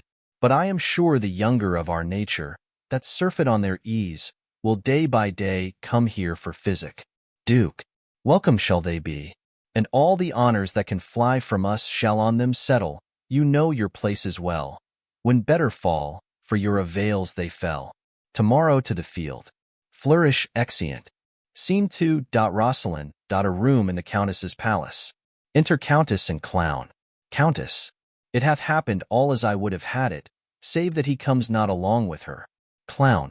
By my troth, I take my young lord to be a very melancholy man. Countess. By what observance, I pray you? Clown. Why, he will look upon his boot and sing, mend the ruff and sing, ask questions and sing, pick his teeth and sing. I know a man that had this trick of melancholy sold a goodly manor for a song. Countess. Let me see what he writes, and when he means to come. Opening a letter. Clown. I have no mind to ispel since I was at court. Our old lings and our ispels country are nothing like your old ling and your ispels at court. The brains of my cupids knocked out, and I begin to love, as an old man loves money, with no stomach. Countess. What have we here? Clown. E'en that you have there. Exit. Countess. Reads. I have sent you a daughter-in-law. She hath recovered the king and undone me. I have wedded her, not bedded her, and sworn to make the not eternal. You shall hear I am run away. Know it before the report come. If there be breadth enough in the world, I will hold a long distance my duty to you, your unfortunate son. Bertram. This is not well, rash and unbridled boy, to fly the favors of so good a king, to pluck his indignation on thy head by the misprizing of a maid too virtuous for the contempt of empire. Enter Clown. Clown. O madam, yonder is heavy news within between 2 soldiers and my young lady. Countess. What is the matter? Clown. Nay, there is some comfort in the news, some comfort. Your son will not be killed so soon as I thought he would. Countess. Why should he be killed? Clown. So say I, madam, if he run away, as I hear he does. The danger is in standing to't. That's the loss of men, though it be the getting of children. Here they come will tell you more. For my part, I only hear your son was run away. Exit. Enter Helena and the 2 gentlemen. First Gentleman. Save you, good madam. Helena. Madam, my lord is gone, forever gone. Second gentleman. Do not say so. Countess. Think upon patience, pray you, gentlemen. I have felt so many quirks of joy and grief that the first face of neither on the start can woman me unto. Where is my son, I pray you? Second gentleman. Madam, he's gone to serve the Duke of Florence. We met him thitherward, for thence we came, and after some dispatch in hand at court, thither we bend again. Helena. Look on this letter, madam. Here's my passport. Reads, when thou canst get the ring upon my finger, which never shall come off, and show me a child begotten of thy body that I am father to, then call me husband. But in such a then I write a never. This is a dreadful sentence. Countess. Brought you this letter, gentlemen? First gentleman. I, madam, and for the contents' sake, are sorry for our pains. Countess. I pray thee, lady, have a better cheer. If thou engrossest all the griefs are thine, thou robb'st me of a moiety, he was my son, but I do wash his name out of my blood, and thou art all my child, towards Florence is he? Second gentleman. I, madam. Countess. And to be a soldier? Second gentleman. Such is his noble purpose and believed, the Duke will lay upon him all the honor that good convenience claims. Countess. Return you thither? First gentleman. I, madam, with the swiftest wing of speed. Helena. Reads, till I have no wife, I have nothing in France. 'Tis bitter. Countess. Find you that there? Helena. I, madam. First gentleman. 'Tis but the boldness of his hand haply, which his heart was not consenting to. Countess. Nothing in France until he have no wife. There's nothing here that is too good for him but only she, and she deserves a lord that 20 such rude boys might tend upon, and call her hourly mistress who was with him. First gentleman. A servant only, and a gentleman which I have sometime known. Countess. Paroles was it not? First gentleman. I, my good lady, he. Countess. A very tainted fellow, and full of wickedness. My son corrupts a well-derived nature with his inducement. First gentleman. Indeed, good lady, the fellow has a deal of that too much, which holds him much to have. Countess. Y'are welcome, gentlemen. I will entreat you, when you see my son, to tell him that his sword can never win the honor that he loses. More I'll entreat you written to bear along. Second gentleman. We serve you, madam, in that and all your worthiest affairs. Countess. Not so, but as we change our courtesies. Will you draw near? Exeunt Countess and gentlemen. Helena. Till I have no wife, I have nothing in France. Nothing in France until he has no wife. Thou shalt have none, Rosalyn, none in France. Then hast thou all again, poor lord. Is't I that chase thee from thy country, and expose those tender limbs of thine to the event of the none-sparing war? And is it I that drive thee from the sportive court, where thou wast shot at with fair eyes, to be the mark of smoky muskets? O you leaden messengers, that ride upon the violent speed of fire, fly with false aim. Move the still peering air, that sings with piercing. Do not touch my lord. Whoever shoots at him, I set him there. Whoever charges on his forward breast, I am the caitiff that do hold him to't, and though I kill him not, I am the cause his death was so affected better, 'twere I met the raven lion when he roared with sharp constraint of hunger. Better 'twere that all the miseries which nature owes were mine at once, and oh, come thou home, Rosalyn, whence honor but of danger wins a scar, as oft it loses all I will be gone. My being here it is that holds thee hence. Shall I stay here to do't? No, no, although the air of paradise did fan the house, and angels affect all I will be gone. That pitiful rumor may report my flight to consolate thine ear, come, night, end, day. For with the dark, poor thief, I'll steal away. Exit.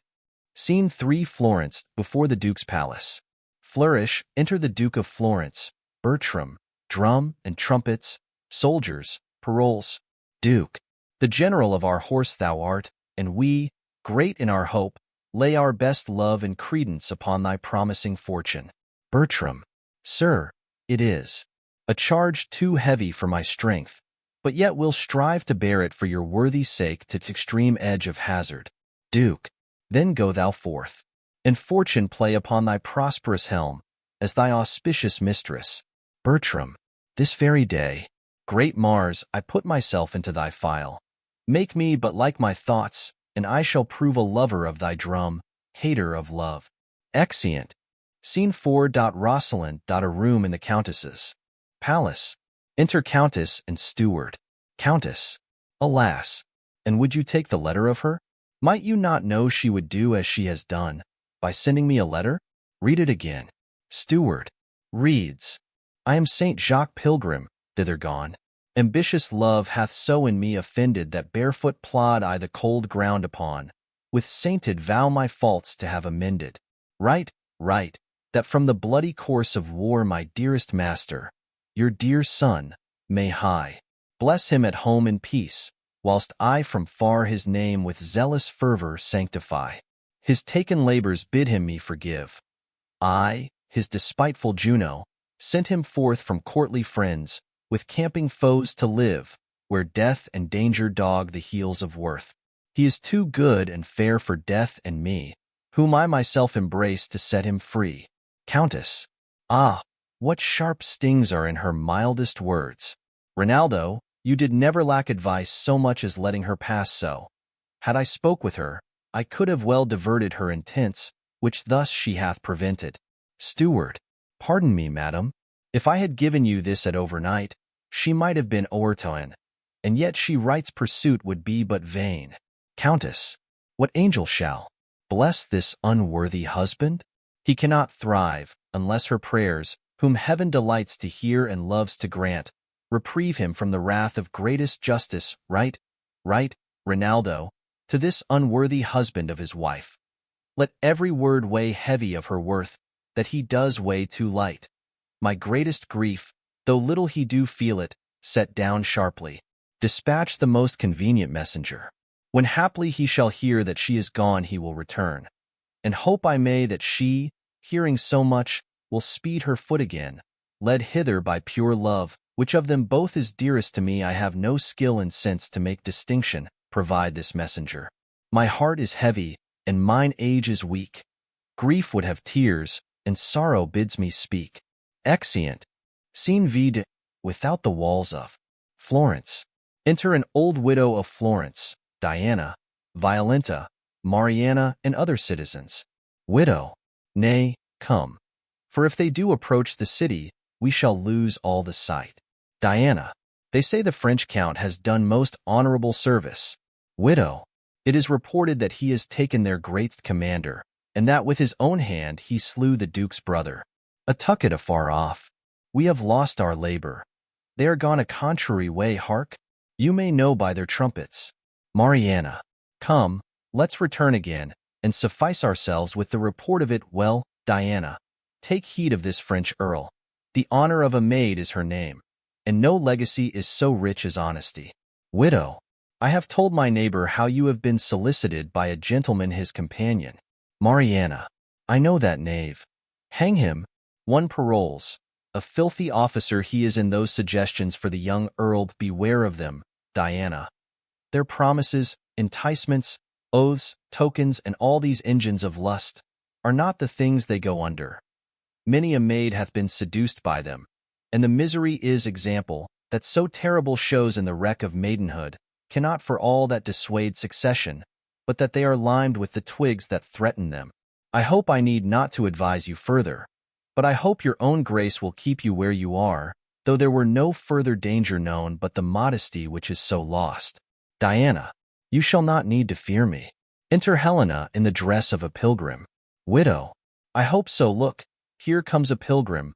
I know she will lie at my house. Thither they send one another.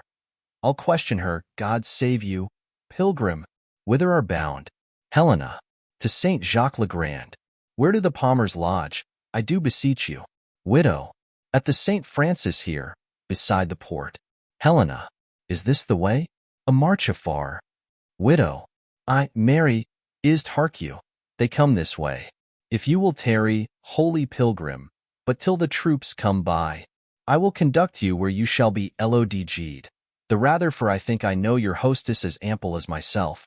Helena. Is it yourself? Widow. If you shall please so, pilgrim. Helena. I thank you, and will stay upon your leisure. Widow. You came, I think, from France? Helena. I did so. Widow. Here you shall see a countryman of yours that has done worthy service. Helena. His name, I pray you. Diana. The Count Rosalind, know you such a one? Helena. But by the ear, that hears most nobly of him. His face I know not. Diana. Whatsoever he is. He's bravely taken here. He stole from France, as 'tis reported, for the king had married him against his liking. Think you it is so? Helena. Aye, surely, mere the truth. I know his lady. Diana. There is a gentleman that serves the count reports but coarsely of her. Helena. What's his name? Diana. Monsieur Paroles. Helena. Oh, I believe with him. In argument of praise, or to the worth of the great count himself, she is too mean to have her name repeated. All her deserving is a reserved honesty, and that I have not heard examined. Diana. Alas, poor lady, 'tis a hard bondage to become the wife of a detesting lord. Widow. Aye, right. Good creature, wheresoe'er she is, her heart weighs sadly. This young maid might do her a shrewd turn, if she pleased. Helena. How do you mean? Maybe the amorous count solicits her in the unlawful purpose. Widow. He does indeed, and brokes with all that can in such a suit corrupt the tender honor of a maid. But she is armed for him, and keeps her guard in honestest defense. Enter, with a drum and colors, a party of the Florentine army, Bertram and Paroles. Mariana. The gods forbid else. Widow. So, now they come. That is Antonio, the Duke's eldest son. That Aeschylus. Helena. Which is the Frenchman? Diana. He. That with the plume. 'Tis a most gallant fellow. I would he loved his wife. If he were honester he were much goodlier. Is not a handsome gentleman? Helena. I like him well. Diana. 'Tis pity he is not honest. Yon's that same knave that leads him to these places. Were I his lady, I would poison that vile rascal. Helena. Which is he? Diana. That jackanapes with scarfs. Why is he melancholy? Helena. Perchance he's heard I the battle. Paroles. Lose our drum. Well. Mariana. He's shrewdly vexed at something. Look, he has spied us. Widow. Marry hang you. Mariana. And your courtesy, for a ring-carrier. Exeunt Bertram, Paroles, officers and soldiers. Widow. The troop is past. Come, pilgrim, I will bring you where you shall host. Of enjoined penitents there's 4 or 5, to great Saint Jacques bound, already at my house. Helena. I humbly thank you. Please at this matron and this gentle maid to eat with us tonight. The charge and thanking shall be for me, and, to requite you further, I will bestow some precepts of this virgin, worthy the note. Both will take your offer kindly. Exeunt. Scene 6. Camp before Florence. Enter Bertram and the 2 French lords. First Lord. Nay, good my lord, put him to't. Let him have his way. Second Lord. If your lordship find him not a hilding, hold me no more in your respect. First Lord. On my life, my lord, a bubble. Bertram. Do you think I am so far deceived in him? First Lord. Believe it, my lord, in mine own direct knowledge, without any malice, but to speak of him as my kinsman, he's a most notable coward, an infinite and endless liar, an hourly promise-breaker, the owner of no one good quality worthy your lordship's entertainment. Second Lord. It were fit you knew him, lest, reposing too far in his virtue, which he hath not, he might at some great and trusty business, in a main danger fail you. Bertram. I would I knew in what particular action to try him. Second Lord. None better than to let him fetch off his drum, which you hear him so confidently undertake to do. First Lord. I with a troop of Florentines will suddenly surprise him. Such I will have whom I am sure he knows not from the enemy. We will bind and hoodwink him so that he shall suppose no other, but that he is carried into the leaguer of the adversaries when we bring him to our own tents, be ye but your lordship present at his examination. If he do not for the promise of his life, and in the highest compulsion of base fear, offer to betray you, and deliver all the intelligence in his power against you, and that with the divine forfeit of his soul upon oath, never trust my judgment in anything. Second Lord, oh, for the love of laughter, let him fetch his drum. He says he has a stratagem for it when your lordship sees the bottom of his success in't, and to what metal this counterfeit lump of or will be melted. If you give him not John Drum's entertainment, your inclining cannot be removed. Here he comes. Enter Paroles. First Lord, oh, for the love of laughter, hinder not the honor of his design. Let him fetch off his drum in any hand. Bertram, how now, monsieur? This drum sticks sorely in your disposition. Second Lord, a pox on tea, let it go. 'Tis but a drum. Paroles, but a drum. Is't but a drum? A drum so lost. There was excellent command, to charge in with our horse upon our own wings, and to rend our own soldiers. Second Lord, that was not to be blamed in the command of the service. It was a disaster of war that Caesar himself could not have prevented if he had been there to command. Bertram, well, we cannot greatly condemn our success.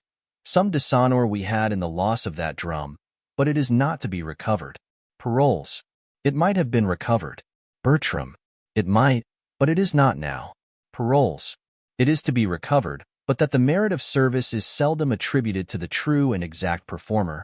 I would have that drum or another, or hic jacet. Bertram, why, if you have a stomach, tout monsieur. If you think your mystery and stratagem can bring this instrument of honor again into his native quarter, be magnanimous in the enterprise and go on. I will grace the attempt for a worthy exploit. If you speed well in it, the Duke shall both speak of it and extend to you what further becomes his greatness, even to the utmost syllable of your worthiness. Paroles, by the hand of a soldier, I will undertake it. Bertram, but you must not now slumber in it. Paroles, I'll about it this evening, and I will presently pin down my dilemmas, encourage myself in my certainty, put myself into my mortal preparation, and by midnight look to hear further from me. Bertram, may I be bold to acquaint his grace you are gone about it?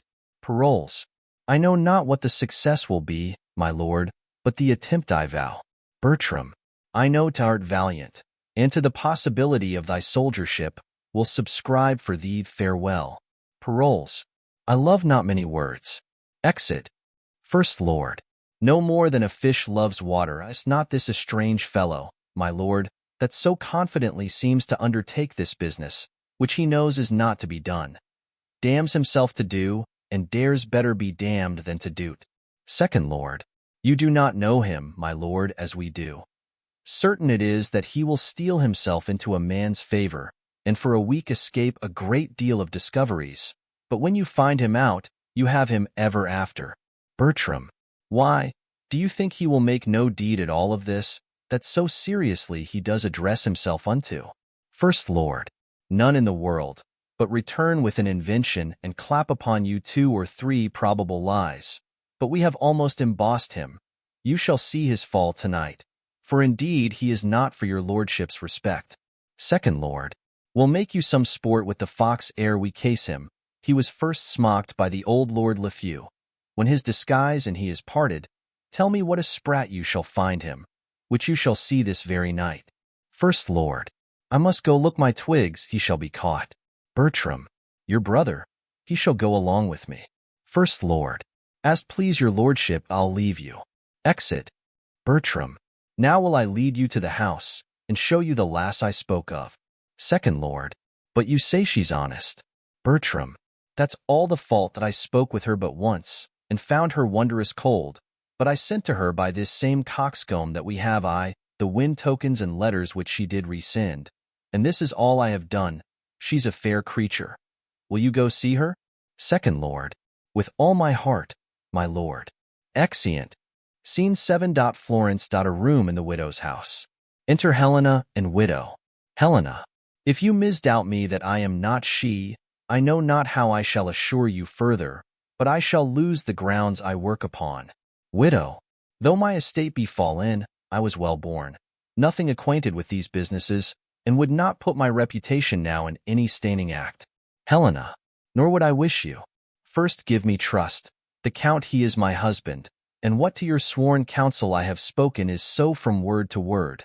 And then you cannot, by the good aid that I of you shall borrow, err in bestowing it. Widow, I should believe you, for you have showed me that which well approves y'are great in fortune. Helena, take this purse of gold, and let me by your friendly help thus far, which I will overpay, and pay again when I have found it.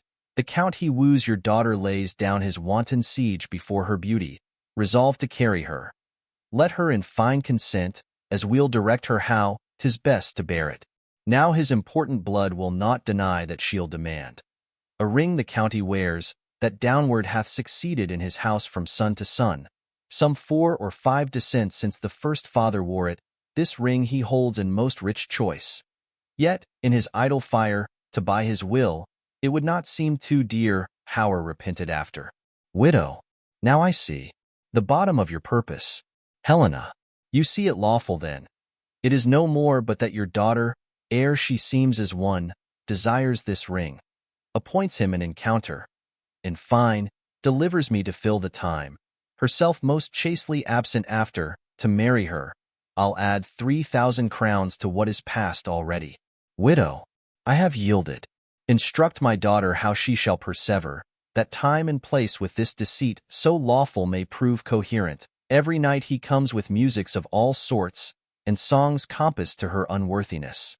It nothing steads us to chide him from our eaves, for he persists as if his life lay on tea. Helena, why then tonight? Let us essay our plot, which, if it speed, is wicked meaning in a lawful deed, and lawful meaning in a lawful act, where both not sin, and yet a sinful fact. But let's about it. Exeunt. Act 4. Scene I. Without the Florentine camp. Enter First Lord with 5 or 6 soldiers in ambush. First Lord. He can come no other way but by this hedge corner when you sally upon him. Speak what terrible language you will, though you understand it not yourselves. No matter, for we must not seem to understand him, unless someone among us, whom we must produce for an interpreter. First Soldier. Good captain, let me be interpreter. First Lord. Art not acquainted with him? Knows he not thy voice? First Soldier. No, sir, I warrant you. First Lord. But what linsey-woolsey hast thou to speak to us again? First Soldier. E'en such as you speak to me. First Lord. He must think us some band of strangers, the adversary's entertainment. Now he hath a smack of all neighboring languages, therefore we must every one be a man of his own fancy. Not to know what we speak one to another, so we seem to know, is to know straight our purpose. Chuff's language, gabble enough, and good enough. As for you, interpreter, you must seem very politic, but couch, ho, here he comes, to beguile 2 hours in a sleep, and then to return and swear the lies he forges. Enter paroles. Paroles. 10 o'clock within these 3 hours, 'twill be time enough to go home. What shall I say I have done? It must be a very plausive invention that carries it. They begin to smoke me, and disgraces have of late knocked too often at my door. I find my tongue is too foolhardy, but my heart hath the fear of Mars before it, and of his creatures, not daring the reports of my tongue. First Lord. Aside. This is the first truth that e'er thine own tongue was guilty of. Paroles. What the devil should move me to undertake the recovery of this drum, being not ignorant of the impossibility, and knowing I had no such purpose? I must give myself some hurts, and say I got them in exploit. Yet slight ones will not carry it, they will say, came you off with so little? And great ones I dare not give. Wherefore, what's the instance? Tongue. I must put you into a butterwoman's mouth, and buy myself another of Bajazet's mule, if you prattle me into these perils. First Lord. Aside.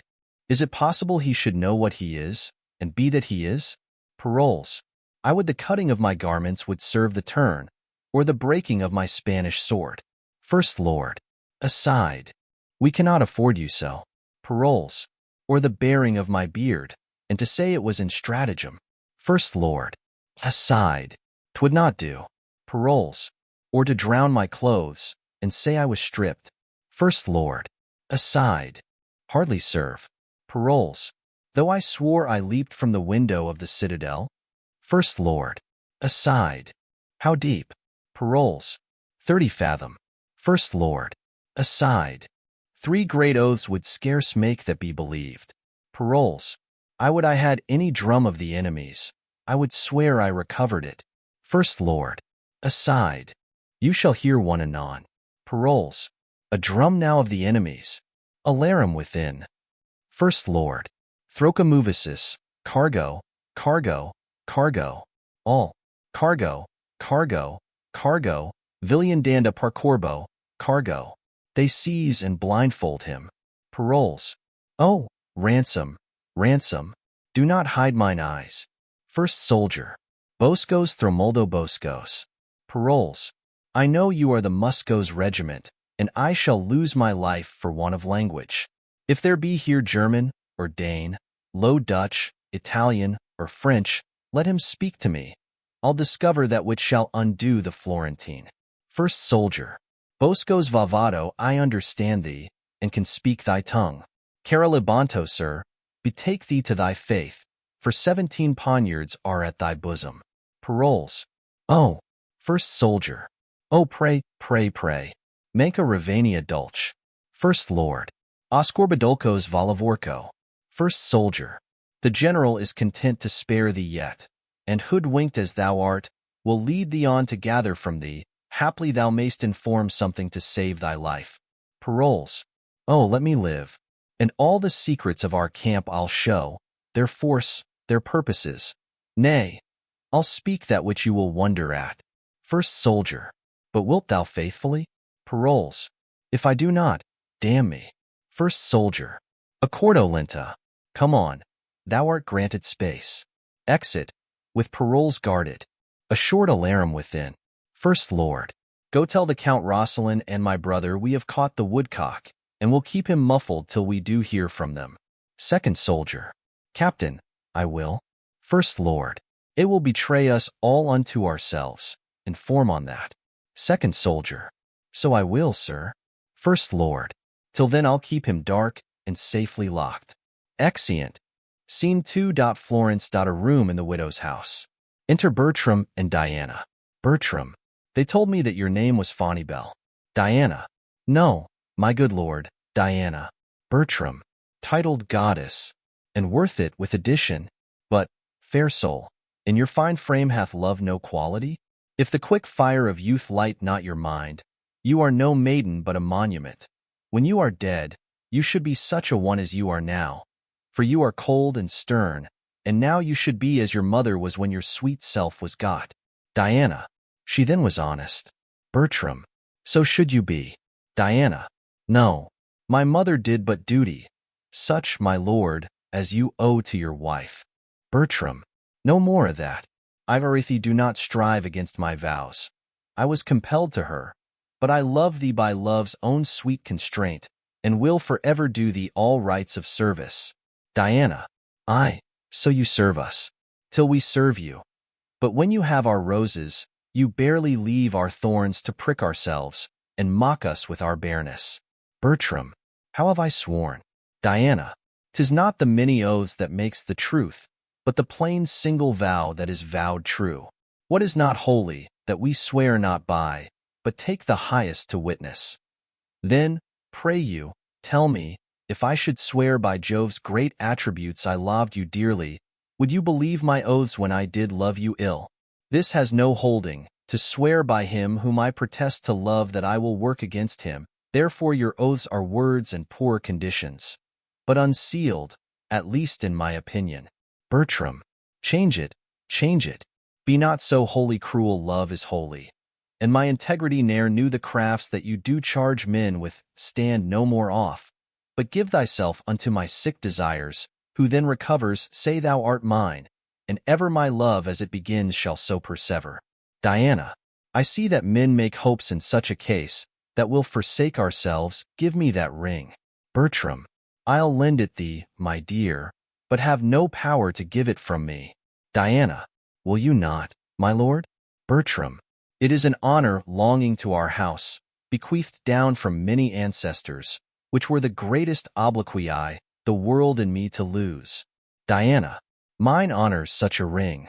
My chastity's the jewel of our house, bequeathed down from many ancestors, which were the greatest obloquii the world and me to lose, thus your own proper wisdom brings in the champion honor on my part against your vain assault. Bertram, here, take my ring, my house, mine honor, yeah, my life be thine, and I'll be bid by thee. Diana, when midnight comes, knock at my chamber window. I'll order take my mother shall not hear. Now will I charge you in the band of truth, when you have conquered my yet maiden bed. Remain there but an hour, nor speak to me. My reasons are most strong, and you shall know them when back again this ring shall be delivered. And on your finger in the night I'll put another ring, that what in time proceeds may token to the future our past deeds. Adieu till then. Then fail not, you have won a wife of me, though there my hope be done. Bertram, a heaven on earth I have won by wooing thee. Exit. Diana, for which live long to thank both heaven and me. You may so in the end. My mother told me just how he would woo, as if she sat in's heart. She says all men have the like oaths. He had sworn to marry me when his wife's dead. Therefore I'll lie with him when I am buried, since Frenchmen are so braid. Marry that will, I live and die a maid. Only, in this disguise, I think no sin to cozen him that would unjustly win. Exit. Scene 3, the Florentine camp. Enter the 2 French lords and 2 or 3 soldiers. First Lord, you have not given him his mother's letter? Second Lord, I have delivered it an hour since.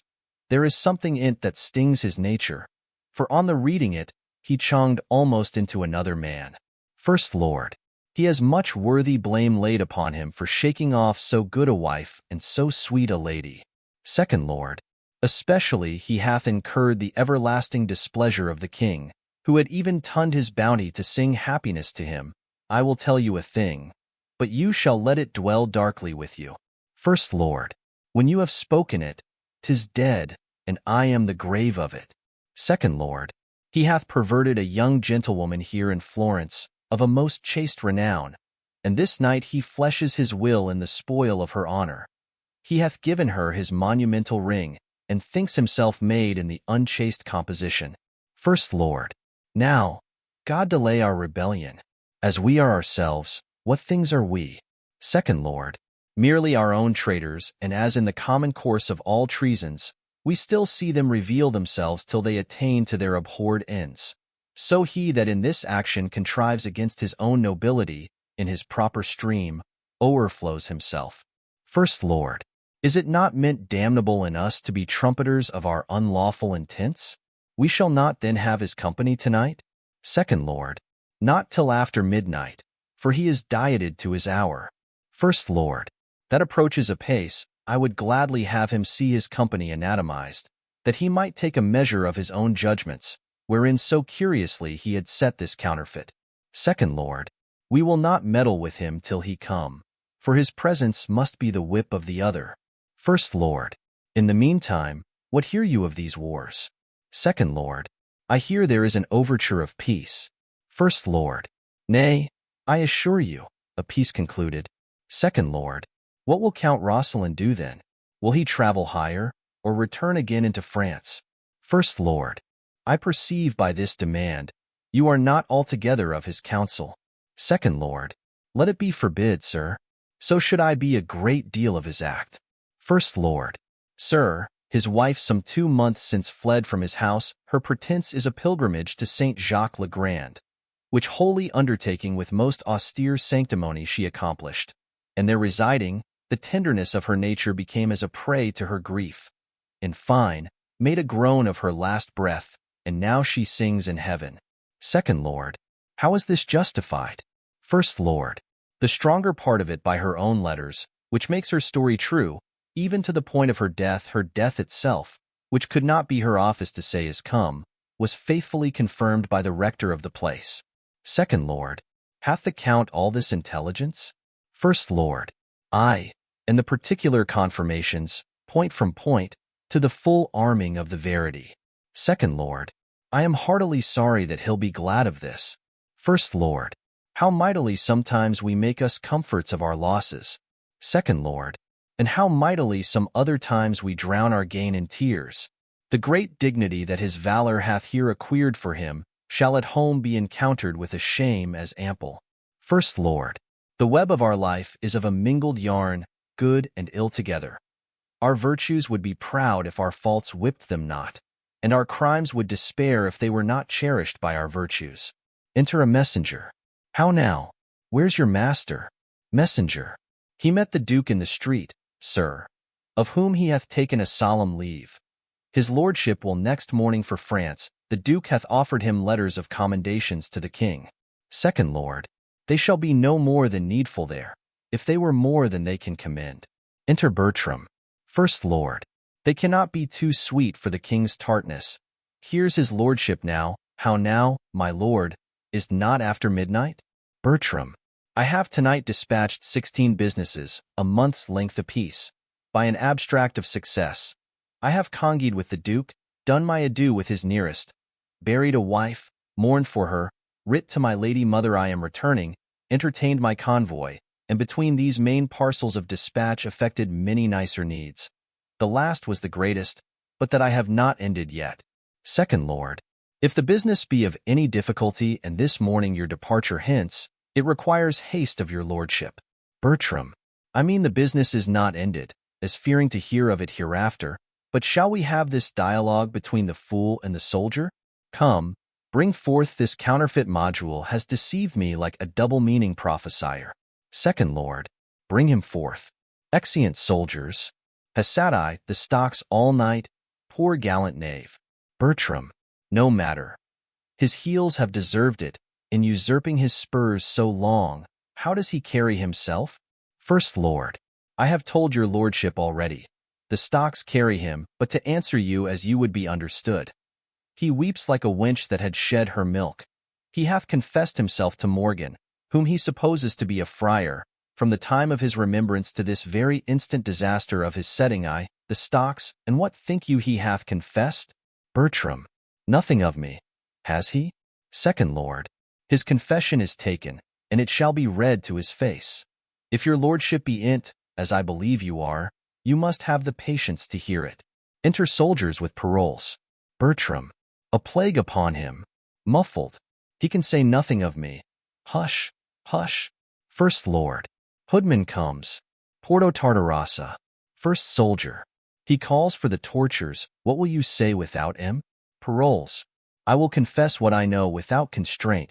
If he pinch me like a pasty, I can say no more. First Soldier. Bosco Chimurcho. First Lord. Boblabindo Shakurmerco. First Soldier. You are a merciful general. Our general bids you answer to what I shall ask you out of a note. Paroles. And truly, as I hope to live. First Soldier. First demand of him, how many horse the Duke is strong. What say you to that? Paroles. 5 or 6,000, but very weak and unserviceable. The troops are all scattered, and the commanders very poor rogues, upon my reputation and credit, and as I hope to live. First Soldier.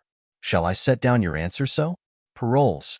Dude, I'll take the sacrament on tea, how and which way you will. Bertram. All's one to him. What a past-saving slave is this? First Lord. You are deceived, my lord. This is Monsieur Paroles, the gallant militarist, that was his own phrase, that had the whole theoric of war in the knot of his scarf, and the practice in the chape of his dagger. Second Lord. I will never trust a man again for keeping his sword clean, nor believe he can have everything in him by wearing his apparel neatly. First Soldier. Well, that's set down. Paroles. 5 or 6,000 horse, I said. I will say true, or thereabouts set. Down, for I'll speak truth. First Lord. He's very near the truth in this. Bertram. But I con him no thanks for it in the nature he delivers it. Paroles. Poor rogues, I pray you say. First Soldier. Well, that's set down. Paroles. I humbly thank you, sir. A truth's a truth. The rogues are marvelous poor. First Soldier. Demand of him of what strength they are afoot. What say you to that? Paroles. By my troth, sir, if I were to live this present hour, I will tell true. Let me see. Spurio, 150. Sebastian, so many. Carambus, so many. Jacques, so many. Giltian, Cosmo, Lodowick, and Gratii, 250 each. Mine own company, Kitefer, Valmond, Vincii, 250 each. so that the muster file, rotten and sound upon my life, amounts not to 15,000 poll, half of the which dare not shake the snow from off their cassocks, lest they shake themselves to pieces. Bertram, what shall be done to him? First Lord, nothing, but let him have thanks, demand of him my condition, and what credit I have with the Duke. First Soldier, well, that's set down, you shall demand of him whether one Captain Demain be the camp, a Frenchman, what his reputation is with the Duke, what his valor, honesty, and expertness in wars, or whether he thinks it were not possible with well-weighing sums of gold to corrupt him to a revolt. What say you to this? What do you know of it? Paroles, I beseech you, let me answer to the particular of the interrogatories, demand them singly. First Soldier, do you know this Captain Demain? Paroles, I know him. He was a botcher's prentice in Paris, from whence he was whipped for getting the Shreve's fool with child, a dumb innocent that could not say him nay. First Lord lifts up his hand in anger. Bertram, nay, by your leave, hold your hands, though I know his brains are forfeit to the next tile that falls. First Soldier, well, is this captain in the Duke of Florence's camp? Paroles, upon my knowledge, he is, and lousy. First Lord, nay, look not so upon me. We shall hear of your lordship anon. First Soldier, what is his reputation with the Duke? Paroles, the Duke knows him for no other but a poor officer of mine, and writ to me this other day to turn him out o' the band. I think I have his letter in my pocket. First Soldier, marry, we'll search. Paroles, in good sadness, I do not know. Either it is there or it is upon a file, with the Duke's other letters in my tent. First Soldier, here, 'tis, here's a paper. Shall I read it to you? Paroles, I do not know if it be it or no. Bertram, our interpreter does it well. First Lord, excellently. First Soldier, reads, Dien, the Count's a fool, and full of gold. Paroles, that is not the Duke's letter, sir. That is an advertisement to a proper maid in Florence, one Diana, to take heed of the allurement of one Count Roscelin, a foolish idle boy. But for all that very ruderish, I pray you, sir, put it up again. First Soldier, nay, I'll read it first by your favor. Paroles, my meaning in't, I protest, was very honest in the behalf of the maid. For I knew the young Count to be a dangerous and lascivious boy, who is a whale to virginity, and devours up all the fry it finds. Bertram, damnable both sides rogue. First Soldier, reads, when he swears oaths, bid him drop gold, and take it. After he scores, he never pays the score. Half one is match well made. Match and well make it. He ne'er pays after debts, take it before. And say a soldier, Dien, told thee this. Men are to mell with, boys are not to kiss. For count of this, the Count's a fool, I know it, who pays before, but not when he does owe it. Thine, as he vowed to thee in thine ear, Paroles. Bertram, he shall be whipped through the army with this rhyme in's forehead. Second Lord, this is your devoted friend, sir, the manifold linguist and the armipotent soldier. Bertram, I could endure anything before but a cat, and now he's a cat to me. First Soldier, I perceive, sir, by our general's looks we shall be fain to hang you. Paroles, my life, sir, in any case, not that I am afraid to die, but that, my offences being many, I would repent out the remainder of nature. Let me live, sir, in a dungeon, I the stocks, or anywhere, so I may live. First Soldier, we'll see what may be done. So you confess freely, therefore, once more to this Captain Demain. You have answered to his reputation with the Duke, and to his valor. What is his honesty? Paroles, he will steal, sir, an egg out of a cloister. For rapes and ravishments he parallels Nessus. He professes not keeping of oaths. In breaking them he is stronger than Hercules. He will lie, sir, with such volubility that you would think truth were a fool. Drunkenness is his best virtue, for he will be swine drunk, and in his sleep he does little harm, save to his bedclothes about him. But they know his conditions, and lay him in straw. I have but little more to say, sir, of his honesty. He has everything that an honest man should not have. What an honest man should have, he has nothing. First Lord, I begin to love him for this. Bertram, For this description of thine honesty? A pox upon him for me. He's more and more a cat. First Soldier. What say you to his expertness in war? Paroles. Faith, sir, has led the drum before the English tragedians. To belie him I will not, and more of his soldiership I know not. Except in that country he had the honor to be the officer at a place there called Mile End. To instruct for the doubling of files, I would do the man what honor I can. But of this I am not certain. First Lord. He hath out-villained villainy so far that the rarity redeems him. Bertram. A pox on him. He's a cat still. First Soldier. His qualities being at this poor price, I need not to ask you if gold will corrupt him to revolt. Paroles. Sir, for a court DCU he will sell the fee simple of his salvation, the inheritance of it, and cut the entail from all remainders, and a perpetual succession for it perpetually. First Soldier. What's his brother, the other Captain Domain? Second Lord. Why does he ask him of me? First Soldier. What's he? Paroles. Ian a crow o' the same nest. Not altogether so great as the first in goodness, but greater a great deal in evil. He excels his brother for a coward, yet his brother is reputed one of the best that is in a retreat he outruns any lackey. Marry, in coming on he has the cramp. First Soldier. If your life be saved, will you undertake to betray the Florentine? Paroles. Aye, and the captain of his horse, Count Roscelin. First Soldier. I'll whisper with the general, and know his pleasure. Paroles. Aside. I'll no more drumming. A plague of all drums. Only to seem to deserve well, and to beguile the supposition of that lascivious young boy the Count, have I run into this danger. Yet who would have suspected an ambush where I was taken? First Soldier. There is no remedy, sir, but you must die. The general says you that have so traitorously discovered the secrets of your army, and made such pestiferous reports of men very nobly held, can serve the world for no honest use. Therefore you must die. Come, headsman, off with his head. Paroles. O Lord. Sir, let me live, or let me see my death. First Soldier. That shall you, and take your leave of all your friends. Unmuffling him. So, look about you. Know you any here? Bertram. Good morrow, noble captain. Second Lord. God bless you, Captain Paroles. First Lord. God save you, noble captain. Second Lord.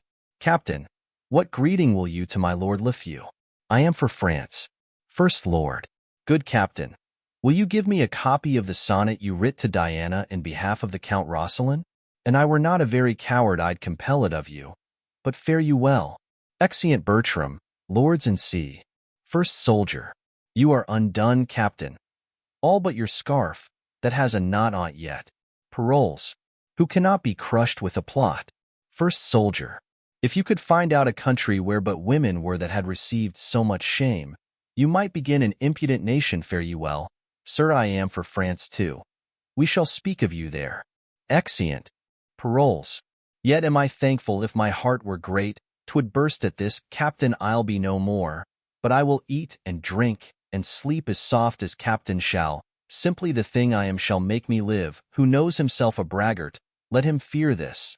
For it will come to pass that every braggart shall be found an ass.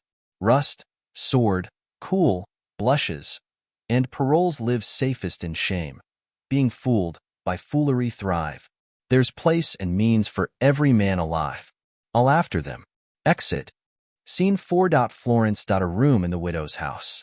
Enter Helena, widow, and Diana. Helena. That you may well perceive I have not wronged you, one of the greatest in the Christian world shall be my surety, for whose throne 'tis needful, ere I can perfect mine intents, to kneel.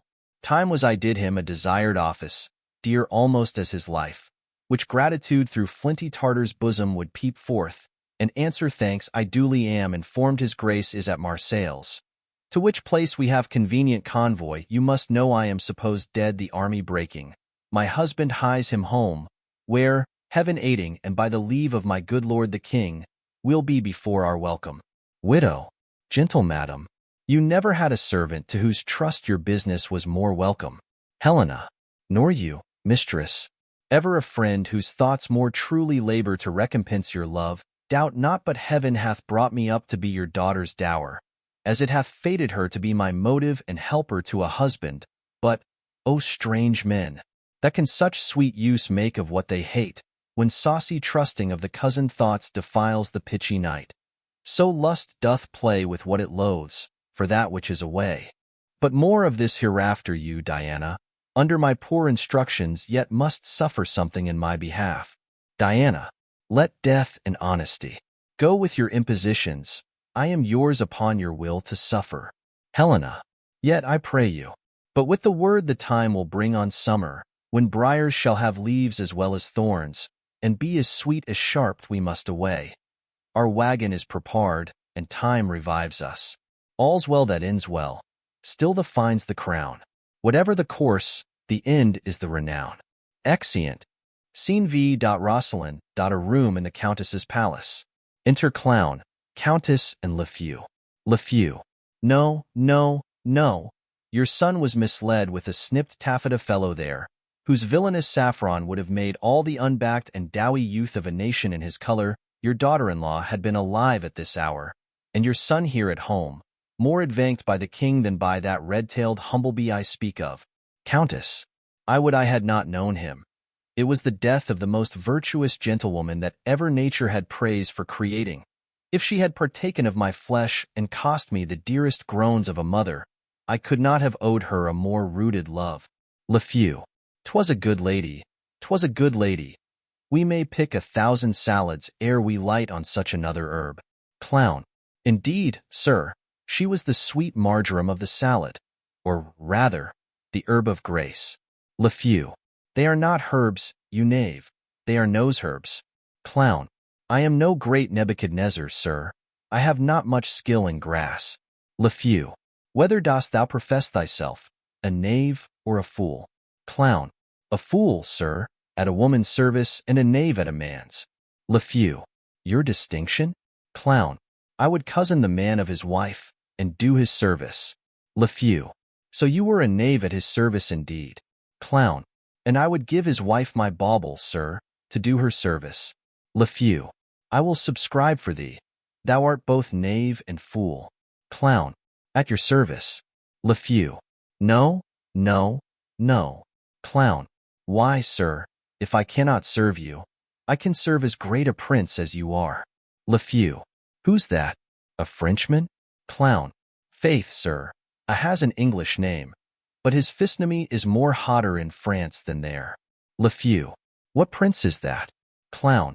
The Black Prince, sir, alias the Prince of Darkness, alias the Devil. Lafeu. Hold thee, there's my purse, I give thee not this to suggest thee from thy master thou talk'st of.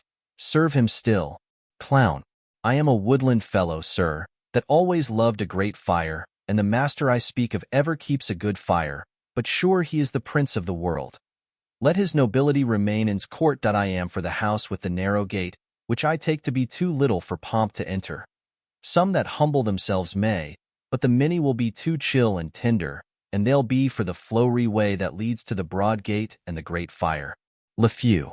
Go thy ways, I begin to be a-weary of thee, and I tell thee so before, because I would not fall out with thee. Go thy ways.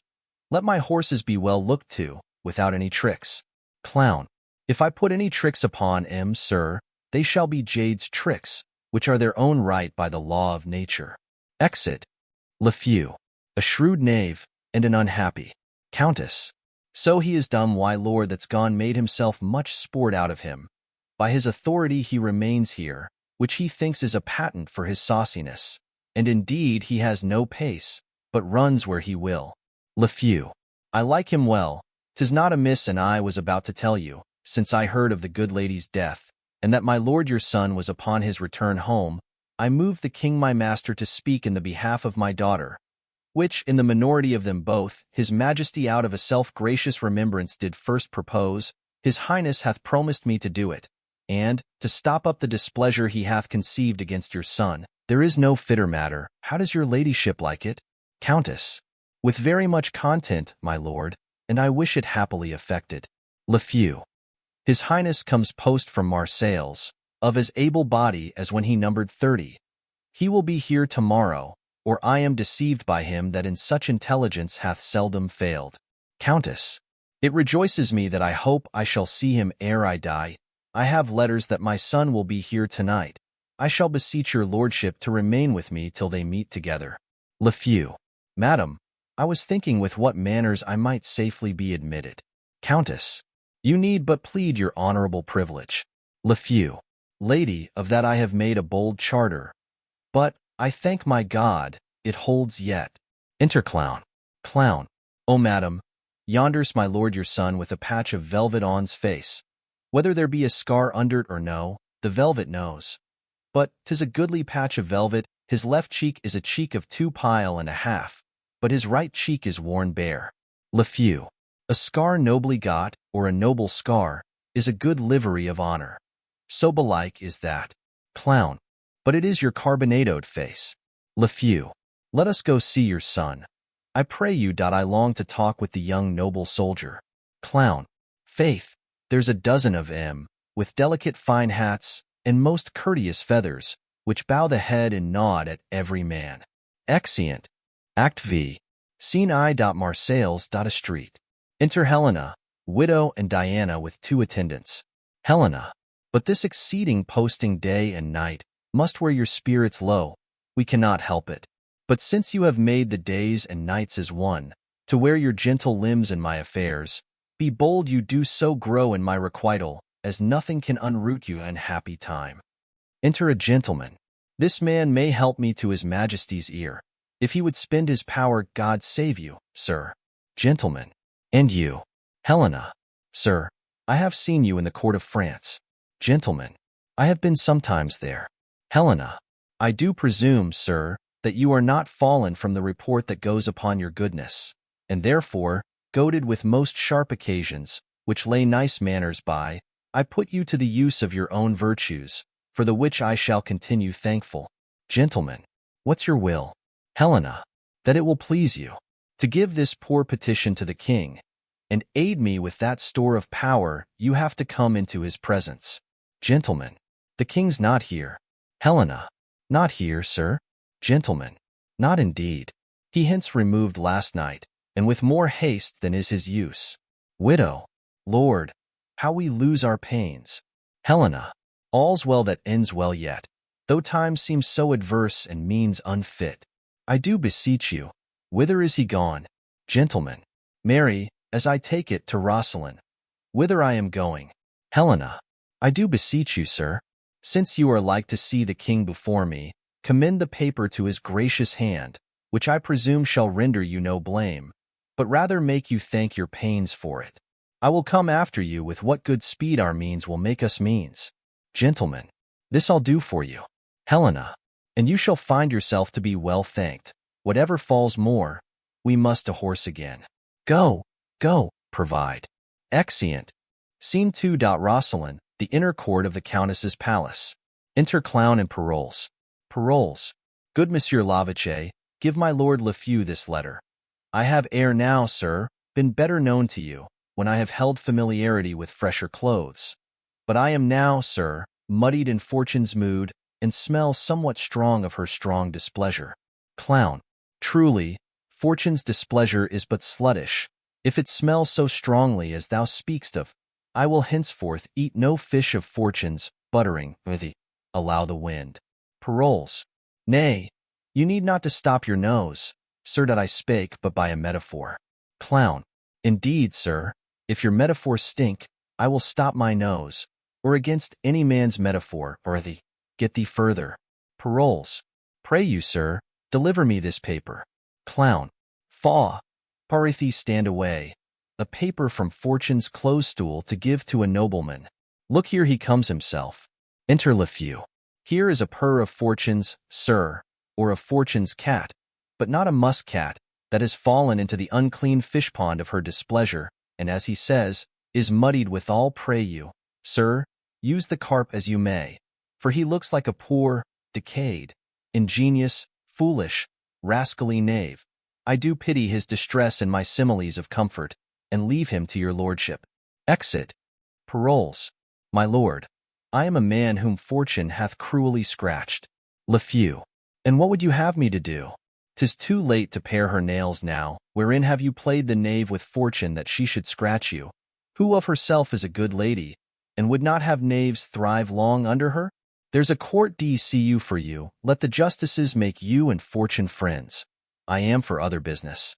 Paroles. I beseech your honor to hear me one single word. Lefew. You beg a single penny more come, you shall hot. Save your word. Paroles. My name, my good lord, is Paroles. Lefew. You beg more than word then, cox my passion.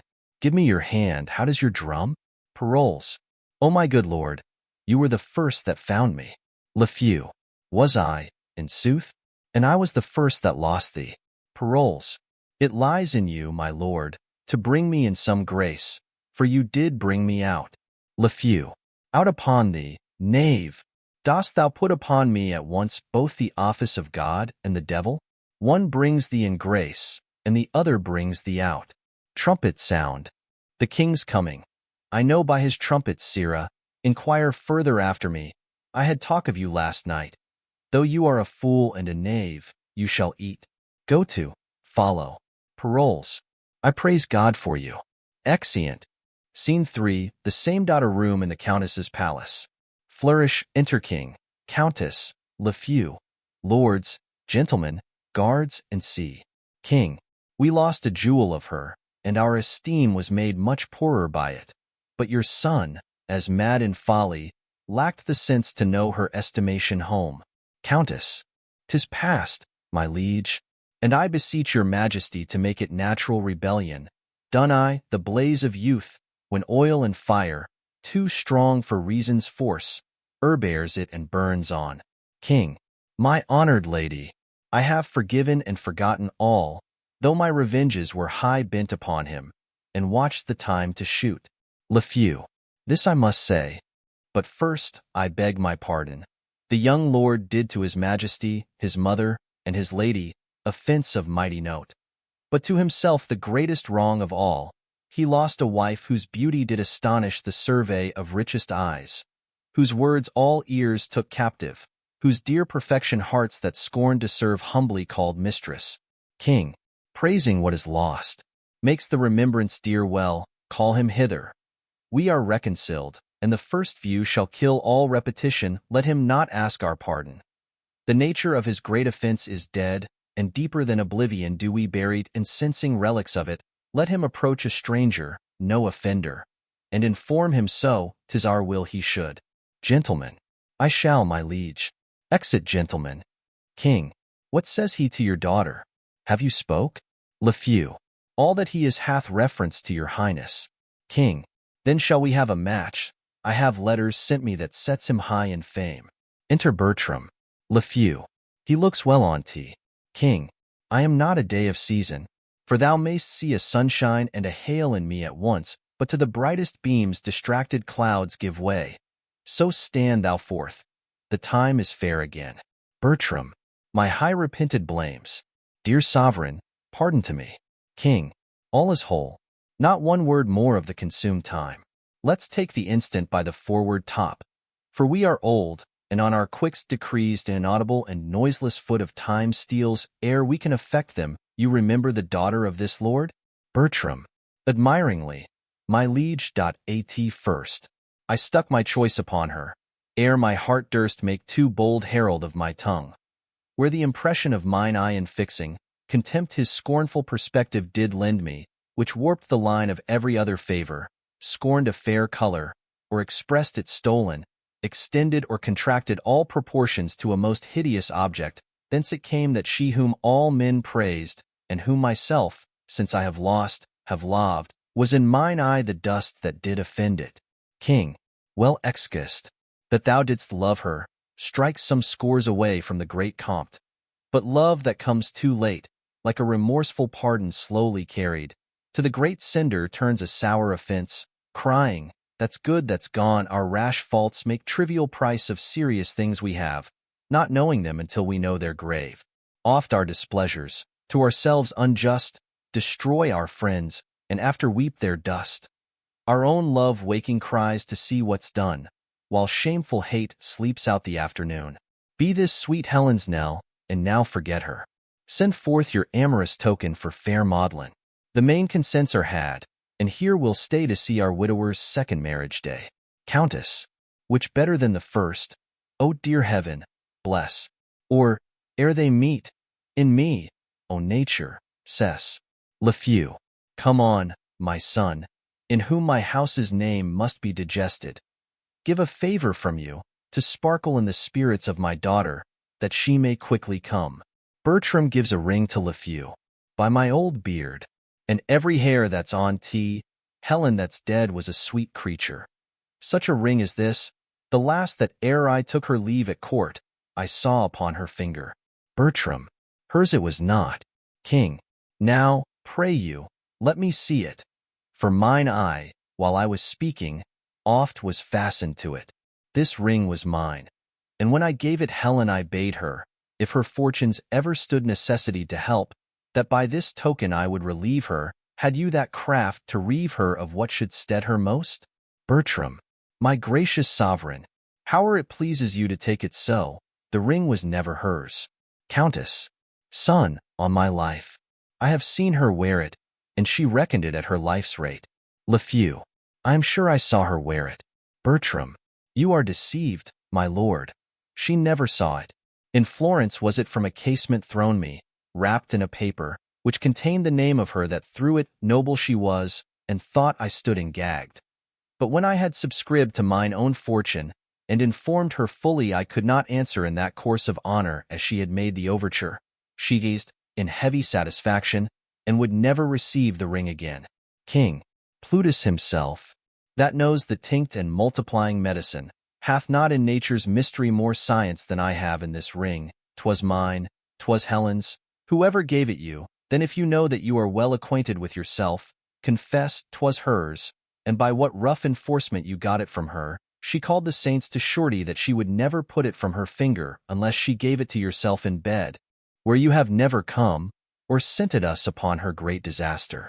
Bertram, she never saw it. King, thou speak'st it falsely, as I love mine honor, and mak'st conjectural fears to come into me which I would fain shut out. If it should prove that thou art so inhuman, 'twill not prove so. And yet I know not, thou didst hate her deadly, and she is dead, which nothing but to close her eyes myself could win me to believe more than to see this ring take him away. Guard seize Bertram. My forepast proofs, howe'er the matter fall, shall tax my fears of little vanity, having vainly feared too little away with him. We'll sift this matter further. Bertram, if you shall prove this ring was ever hers, you shall as easy prove that I husband her bed in Florence, where she yet never was. Exit, guarded. King, I am wrapped in dismal thinkings. Enter a gentleman. Gentleman, gracious sovereign, whether I have been to blame or no, I know not. Here's a petition from a Florentine, who hath for 4 or 5 removes come short to tender it herself. I undertook it, vanquished thereto by the fair grace and speech of the poor suppliant, who by this, I know, is here attending. Her business looks in her with an importing visage, and she told me in a sweet verbal brief, it did concern your highness with herself. King, reads, upon his many protestations to marry me when his wife was dead, I blush to say it, he won me now as the Count Roscelin a widower. His vows are forfeited to me, and my honors paid to him. He stole from Florence, taking no leave, and I follow him to his country for justice. Grant it me, O king, in you it best lies. Otherwise a seducer flourishes, and a poor maid is undone. Diana Capulet. Lafeu, I will buy me a son-in-law in a fair, and toll for this I'll none of him. King, the heavens have thought well on thee, Lafeu, to bring forth this discovery. Seek these suitors. Go speedily, and bring again the count, exeunt gentlemen, and some attendants. I am afeard the life of Helen lady was foully snatched. Countess, now, justice on the doers. Enter Bertram, guarded.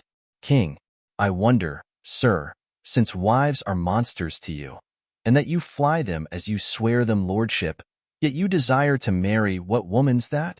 Enter widow and Diana. Diana, I am, my lord, a wretched Florentine, derived from the ancient Capulet. My suit, as I do understand, you know, and therefore know how far I may be pitied. Widow, I am her mother, sir, whose age and honor both suffer under this complaint we bring, and both shall cease, without your remedy. King, come hither, Count. Do you know these women? Bertram, my lord, I neither can nor will deny, but that I know them. Do they charge me further? Diana, why do you look so strange upon your wife? Bertram, she's none of mine, my lord.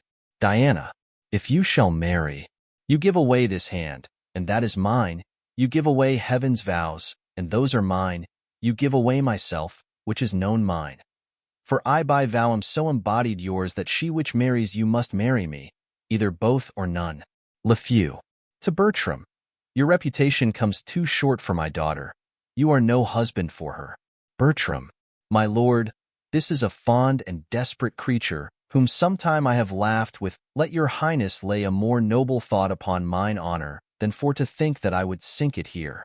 King, sir, for my thoughts, you have them ill to friend till your deeds gain them. Fairer prove your honor than in my thought it lies. Diana, good my lord, ask him upon his oath, if he does think he had not my virginity. King, what say'st thou to her? Bertram, she's impudent, my lord, and was a common gamester to the camp. Diana, he does me wrong, my lord. If I were so, he might have bought me at a common price. Do not believe him. Oh, behold this ring, whose high respect and rich validity did lack a parallel. Yet for all that he gave it to a commoner, obe the camp, if I be one. Countess, he blushes, and 'tis it, of 6 preceding ancestors, that gem conferred by testament to dissequent issue, hath it been owed and worn, this is his wife. That rings 1,000 proofs. King, methought you said, you saw one here in court could witness it. Diana, I did, my lord, but loath am to produce so bad an instrument. His name's Paroles. Lafeu, I saw the man today, if man he be. King, find him, and bring him hither. Exit an attendant.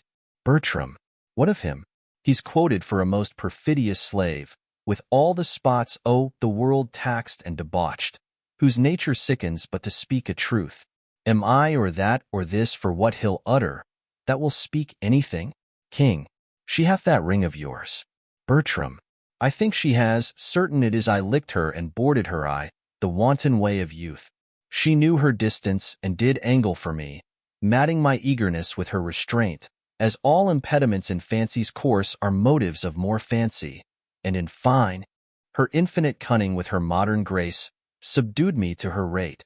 She got the ring, and I had that which any inferior might at market price have bought.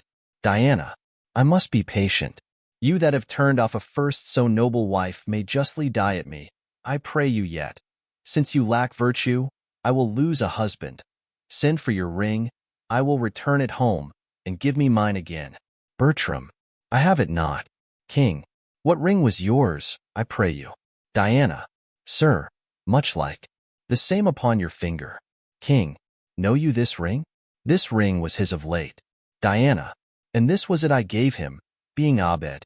King, the story then goes false you threw at him out of a casement. Diana, I have spoke the truth.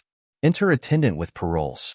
Bertram, my lord, I do confess the ring was hers. King, you boggle shrewdly. Every feather starts you. Is this the man you speak of? Diana, I, my lord.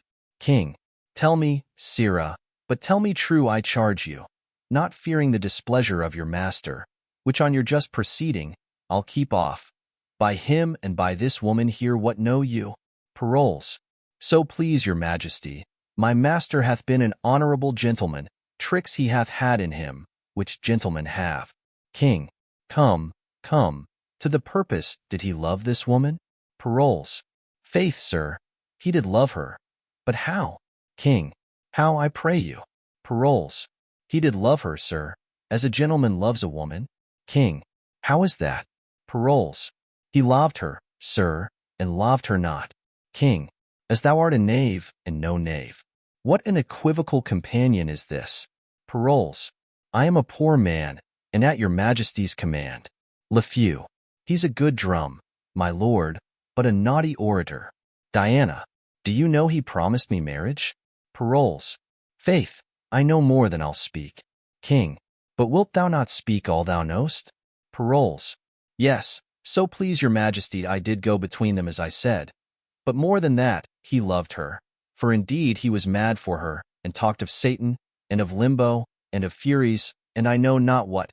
Yet I was in that credit with them at that time that I knew of their going to bed, and of other motions as promising her marriage, and things which would derive me ill will to speak of. Therefore I will not speak what I know. King. Thou hast spoken all already, unless thou canst say they are married. But thou art too fine in thy evidence. Therefore stand aside. This ring, you say, was yours? Diana. Aye, my good lord. King. Where did you buy it? Or who gave it you? Diana. It was not given me, nor I did not buy it. King. Who lent it you? Diana. It was not lent me neither. King.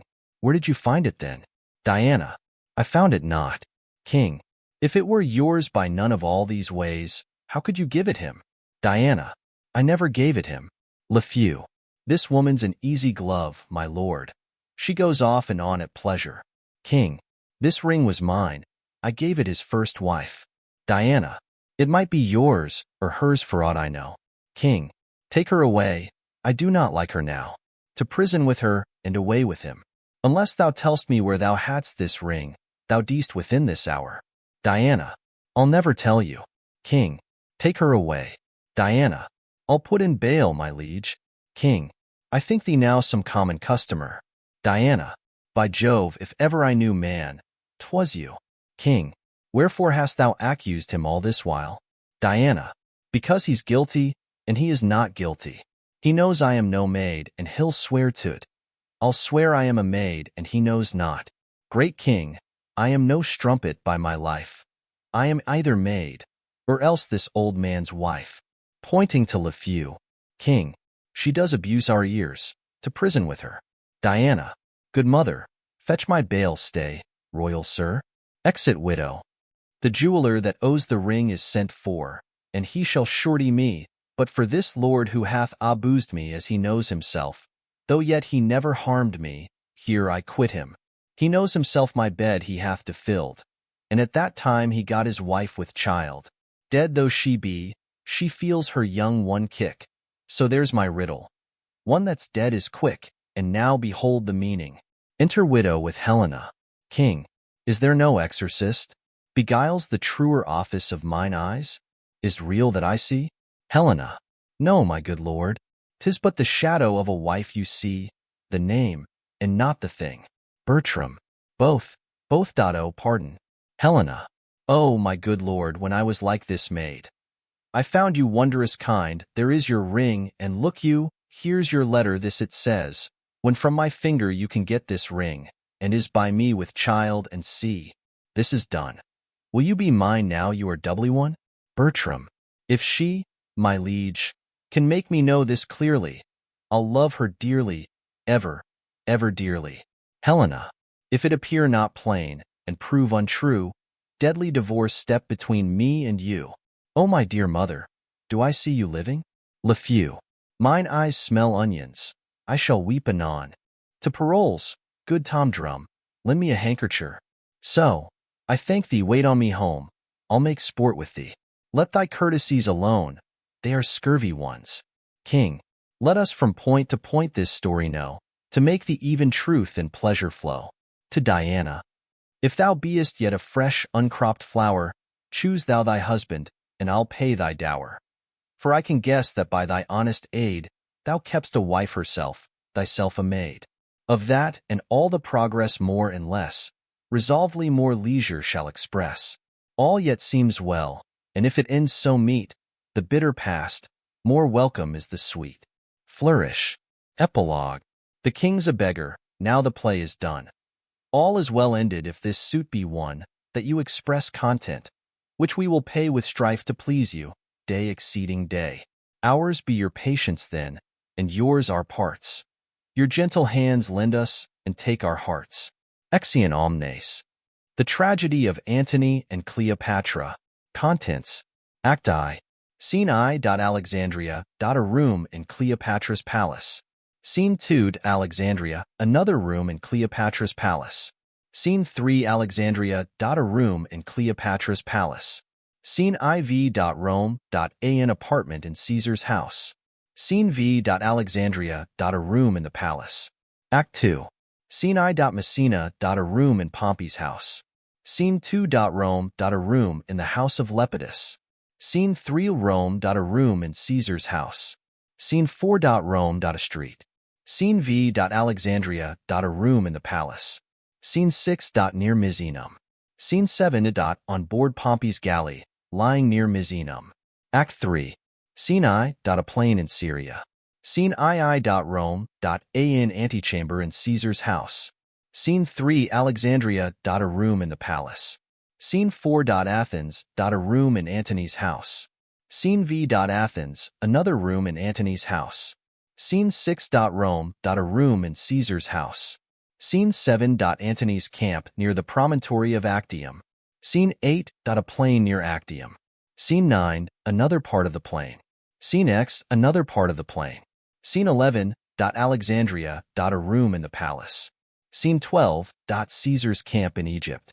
Scene 13. Alexandria. A room in the palace. Act 4. Scene I. Caesar's camp at Alexandria. Scene 2. Alexandria. A room in the palace. Scene 3 Alexandria. Before the palace.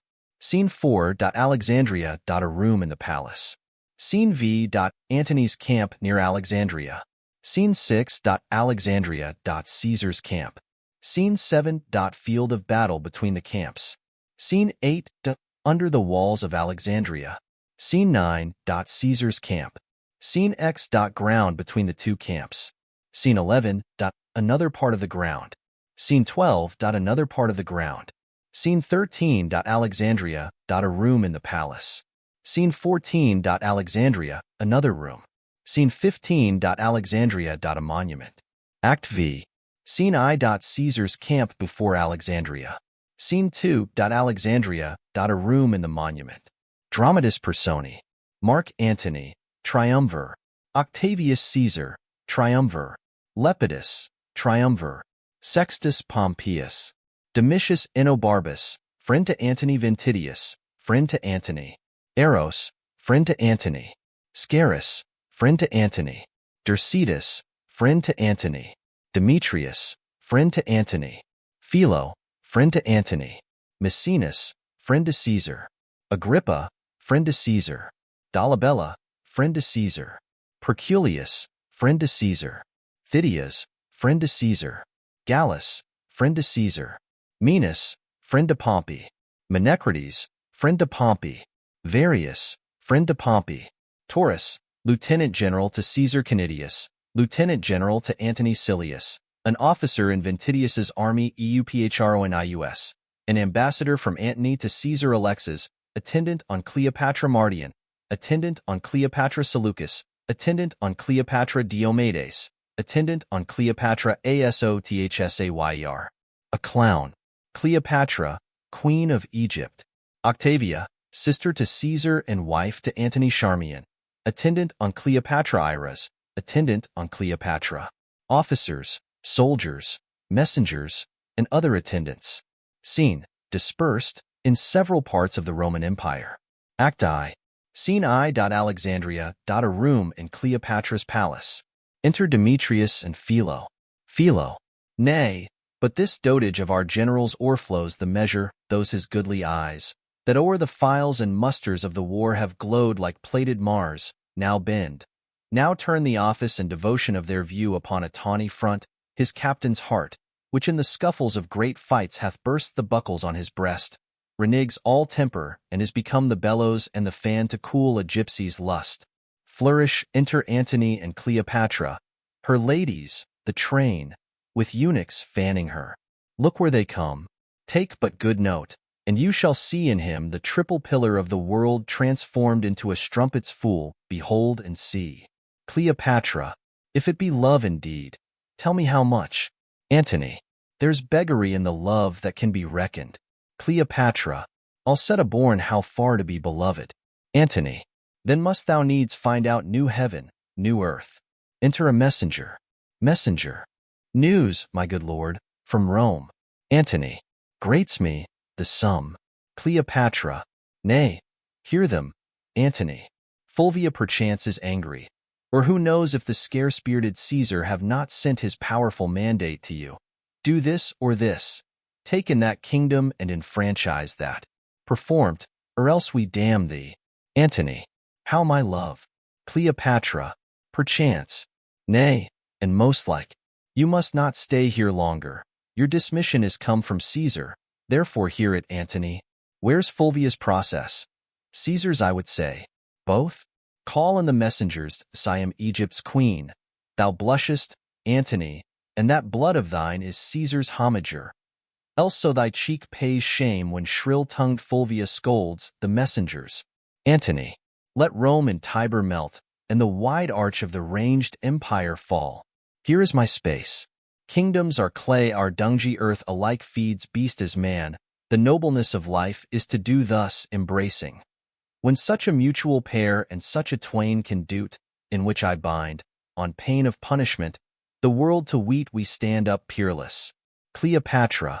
Excellent falsehood. Why did he marry Fulvia, and not love her? I'll seem the fool I am not. Antony will be himself. Antony. But stirred by Cleopatra. Now, for the love of love and her soft hours, let's not confound the time with conference harsh. There's not a minute of our lives should stretch without some pleasure now. What sport tonight? Cleopatra. Hear the ambassadors. Antony.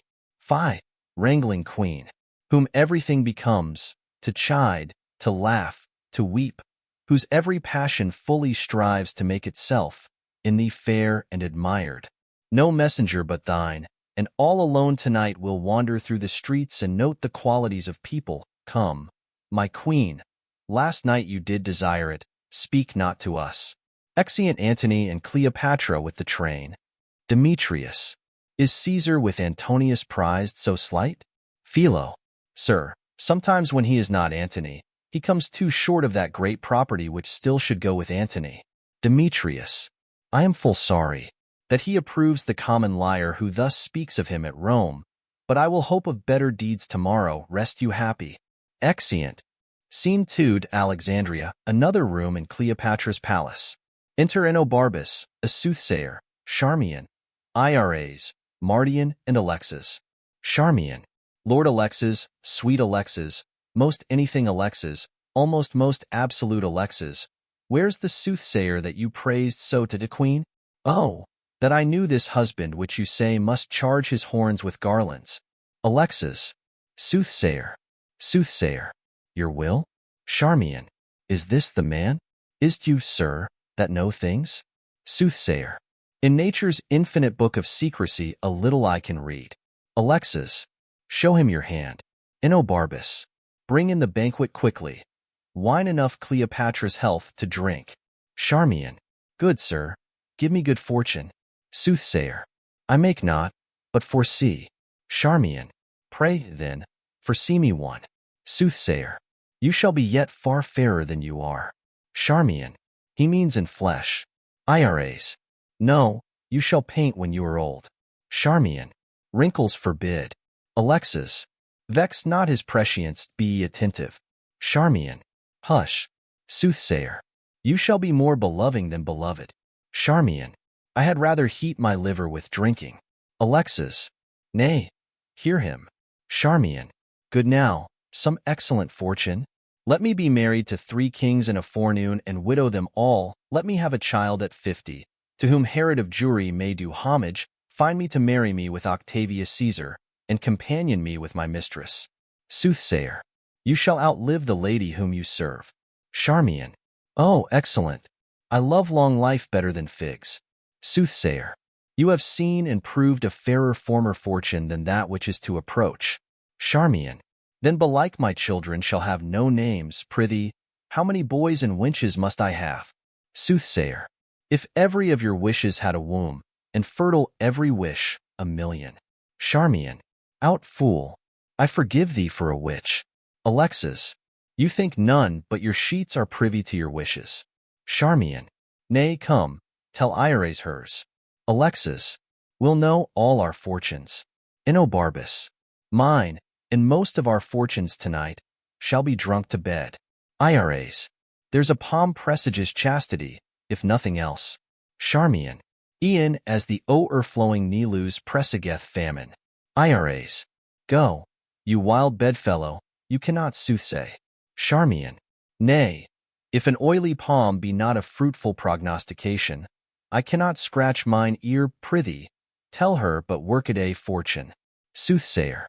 Your fortunes are alike. IRAs. But how? Give me particulars. Soothsayer. I have said. IRAs. Am I not an inch of fortune better than she? Charmian. Well, if you were but an inch of fortune better than I, where would you choose it? IRAs. Not in my husband's nose. Charmian. Are worser thoughts heaven's mend? Alexis, come. His fortune. Oh, let him marry a woman that cannot go. Sweet Isis, I beseech thee, and let her die. 2. And give him a worse, and let worse follow worse, till the worst of all follow him laughing to his grave, 50-fold a cuckold. Good Isis, hear me this prayer, though thou deny me a matter of more weight. Good Isis, I beseech thee. IRAs. Amen, dear goddess, hear that prayer of the people. 4. As it is a heartbreaking to see a handsome man loose-wived, so it is a deadly sorrow to behold a foul knave uncuckolded. Therefore, dear Isis, keep decorum and fortune him accordingly. Charmian. Amen. Alexis. Lo now, if it lay in their hands to make me a cuckold, they would make themselves whores, but they do't. Enter Cleopatra. Enobarbus. Hush, here comes Antony. Charmian. Not he, the queen. Cleopatra. Saw you, my lord? Enobarbus. No, lady. Cleopatra. Was he not here? Charmian. No, madam. Cleopatra. He was disposed to mirth. But on the sudden a Roman thought hath struck him. Enobarbus. Enobarbus. Madam? Cleopatra. Seek him and bring him hither. Where's Alexis? Alexis. Here, at your service. My lord approaches. Enter Antony with a messenger. Cleopatra. We will not look upon him. Go with us. Exeunt Cleopatra, Enobarbus, Charmian, IRAs, Alexis, and Soothsayer. Messenger. Fulvia thy wife first came into the field. Antony. Against my brother Lucius. Messenger. Aye. But soon that war had end, and the times state made friends of them, jointing their force gainst Caesar, whose better issue in the war from Italy upon the first encounter drave them. Antony. Well, what worst? Messenger. The nature of bad news infects the teller. Antony. When it concerns the fool or coward. On things that are past are done with me, 'tis thus. Who tells me true, though in his tale lie death, I hear him as he flattered. Messenger. Labienus. This is stiff news. Hath with his Parthian force extended Asia from Euphrates. His conquering banner shook from Syria to Lydia and to Ionia, whilst. Antony. Antony, thou wouldst say. Messenger. O my lord. Antony. Speak to me home. Mince not the general tongue. Name Cleopatra as she is called in Rome. Rail thou in Fulvia's phrase, and taunt my faults with such full license as both truth and malice have power to utter. Then we bring forth weeds when our quick minds lie still, and our ills told us is as our earring. Fare thee well awhile. Messenger. At your noble pleasure. Exit messenger. Enter another messenger. Antony. From Sicyon. Ho, the news? Speak there. Second messenger. The man from Sicyon. Antony. Is there such a one? Second messenger. He stays upon your will. Antony. Let him appear.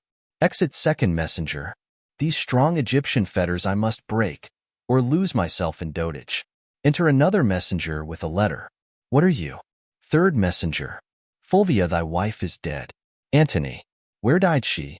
Third messenger. In Sicyon. Her length of sickness, with what else more serious importeth thee to know, this bears. Gives a letter.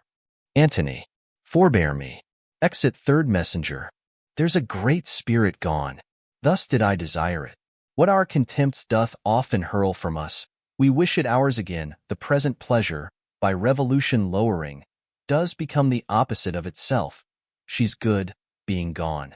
The hand could pluck her back that shoved her on. I must from this enchanting queen break off.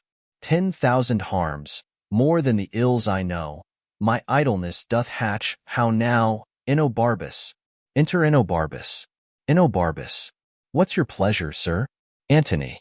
I must with haste from hence. Enobarbus. Why then we kill all our women? We see how mortal an unkindness is to them. If they suffer our departure, death's the word. Antony. I must be gone. Enobarbus. Under a compelling occasion, let women dit were pity to cast them away for nothing, though, between them and a great cause they should be esteemed nothing. Cleopatra, catching but the least noise of this, dies instantly. I have seen her die 20 times upon far poorer moment. I do think there is metal in death which commits some loving act upon her. She hath such a celerity in dying. Antony. She is cunning past man's thought.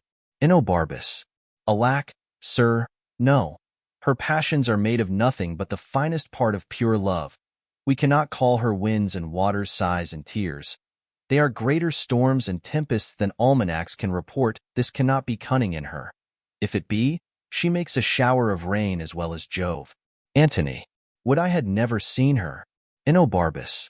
Oh, sir, you had then left unseen a wonderful piece of work, which not to have been blessed withal would have discredited your travel. Antony. Fulvia is dead. Enobarbus. Sir? Antony. Fulvia is dead. Enobarbus. Fulvia? Antony. Dead. Enobarbus. Why, sir, give the gods a thankful sacrifice when it pleaseth their deities to take the wife of a man from him.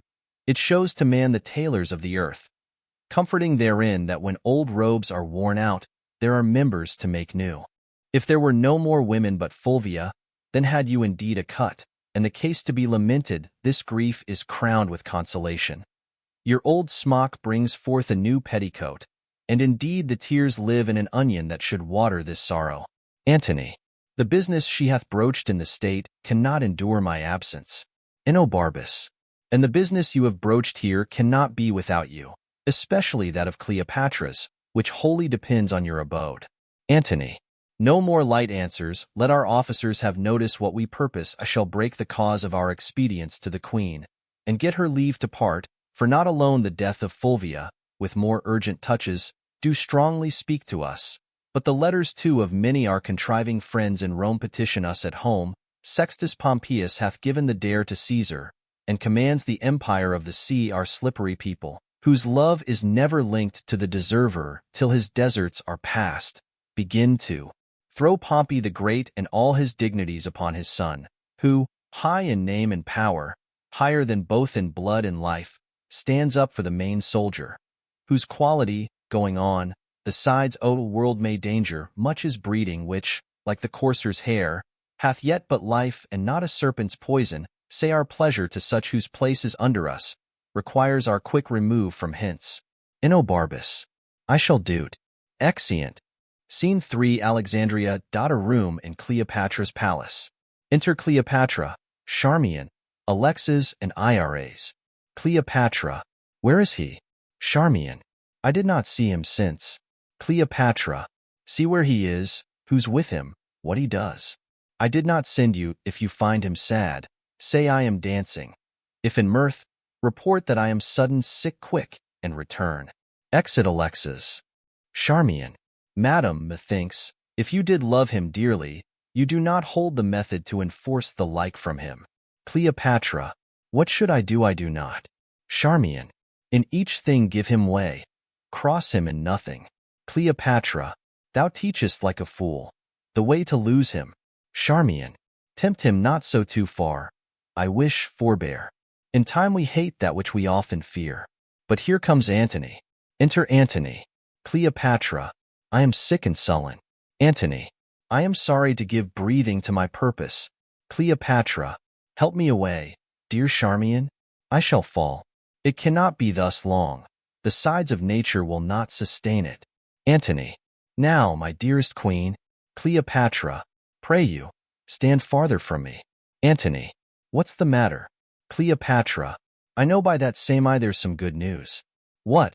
Says the married woman you may go. Would she had never given you leave to come. Let her not say, 'tis I that keep you here. I have no power upon you. Hers you are. Antony. The gods best know. Cleopatra. Oh, never was there queen so mightily betrayed. Yet at the first I saw the treasons planted. Antony. Cleopatra. Cleopatra. Why should I think you can be mine and true, though you in swearing shake the throned gods, who have been false to Fulvia? Riotous madness, to be entangled with those mouth-made vows which break themselves in swearing. Antony. Most sweet queen. Cleopatra. Nay, pray you seek no color for your going, but bid farewell and go when you sued staying. Then was the time for words, and oh going then, eternity was in our lips and eyes, bliss in our brows bent. None our parts so poor but was a race of heaven, they are so still, or thou, the greatest soldier of the world, art turned the greatest liar. Antony. How now, lady? Cleopatra. I would I had thy inches, thou shouldst know there were a heart in Egypt. Antony. Hear me, queen. The strong necessity of time commands our services a while, but my full heart remains in use with you. Our Italy shines o'er with civil swords. Sextus Pompeius makes his approaches to the port of Rome. Equality of two domestic powers breeds scrupulous faction. The hated, grown to strength, are newly grown to love. The condemned Pompey, rich in his father's honor, creeps apace into the hearts of such as have not thrived upon the present state, whose numbers threaten, and quietness, grown sick of rest, would purge by any desperate change. Why more particular? And that which most with you should safe my going, is Fulvia's death. Cleopatra. Though age from folly could not give me freedom, it does from childishness. Can Fulvia die? Antony. She's dead, my queen. Look here, and at thy sovereign leisure read the garboils she awaked. At the last, best, see when and where she died. Cleopatra. O most false love, where be the sacred vials thou shouldst fill with sorrowful water? Now I see, in Fulvia's death how mine received shall be. Antony. Quarrel no more, but be prepared to know the purposes I bear, which are or cease, as you shall give the advice. Be why the fire that quickens Nilu's slime. I go from hence thy soldier, servant, making peace or war as thou affects. Cleopatra. Cut my lace, Charmian, come. But let it be. I am quickly ill and well, so Antony loves. Antony. My precious queen, forbear, and give true evidence to his love, which stands an honorable trial. Cleopatra. So Fulvia told me. I prithee, turn aside and weep for her, then bid adieu to me, and say the tears belong to Egypt. Good now. Play one scene of excellent dissembling, and let it look like perfect honor. Antony. You'll heat my blood, and no more. Cleopatra. You can do better yet, but this is meetly. Antony. Now, by my sword. Cleopatra. And target, still he mends. But this is not the best. Look, prithee, Charmian, how this Herculean Roman does become the carriage of his chafe. Antony. I'll leave you, lady. Cleopatra. Courteous lord, one word. Sir, you and I must part, but that's not it. Sir, you and I have loved, but there's not it. That you know well, something it is I would, oh, my oblivion is a very Antony, and I am all forgotten. Antony. But that your royalty holds idleness your subject, I should take you for idleness itself. Cleopatra. 'Tis sweating labor, to bear such idleness so near the heart as Cleopatra this, but, sir, forgive me, since my becomings kill me when they do not I well to you, your honor calls you hence. Therefore be deaf to my unpitied folly, and all the gods go with you. Upon your swords sit laurel victory, and smooth success be strewed before your feet. Antony. Let us go come.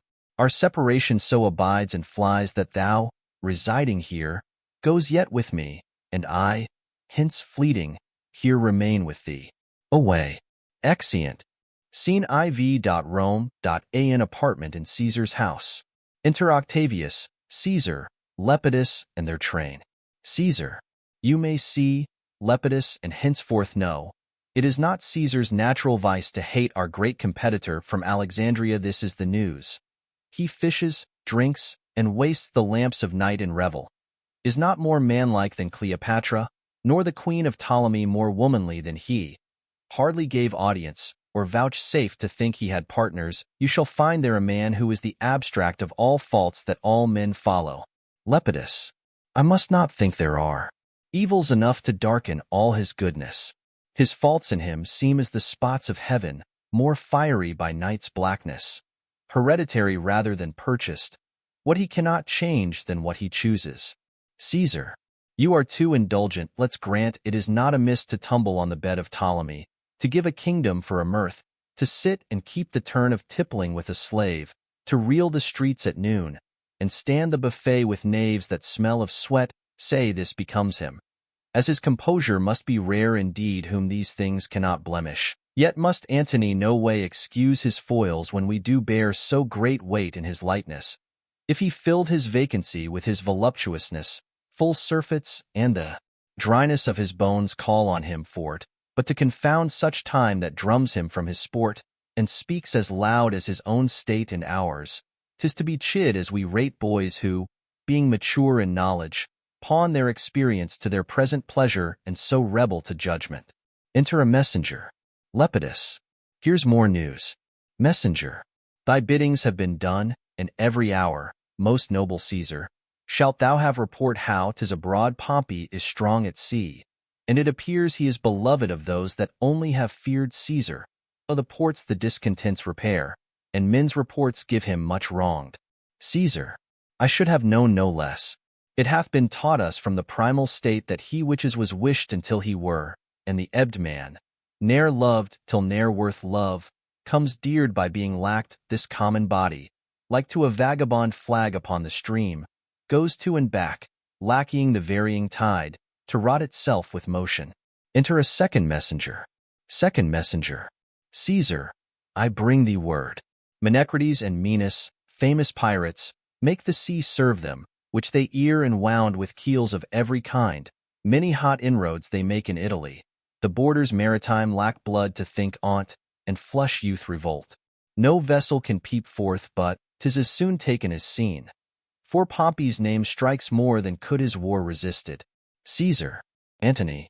Leave thy lascivious wassels, when thou once was beaten from Medina, where thou slewest Hirtius and Pansa, consuls. At thy heel did famine follow, whom thou fought'st against, though daintily brought up, with patience more than savages could suffer. Thou didst drink the stale of horses and the gilded puddle which beasts would cough at.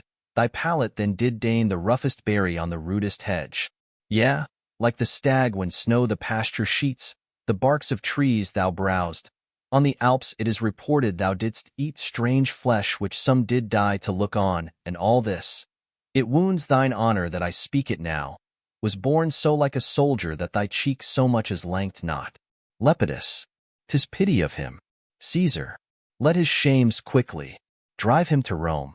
'Tis time we twain did show ourselves field, and to that end assemble we immediate counsel. Pompey thrives in our idleness. Lepidus. Tomorrow, Caesar, I shall be furnished to inform you rightly both what by sea and land I can be able to front this present time. Caesar. Till which encounter, it is my business to farewell. Lepidus. Farewell, my lord. What you shall know meantime of stirs abroad, I shall beseech you, sir, to let me be partaker. Caesar. Doubt not, sir. I knew it for my bond. Exeunt. Scene v. Alexandria. A room in the palace.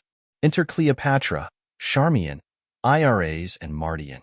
Cleopatra. Charmian. Charmian. Madam? Cleopatra. Ha ha. Give me to drink mandragora. Charmian. Why, madam? Cleopatra. That I might sleep out this great gap of time my Antony is away. Charmian. You think of him too much. Cleopatra. Oh, 'tis treason. Charmian. Madam, I trust not so. Cleopatra. Thou, eunuch Mardian. Mardian. What's your highness' pleasure? Cleopatra. Not now to hear thee sing. I take no pleasure in aught an eunuch has. 'Tis well for thee that, being unseminared, thy freer thoughts may not fly forth of Egypt. Hast thou affections? Mardian. Yes, gracious madam. Cleopatra. Indeed? Mardian. Not indeed, madam, for I can do nothing but what indeed is honest to be done. Yet have I fierce affections, and think what Venus did with Mars. Cleopatra. Oh, Charmian, where thinkst thou he is now? Stands he, or sits he, or does he walk, or is he on his horse? O happy horse, to bear the weight of Antony! Do bravely, horse, for what's thou whom thou movest? The demi-atlas of this earth, the arm and burgonet of men. He's speaking now, or murmuring, where's my serpent of old Nile? For so he calls me, now I feed myself with most delicious poison. Think on me that am with Phoebus' amorous pinches black, and wrinkled deep in time? Broad-fronted Caesar, when thou wast here above the ground, I was a morsel for a monarch, and great Pompey would stand and make his eyes grow in my brow. There would he anchor his aspect, and die with looking on his life. Enter Alexis. Alexis, sovereign of Egypt, hail. Cleopatra, how much unlike art thou Mark Antony? Yet, coming from him, that great medicine hath with his tinct gilded thee. How goes it with my brave Mark Antony? Alexis, last thing he did, dear queen, he kissed, the last of many doubled kisses. This orient pearl his speech sticks in my heart. Cleopatra, mine ear must pluck it thence. Alexis, good friend, quoth he, say, the firm Roman to great Egypt sends this treasure of an oyster, at whose foot, to mend the petty present, I will piece her opulent throne with kingdoms, all the East, say thou, shall call her mistress. So he nodded and soberly did mount an arm-gaunt steed, who neighed so high that what I would have spoke was beastly dumbed by him. Cleopatra, what, was he sad or merry? Alexis, like to the time o' to year between the extremes of hot and cold, he was nor sad nor merry. Cleopatra, O well-divided disposition! Note him, good Charmian, 'tis the man, but note him. He was not sad, for he would shine on those that make their looks by his. He was not merry, which seemed to tell them his remembrance lay in Egypt with his joy, but between both. O heavenly mingle! Be'st thou sad or merry, the violence of either thee becomes, so does it no man else. Met'st thou my posts? Alexis, I, madam, 20 several messengers. Why do you send so thick? Cleopatra, who's born that day? When I forget to send to Antony shall die a beggared. Ink and paper, Charmian. Welcome, my good Alexis. Did I, Charmian, ever love Caesar so? Charmian, oh that brave Caesar. Cleopatra, be choked with such another emphasis. Say the brave Antony. Charmian, the valiant Caesar. Cleopatra, by Isis, I will give thee bloody teeth if thou with Caesar paragon again my man of men. Charmian, by your most gracious pardon, I sing but after you. Cleopatra, my salad days, when I was green in judgment, cold in blood, to say as I said then, but come, away, get me ink and paper. He shall have every day a several greeting, or I'll unpeople Egypt. Exeunt. Act 2. Scene I. Messina. A room in Pompey's house. Enter Pompey, Menecrates, and Minos in warlike manner. Pompey, if the great gods be just, they shall assist the deeds of justest men. Menecrates, no, worthy Pompey, that what they do delay they not deny. Pompey, whiles we are suitors to their throne, decays the thing we sue for. Menecrates, we, ignorant of ourselves, beg often our own harms, which the wise powers deny us for our good. So find we profit by losing of our prayers. Pompey, I shall do well. The people love me, and the sea is mine. My powers are crescent, and my auguring hope says it will come to full. Mark Antony in Egypt sits at dinner, and will make no wars without doors. Caesar gets money where he loses hearts. Lepidus flatters both. Of both is flattered, but he neither loves nor either cares for him. Minos, Caesar, and Lepidus are in the field. A mighty strength they carry. Pompey, where have you this? 'Tis false. Minos, from Silvius, sir. Pompey, he dreams that I know they are in Rome together, looking for Antony, but all the charms of love, salt Cleopatra, soften thy waned lip. Let witchcraft join with beauty, lust with both. Tie up the libertine in a field of feasts. Keep his brain fuming. Epicurean cooks sharpen with cloyless sauce his appetite, that sleep and feeding may prorogue his honor even till a lethe dullness. Enter Various. How now, Various? Various. This is most certain that I shall deliver. Mark Antony is every hour in Rome expected, since he went from Egypt, 'tis a space for farther travel. Pompey. I could have given less matter a better ear. Menas. I did not think this amorous surfeiter would have donned his helm for such a petty war. His soldiership is twice the other twain, but let us rear the higher our opinion, that our stirring can from the lap of Egypt's widow pluck the ne'er lust-wearied Antony. Menas. I cannot hope. Caesar and Antony shall well greet together. His wife that's dead did trespasses to Caesar. His brother warred upon him, although I think, not moved by Antony. Pompey. I know not. Menas. How lesser enmities may give way to greater.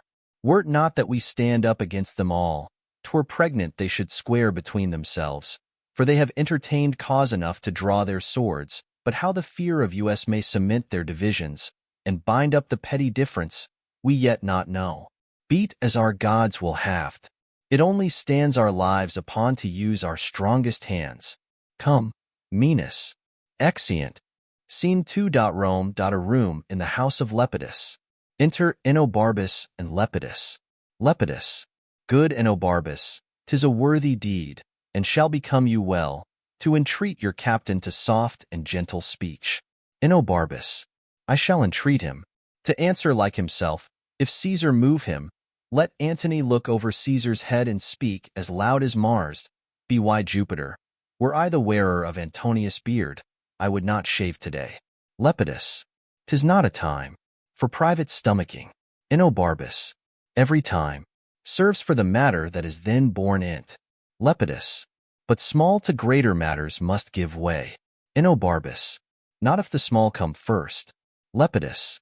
Your speech is passion, but pray you stir no embers up. Here comes the noble Antony. Enter Antony and Ventidius. Enobarbus. And yonder Caesar. Enter Caesar, Maecenas, and Agrippa. Antony. If we compose well here, to Parthia. Hark, Ventidius. Caesar. I do not know. Maecenas. Ask Agrippa. Lepidus. Noble friends, that which combined us was most great, and let not a leaner action rend us what's amiss. May it be gently heard when we debate our trivial difference loud. We do commit murder in healing wounds, then, noble partners, the rather for I earnestly beseech, touch you the sourest points with sweetest terms, nor curseness grow to the matter. Antony. 'Tis spoken well. Were we before our armies, and to fight, I should do thus. Caesar. Welcome to Rome. Antony. Thank you. Caesar. Sit. Antony. Sit, sir. Caesar. Nay, then. Antony. I learn you take things ill which are not so, or being concern you not. Caesar. I must be laughed at. If, or for nothing or a little, I should say myself offended, and with you chiefly I to world. More laughed at that I should once name you derogately when to sound your name it not concerned me. Antony. My being in Egypt, Caesar, what was to you? Caesar. No more than my residing here at Rome might be to you in Egypt, yet if you there did practice on my state, your being in Egypt might be my question. Antony. How intend you? Practiced? Caesar.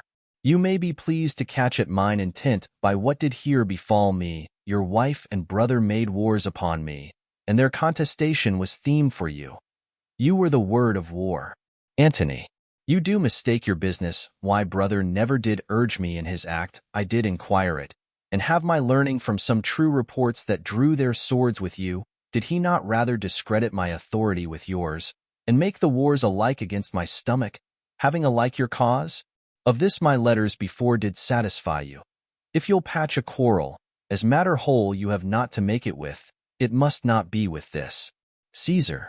You praise yourself by laying defects of judgment to me, but you patched up your excuses. Antony. Not so, not so. I know you could not lack. I am certain on't, very necessity of this thought, that I, your partner in the cause gainst which he fought, could not with graceful eyes attend those wars which fronted mine own peace. As for my wife, I would you had her spirit in such another. The third ode world is yours, which with a snaffle you may pace easy, but not such a wife. Enobarbus. Would we had all such wives, that the men might go to wars with the women. Antony, so much uncurbable, her garboils, Caesar, made out of her impatience, which not wanted shrewdness of policy too. I grieving grant did you too much disquiet, for that you must but say I could not help it. Caesar, I wrote to you. When rioting in Alexandria, you did pocket up my letters, and with taunts did jibe my missive out of audience. Antony, sir, he fell upon me ere admitted, then.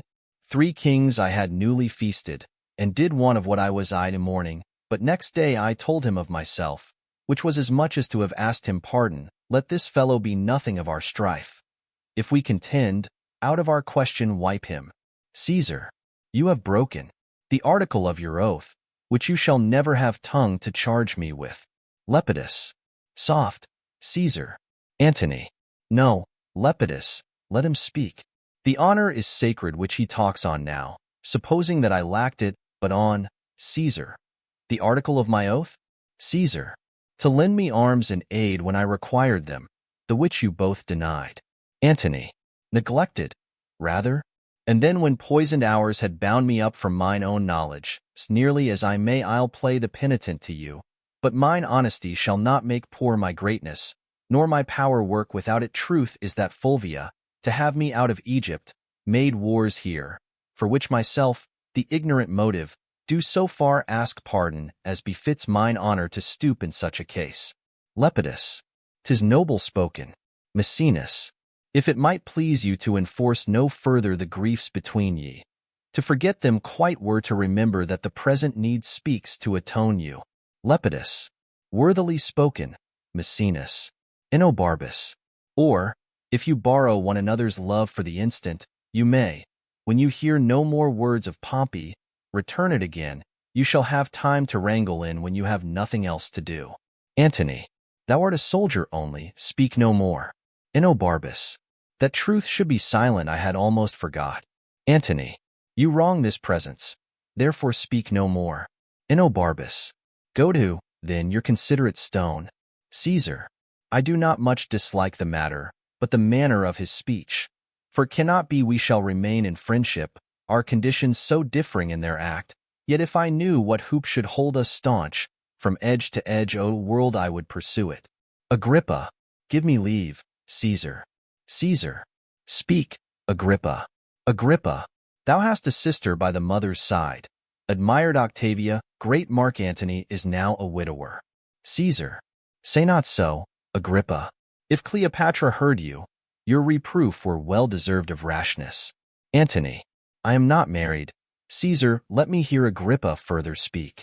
Agrippa, to hold you in perpetual amity, to make you brothers, and to knit your hearts with an unslipping knot, take Antony Octavia to his wife, whose beauty claims no worse a husband than the best of men, whose virtue and whose general graces speak that which none else can utter. Be why this marriage all little jealousies, which now seem great, and all great fears, which now import their dangers, would then be nothing. Truths would be tales, where now half tales be truths. Her love to both would each to other, and all loves to both, draw after her. Pardon what I have spoke, for 'tis a studied, not a present thought, by duty ruminated. Antony, will Caesar speak? Caesar, not till he hears how. Antony is touched with what is spoke already. Antony, what power is in Agrippa? If I would say Agrippa, be it so. To make this good, Caesar, the power of Caesar, and his power unto Octavia. Antony, may I never, to this good purpose, that so fairly shows, dream of impediment. Let me have thy hand. Further this act of grace, and from this hour the heart of brothers govern in our loves and sway our great designs. Caesar, there's my hand. A sister I bequeath you, whom no brother did ever love so dearly. Let her live to join our kingdoms and our hearts, and never fly off our loves again. Lepidus, happily, amen.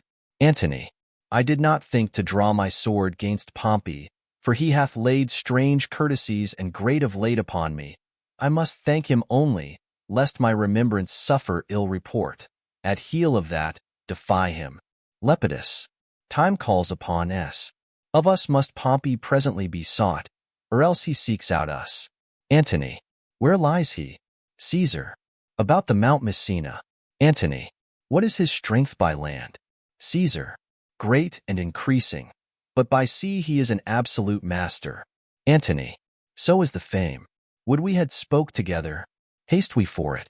Yet, ere we put ourselves in arms, dispatch we the business we have talked of. Caesar. With most gladness. And do invite you to my sister's view, whither straight I'll lead you. Antony. Let us, Lepidus, not lack your company. Lepidus. Noble Antony, not sickness should detain me. Flourish exeunt all except Enobarbus, Agrippa, and Maecenas. Maecenas. Welcome from Egypt, sir. Enobarbus. Half the heart of Caesar, worthy Maecenas. My honorable friend, Agrippa. Agrippa. Good Enobarbus. Maecenas. We have cause to be glad that matters are so well digested. You stayed well by tea in Egypt. Enobarbus. Aye, sir.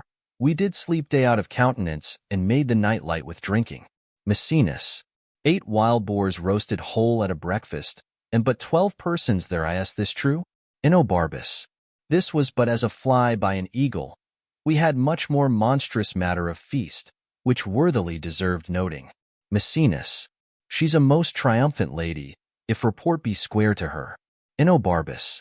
When she first met Mark Antony, she pursed up his heart upon the river of Cydnus. Agrippa. There she appeared indeed, or my reporter devised well for her. Enobarbus. I will tell you. The barge she sat in, like a burnished throne, burned on the water, the poop was beaten gold, purple the sails, and so perfumed that the winds were lovesick with them. The oars were silver, which to the tune of flutes kept stroke, and made the water which they beat to follow faster. As amorous of their strokes for her own person, it beggared all description. She did lie in her pavilion, cloth of gold of tissue, or picturing that Venus where we see the fancy outwork nature, on each side her, stood pretty dimpled boys, like smiling cupids, with divers colored fans, whose wind did seem to glow the delicate cheeks which they did cool, and what they undid did. Agrippa. Oh, rare for Antony. Enobarbus. Her gentlewomen, like the Nereides, so many mermaids, tended her eye to eyes, and made their bins adornings. Ity the helm a seeming mermaid steers, the silken tackle swell with the touches of those flower-soft hands that yarly frame the office. From the barge a strange invisible perfume hits the scents of the adjacent wharfs. The city cast her people out upon her, and Antony, enthroned-eyed in marketplace, did sit alone, whistling to air, which, but for vacancy, had gone to gaze on Cleopatra, too, and made a gap in nature. Agrippa. Rare Egyptian. Enobarbus. Upon her landing, Antony sent to her, invited her to supper. She replied it should be better he became her guest, which she entreated our courteous Antony, whom ne'er the word of no woman heard speak, being barbered 10 times o'er, goes to the feast, and, for his ordinary, pays his heart for what his eyes eat only. Agrippa. Royal wench. She made great Caesar lay his sword to bed. He plowed her, and she cropped. Enobarbus. I saw her once. Hop 40 paces through the public street, and, having lost her breath, she spoke and panted, that she did make defect perfection, and breathless, pour breath forth. Maecenas.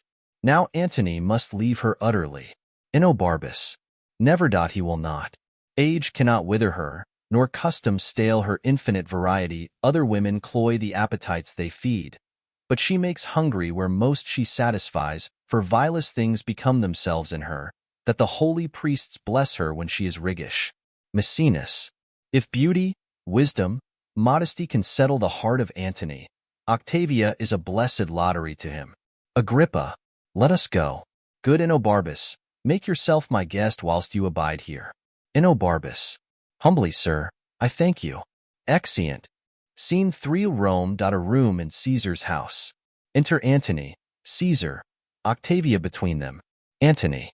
The world and my great office will sometimes divide me from your bosom. Octavia. All which time, before the gods my knee shall bow my prayers to them for you. Antony. Good night, Sir. My Octavia, read not my blemishes in the world's report. I have not kept my square, but that to come shall all be done by the rule. Good night, dear lady. Octavia. Good Good night, sir. Caesar. Good night. Exeunt Caesar and Octavia. Enter Soothsayer. Antony.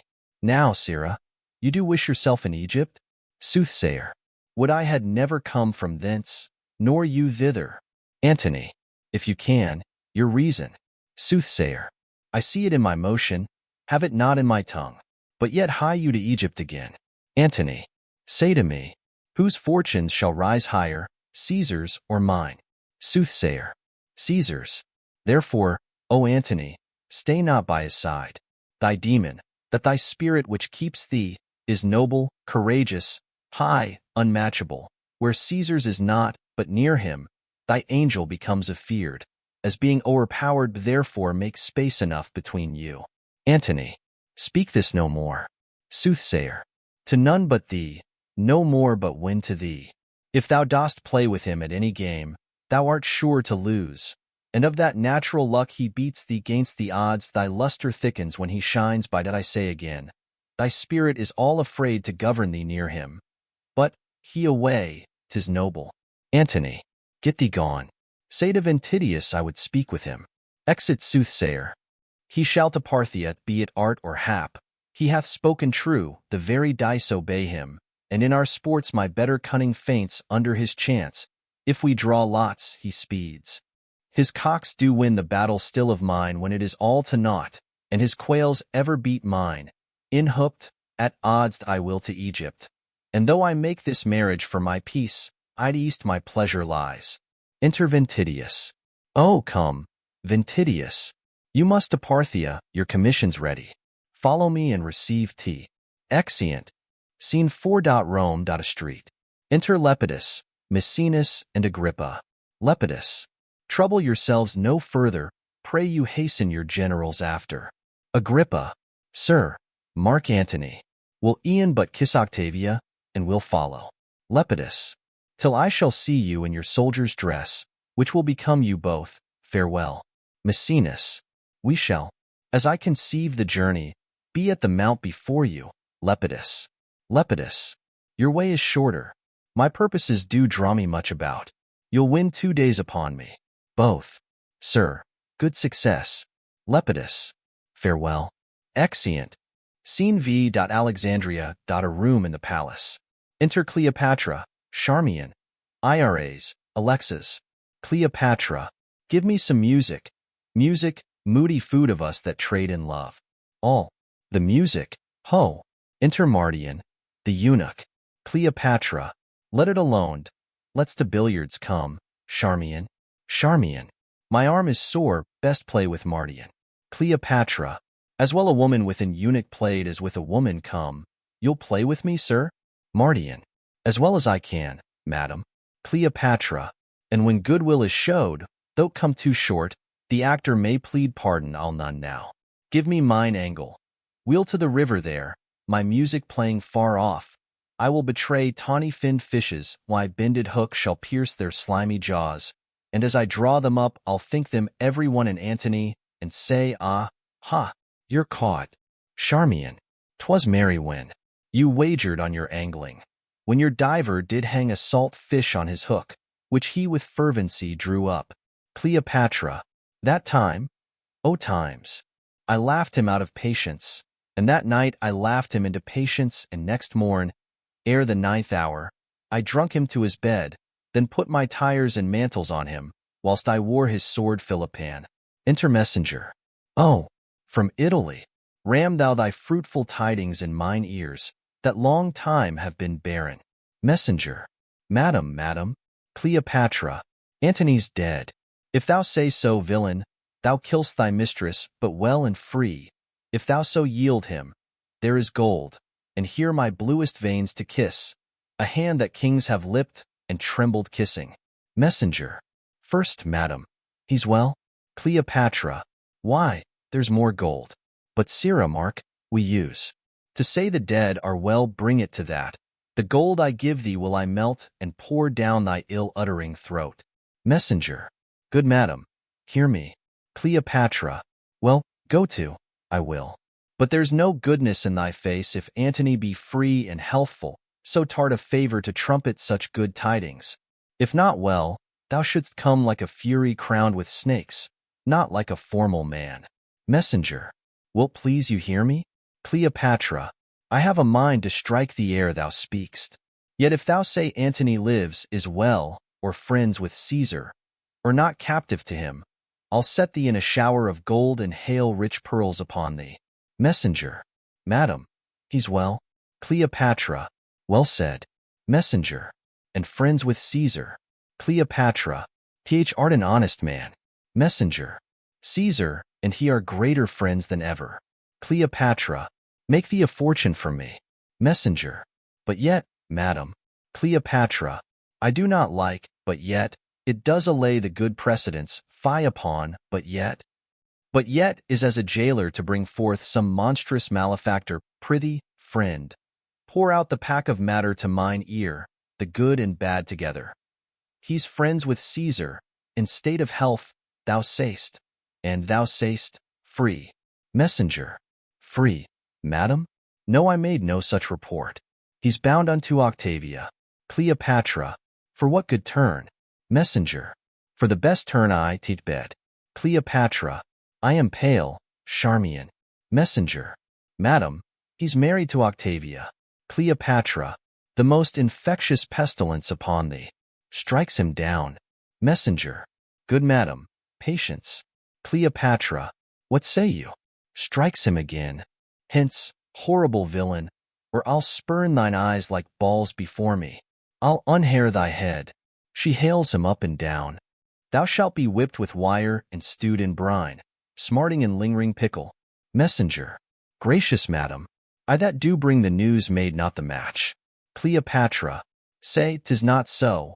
A province I will give thee, and make thy fortunes proud. The blow thou hadst shall make thy peace for moving me to rage, and I will boot thee with what gift beside thy modesty can beg.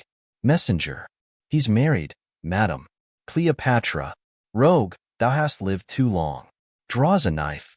Messenger, nay then I'll run. What mean you, madam? I have made no fault. Exit. Charmian, good madam, keep yourself within yourself. The man is innocent.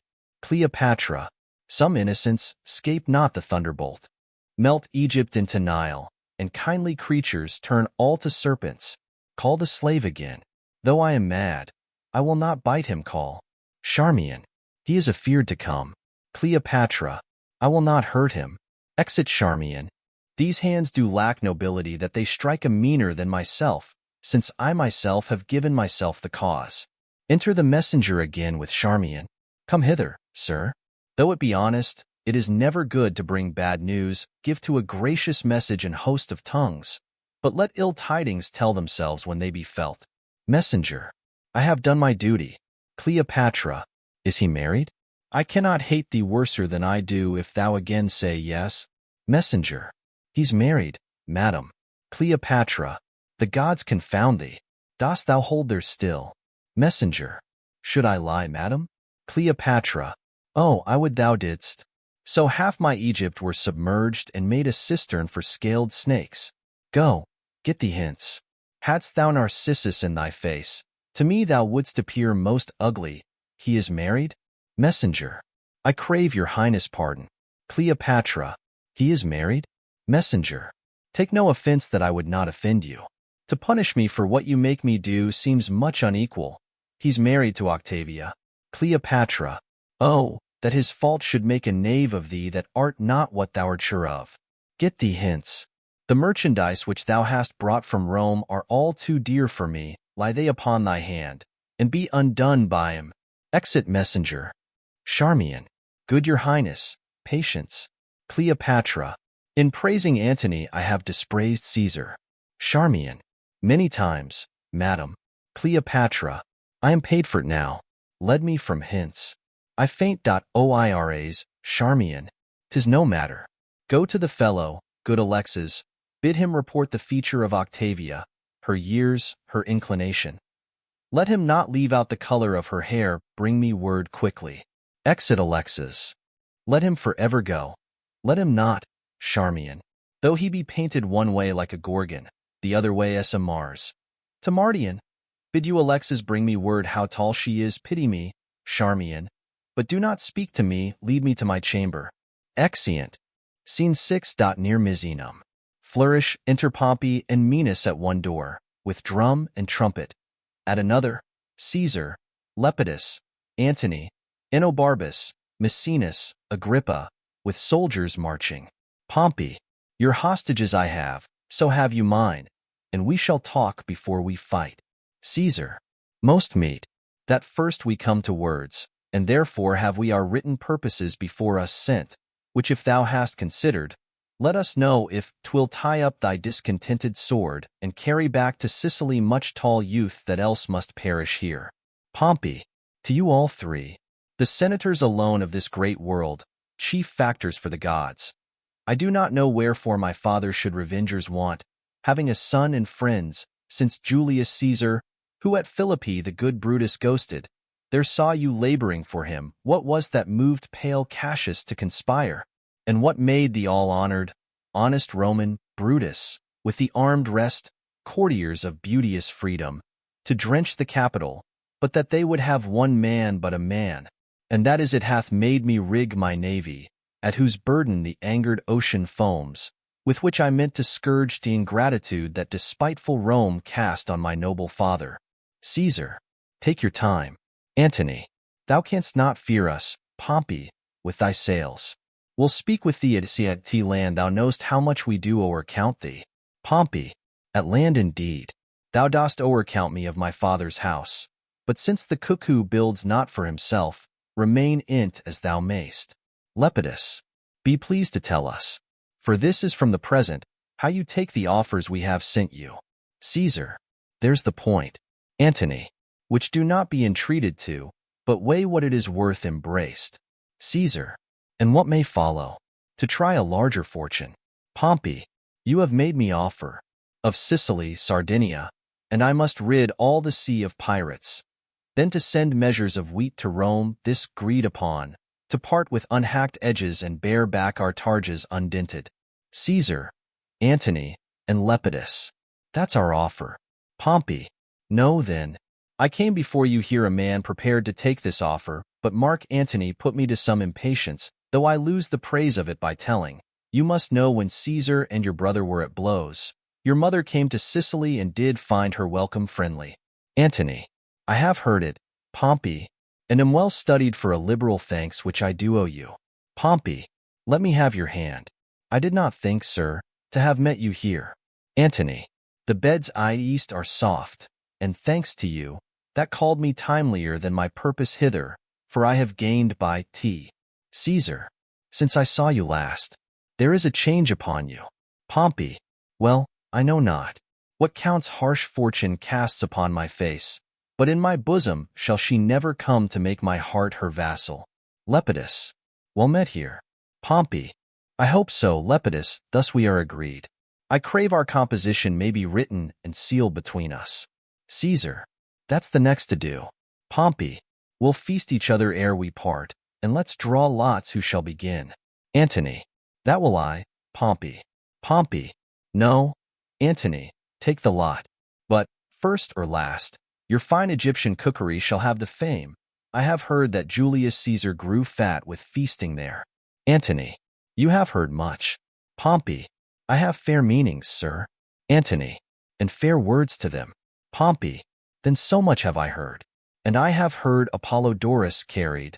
Enobarbus, no more of that, he did so. Pompey, what, I pray you? Enobarbus, a certain queen to Caesar in a mattress. Pompey, I know thee now, how far'st thou, soldier?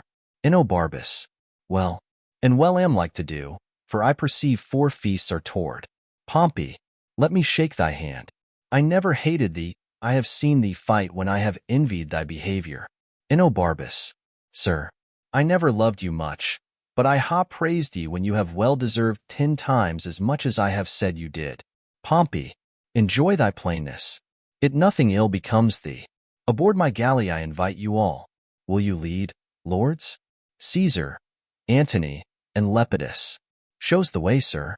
Pompey, come. Exeunt all but Enobarbus and Menas. Menas, aside. Thy father, Pompey, would ne'er have made this treaty. you and I have known, sir. Enobarbus. At sea, I think. Minos. We have, sir. Enobarbus. You have done well by water. Minos. And you by land. Enobarbus. I will praise any man that will praise me, though it cannot be denied what I have done by land. Minos. Nor what I have done by water. Enobarbus. Yes, something you can deny for your own safety. You have been a great thief by sea. Minos. And you by land. Enobarbus. There I deny my land service, but give me your hand. Minos. If our eyes had authority, here they might take two thieves kissing. Minos. All men's faces are true, whatsoever their hands are. Enobarbus. But there is never a fair woman has a true face. Minos. No slander, they steal hearts. Enobarbus. We came hither to fight with you. Minos. For my part, I am sorry it is turned to a drinking. Pompey doth this day laugh away his fortune. Enobarbus. If he do, sure he cannot weep tea back again. Minos. You have said, sir, we look not for Mark Antony here, pray you. Is he married to Cleopatra? Enobarbus. Caesar's sister is called Octavia. Minos. True, sir, she was the wife of Caius Marcellus. Enobarbus. But she is now the wife of Marcus Antonius. Minos. Pray you, sir. Enobarbus. 'Tis true. Minos. Then is Caesar and he for ever knit together. Enobarbus. If I were bound to divine of this unity, I would not prophesy so. Minos. I think the policy of that purpose made more in the marriage than the love of the parties. Enobarbus. I think so too, but you shall find the band that seems to tie their friendship together will be the very strangler of their amity. Octavia is of a holy, cold, and still conversation. Minos. Who would not have his wife so? Enobarbus. Not he that himself is not so, which is Mark Antony. He will to his Egyptian Dishagah, then shall the sighs of Octavia blow the fire up in Caesar, and, as I said before, that which is the strength of their amity shall prove the immediate author of their variance. Antony will use his affection where it is. He married but his occasion here. Minos. And thus it may be come, sir. Will you aboard? I have a health for you. Enobarbus. I shall take it, sir, that we have used our throats in Egypt. Minos. Come, let's away. Exeunt. Scene 7. On board Pompey's galley, lying near Misenum. Music, enter 2 or 3 servants with a banquet. First servant. Here they'll be, man, some their plants are ill-rooted already. The least wind I world will blow them down. Second servant. Lepidus is high-colored. First servant. They have made him drink alms drink. Second servant. As they pinch one another by the disposition, he cries out, no more, reconciles them to his entreaty and himself to drink. First servant. But it raises the greater war between him and his discretion. Second servant. Why, this it is to have a name in great men's fellowship. I had as lief have a reed that will do me no service as a partisan I could not heave. First servant. To be called into a huge sphere, and not to be seen to move in tea, are the holes where eyes should be, which pitifully disaster the cheeks. A senate sounded, enter Caesar, Antony, Pompey, Lepidus, Agrippa, Maecenas, Enobarbus, Minos with other captains. Antony. To Caesar. Thus do they, sir. They take the flow to Nile by certain scales to pyramid. They know by height, the lowness or the mean. If dearth or foison follow, the higher Nilus swells, the more it promises. As it ebbs, the seedsman upon the slime and ooze scatters his grain, and shortly comes to harvest. Lepidus. You've strange serpents there? Antony. I, Lepidus. Lepidus. Your serpent of Egypt is bred now of your mud by the operation of your son. So is your crocodile. Antony. They are so. Pompey. Sit, and some wine. A health to Lepidus. Lepidus. I am not so well as I should be, but I'll ne'er out. Enobarbus. Not till you have slept I fear me you'll be in till then. Lepidus. Nay, certainly, I have heard the Ptolemy's pyramises are very goodly things. Without contradiction I have heard that. Minos. Aside to Pompey. Pompey. A word. Pompey. Aside to Minos. Say in mine ear what is tea? Minos. whispers in s ear. Forsake thy seat, I do beseech thee, captain, and hear me speak a word. Pompey, aside to Minos. Forbear me till Ananda, this wine for Lepidus. Lepidus, what manner, O thing is your crocodile? Antony, it is shaped, sir, like itself, and it is as broad as it hath breadth. It is just so high as it is, and moves with its own organs. It lives by that which nourisheth it, and the elements once out of it, it transmigrates. Lepidus, what color is it of? Antony, of its own color too. Lepidus, 'tis a strange serpent. Antony, 'tis so, and the tears of it are wet. Caesar, will this description satisfy him? Antony, with the health that Pompey gives him, else he is a very epicure. Pompey, aside to Minos. Go hang, sir, hang. Tell me of that. Away. Do as I bid you, da. Where's this cup I called for? Minos, aside to Pompey. If for the sake of merit thou wilt hear me, rise from thy stool. Pompey, aside to Minos. I think thou art mad. Rises and walks aside. The matter? Minos, I have ever held my cap off to thy fortunes. Pompey, thou hast served me with much faith. What's else to say? Be jolly, lords. Antony, these quicksands, Lepidus, keep off them, for you sink. Minos, wilt thou be lord of all the world? Pompey, what sayst thou? Minos, wilt thou be lord of the whole world? That's twice. Pompey, how should that be? Minos, but entertain it, and though you think me poor, I am the man will give thee all the world. Pompey, hast thou drunk well? Minos, no, Pompey, I have kept me from the cup. Thou art, if thou darest be, the earthly Jove. Whatever the ocean pales or sky eclipses thine, if thou wilt haft. Pompey, show me which way. Minos, these three world-sharers, these competitors, are in thy vessel. Let me cut the cable, and when we are put off, fall to their throats. All then is thine. Pompey, ah, this thou shouldst have done, and not have spoke on t. In me 'tis villainy. In thee t had been good service. Thou must know 'tis not my profit that does lead mine honor.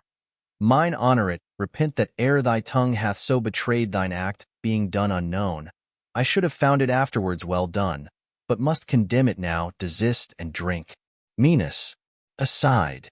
For this, I'll never follow thy palled fortunes more. Who seeks, and will not take when once 'tis offered, shall never find it more. Pompey, this health to Lepidus. Antony, bear him assured I'll pledge it for him. Pompey, Enobarbus, here's to thee. Minos, Minos, Enobarbus, welcome. Pompey, fill till the cup be hid. Enobarbus, there's a strong fellow. Minos, pointing to the servant who carries off Lepidus. Minos, why? Enobarbus, a bear's the third part of the world, man, sayest not? Minos, the third part, then, is drunk. Would it were all, that it might go on wheels. Enobarbus, drink thou, increase the reels. Minos, come. Pompey, this is not yet an Alexandrian feast. Antony, it ripens towards it. Strike the vessels. Ho! Here is to Caesar. Caesar, I could well forbear't. It's monstrous labor when I wash my brain, and it grows fouler. Antony, be a child o' the time. Caesar, possess it, I'll make answer. But I had rather fast from all, 4 days, than drink so much in one. Enobarbus, to Antony, ha, my brave emperor, shall we dance now the Egyptian bacchanals and celebrate our drink? Pompey, let's hot, good soldier. Antony, come, let's all take hands, till that the conquering wine hath steeped our sense in soft and delicate lethe. Enobarbus, all take hands, make battery to our ears with the loud music, the while I'll place you. Then the boy shall sing. The holding every man shall beat as loud as his strong sides can volley. Music plays, Enobarbus places them hand in hand. The song, come, thou monarch of the vine, plumpy Bacchus with pink eyne, in thy vats our cares be drowned, with thy grapes our hairs be crowned.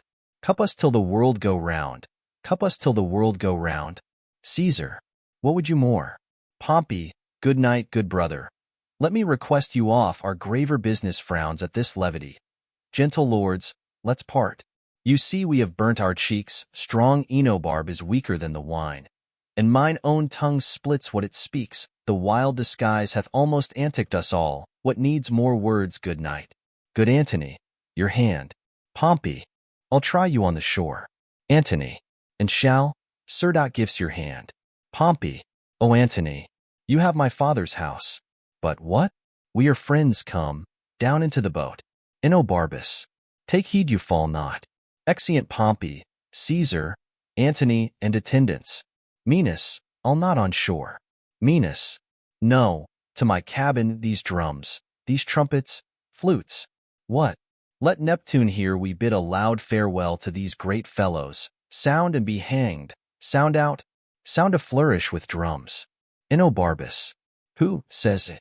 There's my cap. Minos, who? Noble captain, come. Exeunt.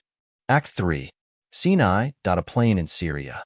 Enter Ventidius as it were in triumph, with Silius and other Romans, officers and soldiers, the dead body of Pacorus borne before him. Ventidius, now, darting Parthia, art thou struck, and now pleased fortune does of Marcus Crassus' death make me revenger, bear the king's son's body before our army, thy Pacorus, Oroda, pays this for Marcus Crassus. Silius, noble Ventidius, whilst yet with Parthian blood thy sword is warm, the fugitive Parthians follow, spur through Media, Mesopotamia, and the shelters whither the routed Phelus, O thy grand captain Antony, shall set thee on triumphant chariots, and put garlands on thy head. Ventidius, O Silius, Silius, I have done enough. A lower place, note well, may make too great an act, for learn this, Silius. Better to leave undone than by our deed acquire too high a fame when him we serves away. Caesar and Antony have ever one more in their officer than person Sacius, one of my place in Syria, his lieutenant, for quick accumulation of renown, which he achieved by minute, lost his favor. Who does wars more than his captain can becomes his captain's captain. And ambition, the soldier's virtue, rather makes choice of loss than gain which darkens him. I could do more to do Antonius good, but 'twould offend him, and in his offense should my performance perish. Silius, thou hast Ventidius that, without the which a soldier and his sword grants scarce distinction, thou wilt write to Antony? Ventidius, I'll humbly signify what in his name, that magical word of war, we have effected. How, with his banners and his well-paid ranks, the Ariot-beaten horse of Parthia we have jaded out to field. Silius, where is he now? Ventidius, he purposeth to Athens, whither, with what haste the weight we must convey with will permit, we shall appear before him, on there, pass along. Exeunt. Scene II. Rome. In antechamber in Caesar's house. Enter Agrippa at one door, Enobarbus at another. Agrippa, what, are the brothers parted? Enobarbus, they have dispatched with Pompey. He is gone. The other three are sealing. Octavia weeps to part from Rome. Caesar is sad, and Lepidus, since Pompey's feast, as Minos says, is troubled with the green sickness. Agrippa, 'tis a noble Lepidus. Enobarbus, a very fine one, Otto. How he loves Caesar. Agrippa, nay, but how dearly he adores Mark Antony. Enobarbus, Caesar? Why, he's the Jupiter of men. Agrippa, what's Antony? The god of Jupiter. Enobarbus, spake you of Caesar? How, the nonpareil. Agrippa, oh, Antony, O thou Arabian bird. Enobarbus, would you praise Caesar? Say Caesar. Go no further. Agrippa, indeed, he plied them both with excellent praises. Enobarbus, but he loves Caesar best, yet he loves Antony. Who? Hearts, tongues, figures, scribes, bards, poets, cannot think, speak, cast, write, sing, number. Who? His love to Antony, but as for Caesar, kneel down, and wonder. Agrippa, both he loves. Enobarbus, they are his shards, and he their beetle. Trumpets within. So, this is to horse adieu, noble Agrippa. Agrippa, good fortune, worthy soldier, and farewell. Enter Caesar, Antony, Lepidus, and Octavia. Antony. No further, sir. Caesar. You take from me a great part of myself. Use me well in't, sister. Prove such a wife as my thoughts make thee, and as my farthest bond shall pass on thy approof, most noble Antony. Let not the piece of virtue which is set betwixt us, as the cement of our love to keep it builded, be the ram to batter the fortress of it, for better might we have loved without this mean, if on both parts this be not cherished. Antony. Make me not offended. In your distrust. Caesar. I have said. Antony. You shall not find, though you be therein curious, the least cause for what you seem to fear, so the gods keep you, and make the hearts of Romans serve your ends. We will here part. Caesar.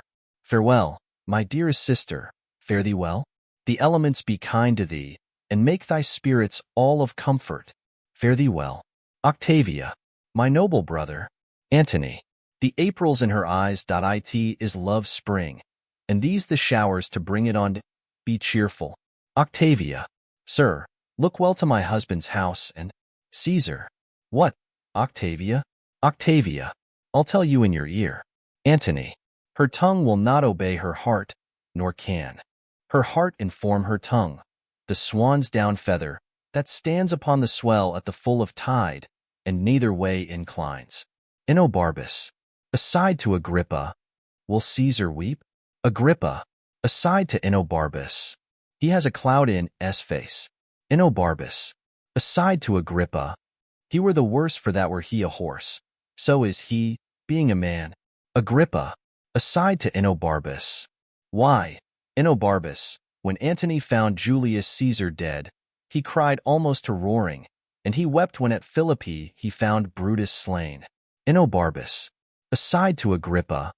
That year, indeed, he was troubled with a rheum. What willingly he did confound, he wailed, believe till I weep too. Caesar. No, sweet Octavia, you shall hear from me still, the time shall not outgo my thinking on you. Antony.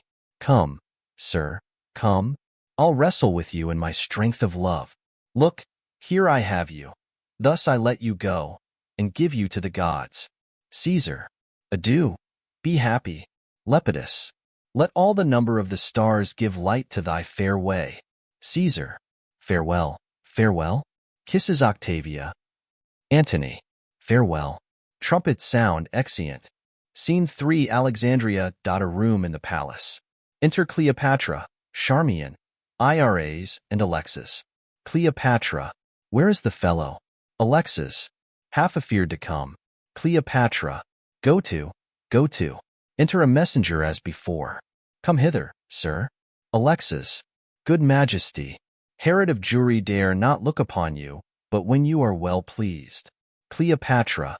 That Herod's head I'll have, but how, when Antony is gone, through whom I might command it? Come thou near. Messenger. Most gracious majesty. Cleopatra. Didst thou behold Octavia? Messenger. I, dread queen.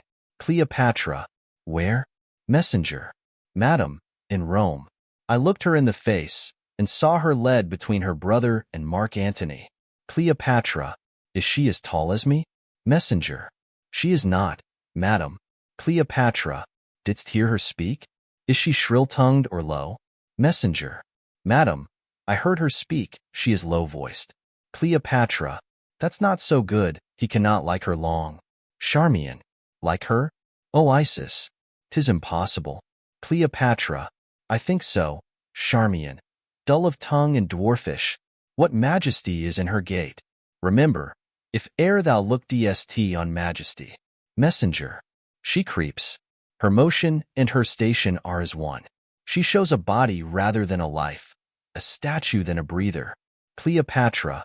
Is this certain? Messenger. Or I have no observance. Charmian. 3 in Egypt. Cannot make better note. Cleopatra. He's very knowing. I do perceive there's nothing in her yet. The fellow has good judgment. Charmian. Excellent. Cleopatra. Guess at her years, I prithee. Messenger. Madam. She was a widow. Cleopatra. Widow. Charmian. Hark. Messenger. and I do think she's 30. Cleopatra, bear'st thou her face in mind? Is long or round? Messenger, round even to faultiness. Cleopatra, for the most part too, they are foolish that are so. Her hair, what color? Messenger, brown, madam, and her forehead as low as she would wish it. Cleopatra, there's gold for thee. Thou must not take my former sharpness ill. I will employ thee back again. I find thee most fit for business. Go make thee ready. Our letters are prepared. Exit messenger. Charmian, a proper man. Cleopatra, indeed, he is so. I repent me much that so I harried him. Why, methinks, by him, this creature's no such thing. Charmian, nothing, madam. Cleopatra, the man hath seen some majesty, and should know. Charmian, hath he seen majesty? Isis else defend, in serving you so long. Cleopatra, I have one thing more to ask him yet, good Charmian. But 'tis no matter. Thou shalt bring him to me where I will write, all may be well enough. Charmian, I warrant you, madam. Exeunt. Scene 4. Athens. A room in Antony's house. Enter Antony and Octavia. Antony, nay, nay, Octavia, not only that were excusable, that and thousands more of semblable import, but he hath waged new wars gainst Pompey, made his will and read it to public ear, spoke scantly of me, when perforce he could not but pay me terms of honor, cold and sickly he vented them, most narrow measure lent me. When the best hint was given him, he not took tea, or did it from his teeth. Octavia, oh my good lord, believe not all, or if you must believe, stomach not all, a more unhappy lady. If this division chance, ne'er stood between, praying for both parts. The good gods will mock me presently when I shall pray, oh, bless my lord and husband. Undo that prayer by crying out as loud, oh, bless my brother. Husband win brother, praise and destroys the prayer. No midway twixt these extremes at all.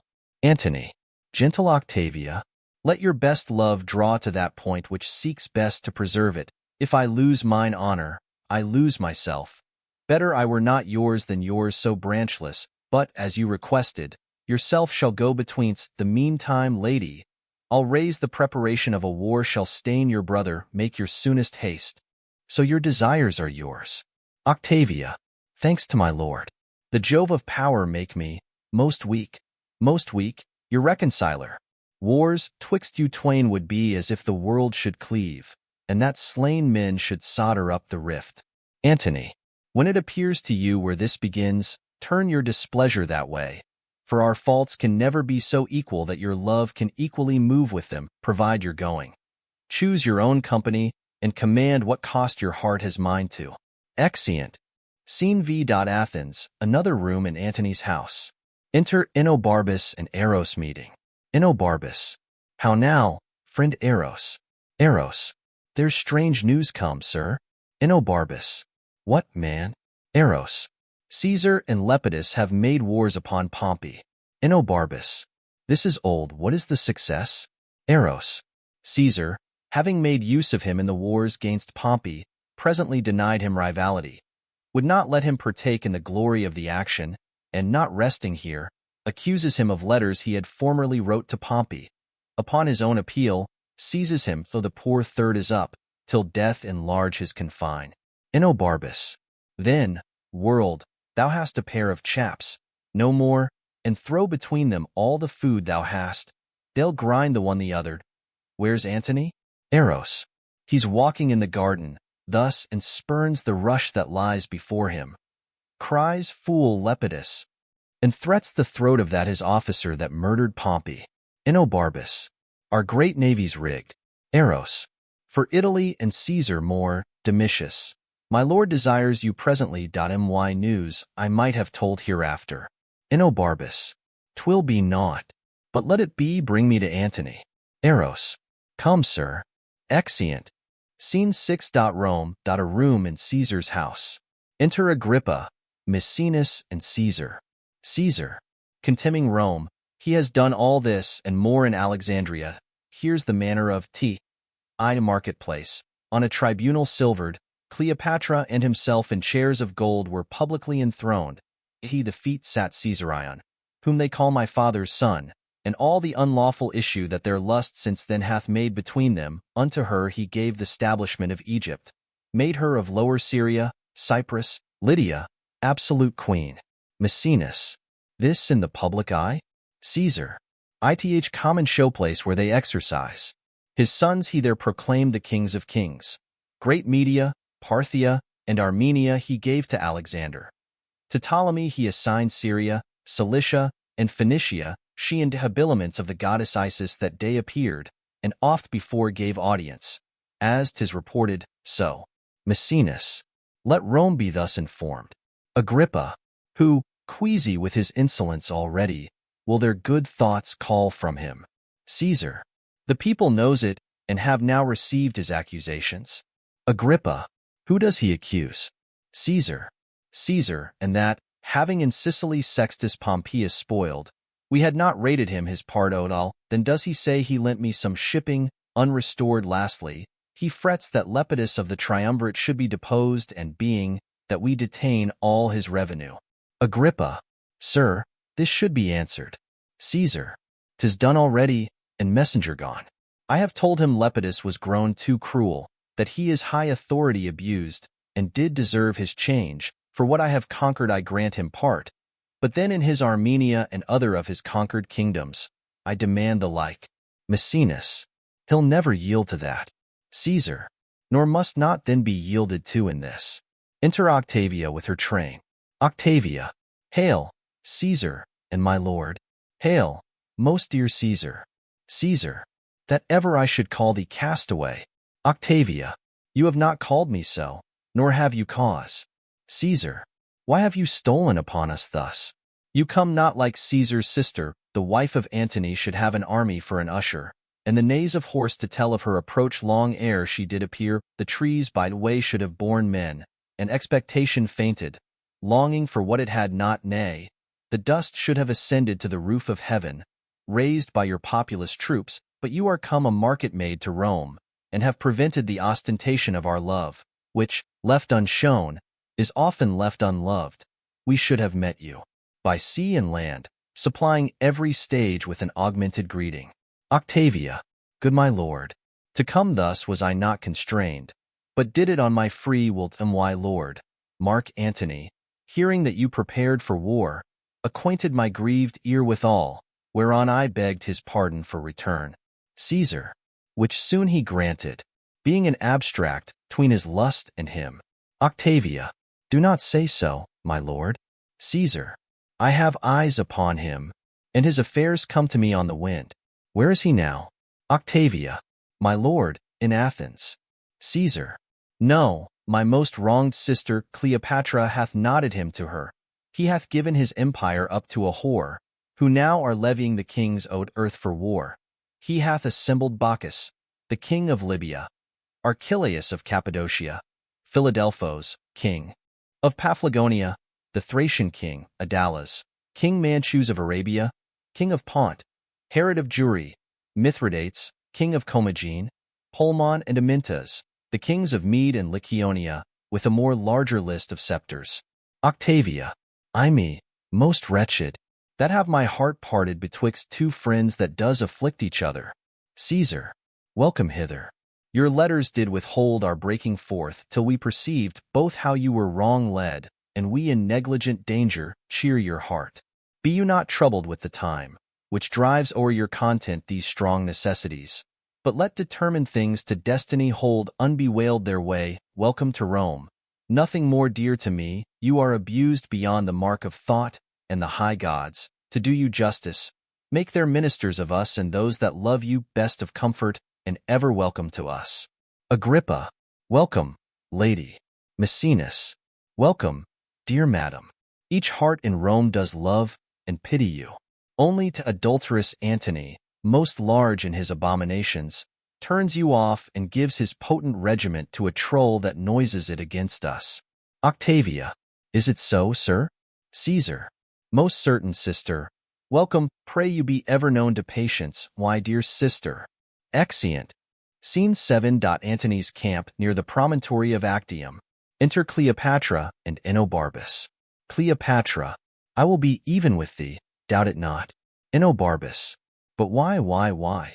Cleopatra, thou hast forspoke my being in these wars, and say'st it is not fit.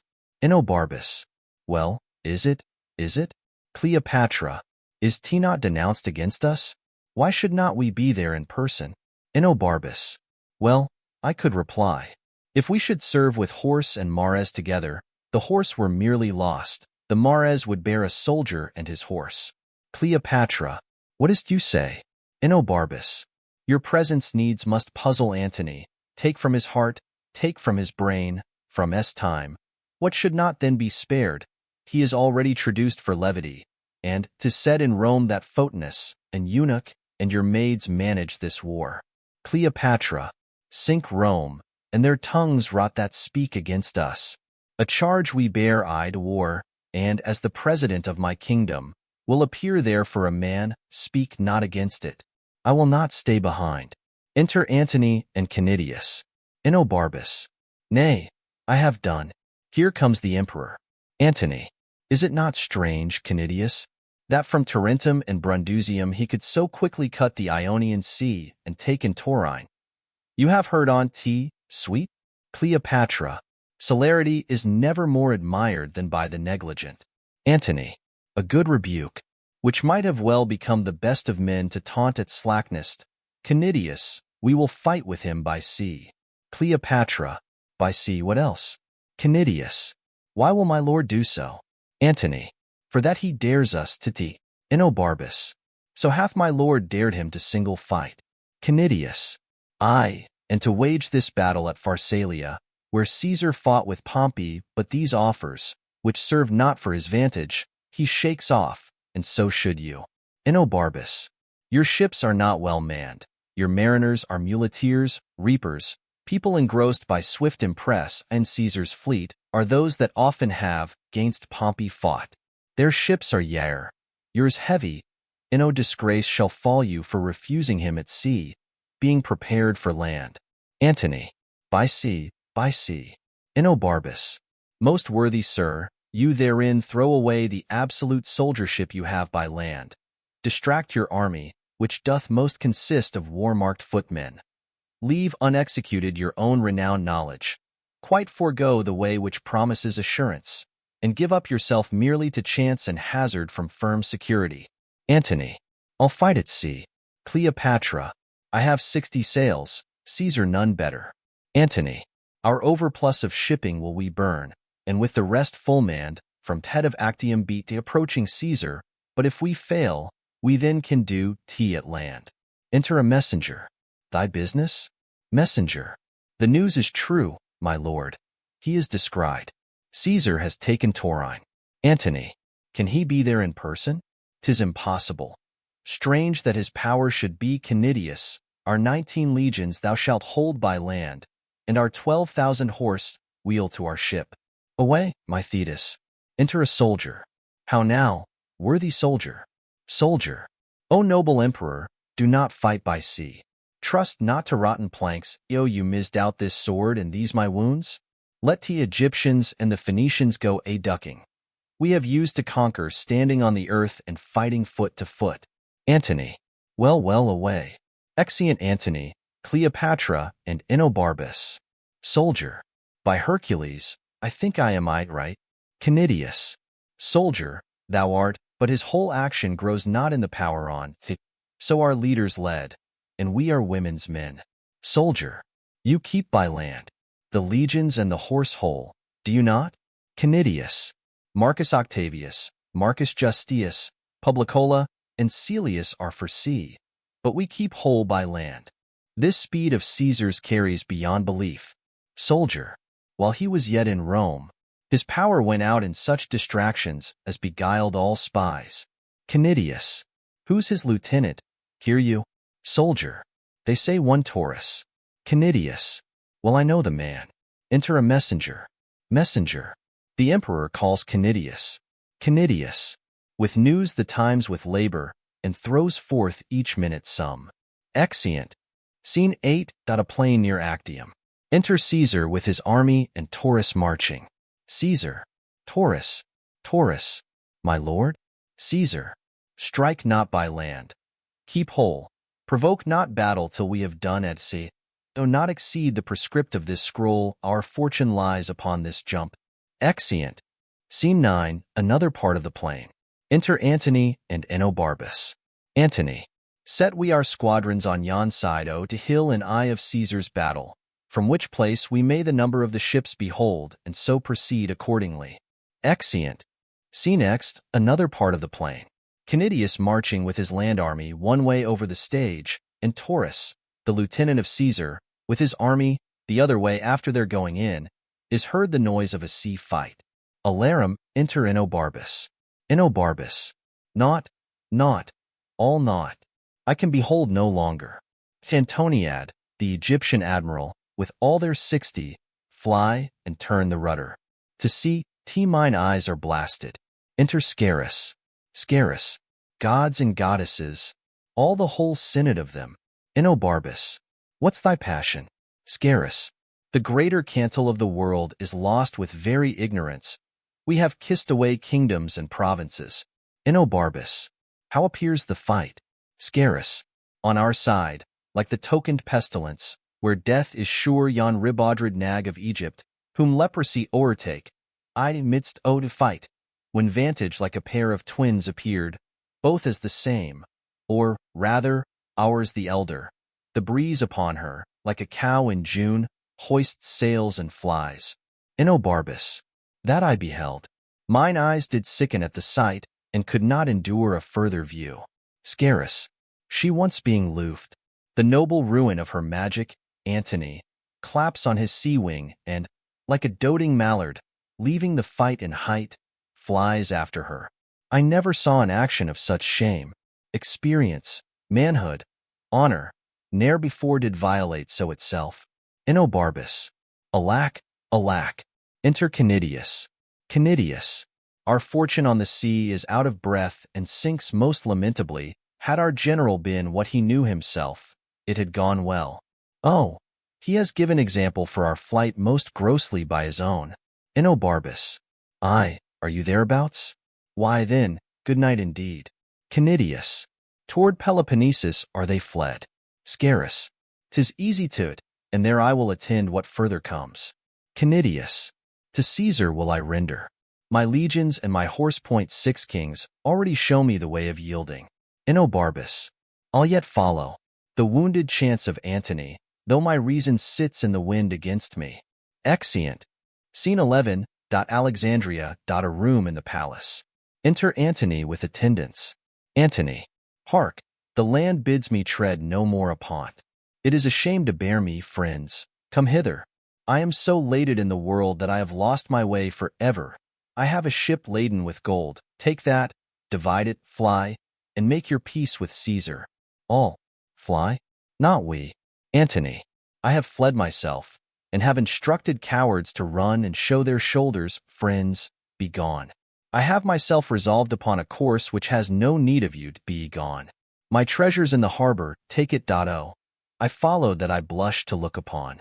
My very hairs do mutiny, for the white reprove the brown for rashness, and they them for fear and doting. Friends, begone, you shall have letters from me to some friends that will sweep your way for you. Pray you, look not sad, nor make replies of loathness. Take the hint which my despair proclaims, let that be left which leaves itself, the seaside straightway. I will possess you of that ship and treasure. Leave me, I pray, a little, pray you now, nay, do so. For indeed I have lost command. Therefore I pray you, I'll see you by and by. Sits down. Enter Cleopatra led by Charmian, Iras, and Eros. Eros. Nay, gentle madam, to him, comfort him. Iras. Do, most dear queen. Charmian. Do. Why, what else? Cleopatra. Let me sit down. O Juno. Antony. No, no, no, no, no. Eros. See you here, sir? Antony. Oh, fie, fie, fie. Charmian. Madam. Iras. Madam. O good empress. Eros. Sir. Antony. Yes, my lord, Yes, he at Philippi kept his sword e'en like a dancer, while I struck the lean and wrinkled Cassius, and 'twas I that the mad Brutus ended. He alone dealt on lieutenantry, and no practice had in the brave squares of war, yet now, no matter. Cleopatra. Ah, stand by. Eros. The queen, my lord, the queen. Iras. Go to him, madam. Speak to him. He is unqualified with very shame. Cleopatra. Well then, sustain me, Dato. Eros. Most noble sir. Arise, the queen approaches. Her head's declined, and death will seize her, but your comfort makes the rescue. Antony. I have offended reputation, a most unnoble swerving. Eros. Sir, the queen. Antony. Oh, whither hast thou led me? Egypt? See how I convey my shame out of thine eyes by looking back what I have left behind, stroyed in dishonor. Cleopatra. O my lord, forgive my fearful sails. I little thought you would have followed. Antony. Egypt, thou knewst too well. My heart was to thy rudder tied by to strings, and thou shouldst tow me after o'er my spirit thy full supremacy thou knewst, and that thy beck might from the bidding of the gods command me. Cleopatra. Oh, my pardon. Antony. Now I must.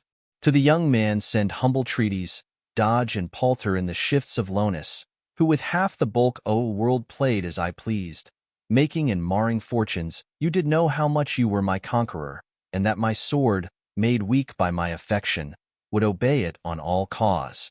Cleopatra. Pardon. Antony.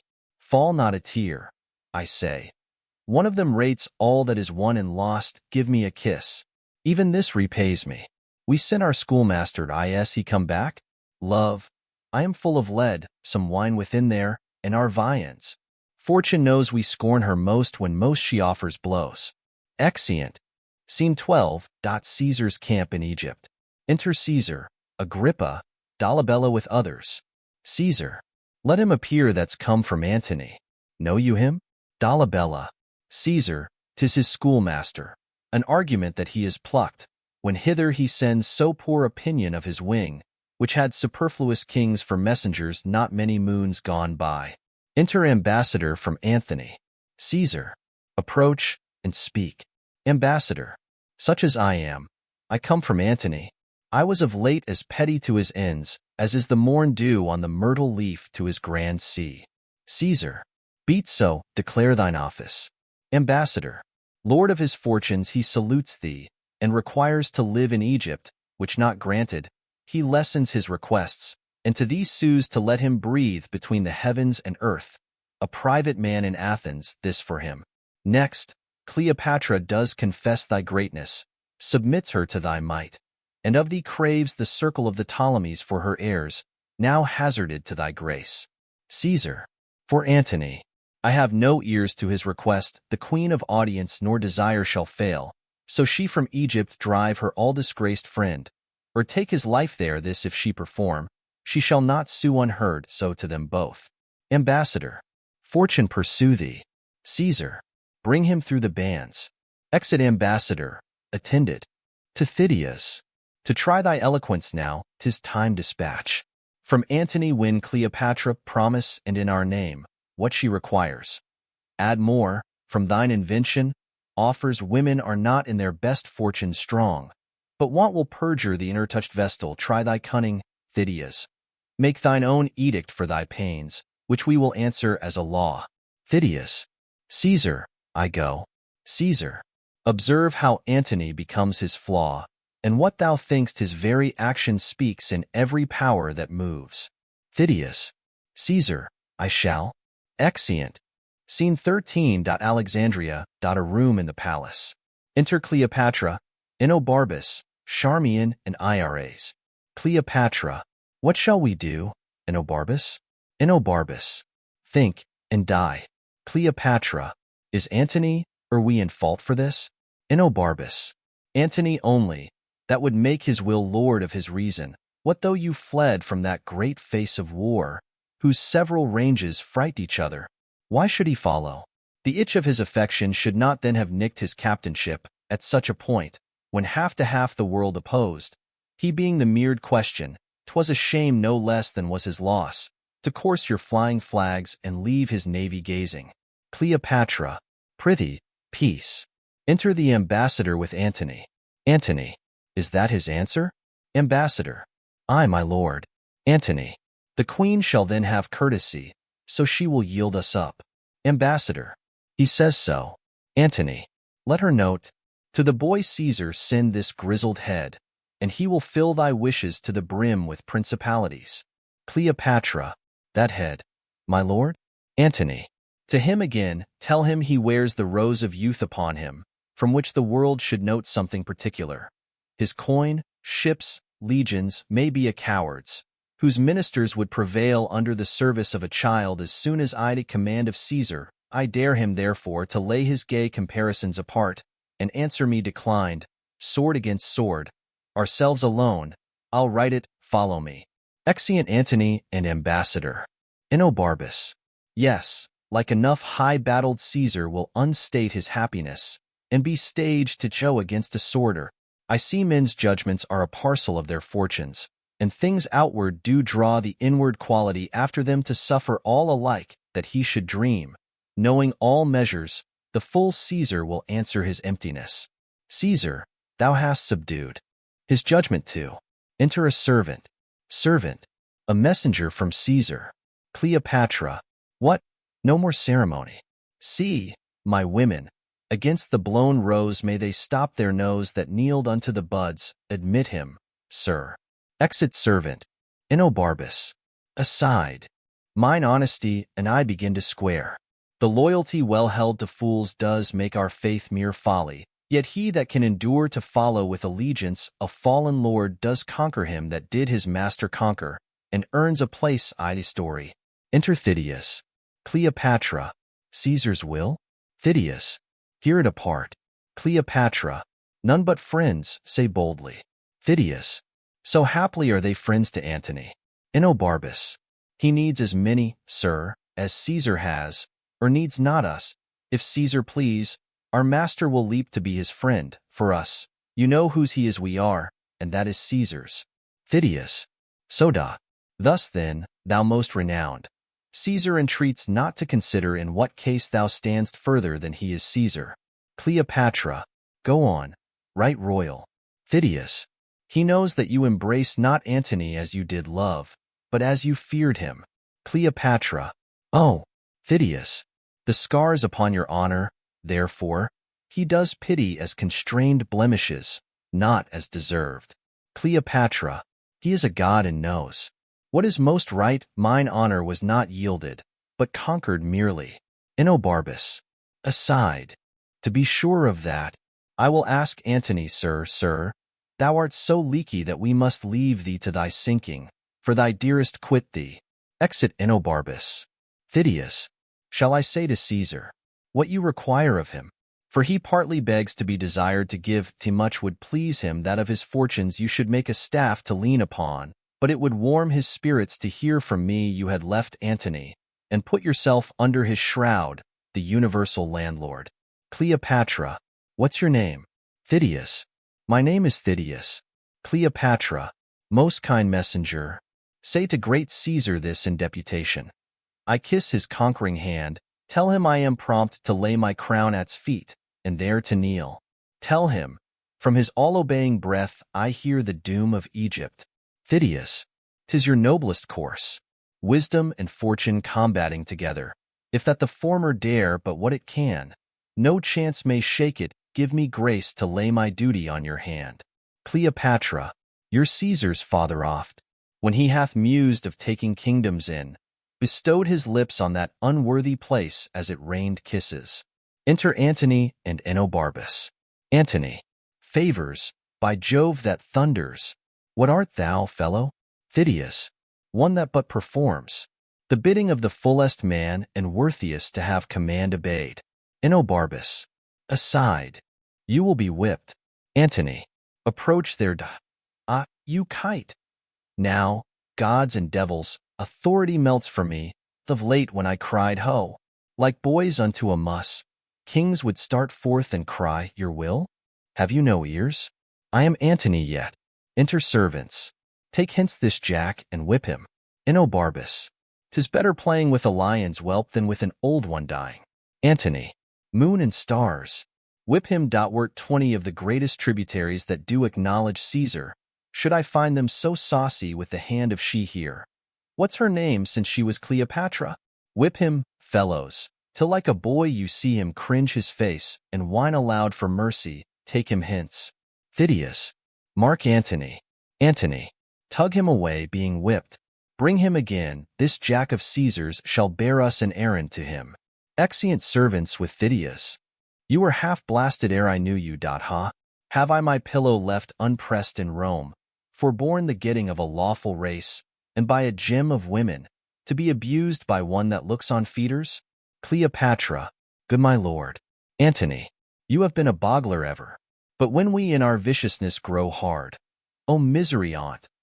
The wise gods seal our eyes, in our own filth drop our clear judgments, make us adore our errors, laugh at's while we strut to our confusion. Cleopatra. Oh, is come to this? Antony.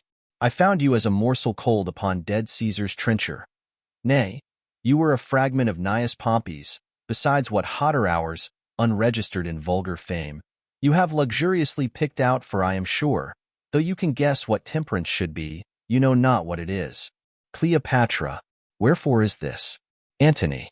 To let a fellow that will take rewards and say, God quit you. Be familiar with my playfellow, your hand, this kingly seal and plighter of high hearts. Oh, that I were upon the hill of Bazan, to outroar the horned herd, for I have savage cause, and to proclaim it civilly were like a haltered neck, which does the hangman thank for being yarer about him. Enter a servant with Phidias. Is he whipped? Servant. Soundly, my lord. Antony. Cried he, and begged he pardon? Servant. He did ask favor. Antony. If that thy father live, let him repent thou wast not made his daughter, and be thou sorry to follow Caesar in his triumph, since thou hast been whipped for following him henceforth. The white hand of a lady fever thee. Shake thou to look on't, get thee back to Caesar. Tell him thy entertainment, look thou say he makes me angry with him. For he seems proud and disdainful, harping on what I am, not what he knew I was. He makes me angry, and at this time most easy 'tis to do't, when my good stars that were my former guides have empty left their orbs and shot their fires into abysm of hell. If he mislike my speech and what is done, tell him he has Hipparchus, my infranched bondman, whom he may at pleasure whip, or hang, or torture, as he shall like. To quit me, urge it thou. Hence with thy stripes, be gone. Exit Phidias. Cleopatra. Have you done yet? Antony. Alack, our terrene moon is now eclipsed, and it portends alone the fall of Antony. Cleopatra. I must stay his time. Antony. To flatter Caesar, would you mingle eyes with one that ties his points? Cleopatra. Not know me yet? Antony. Cold-hearted toward me? Cleopatra. Ah, dear, if I be so.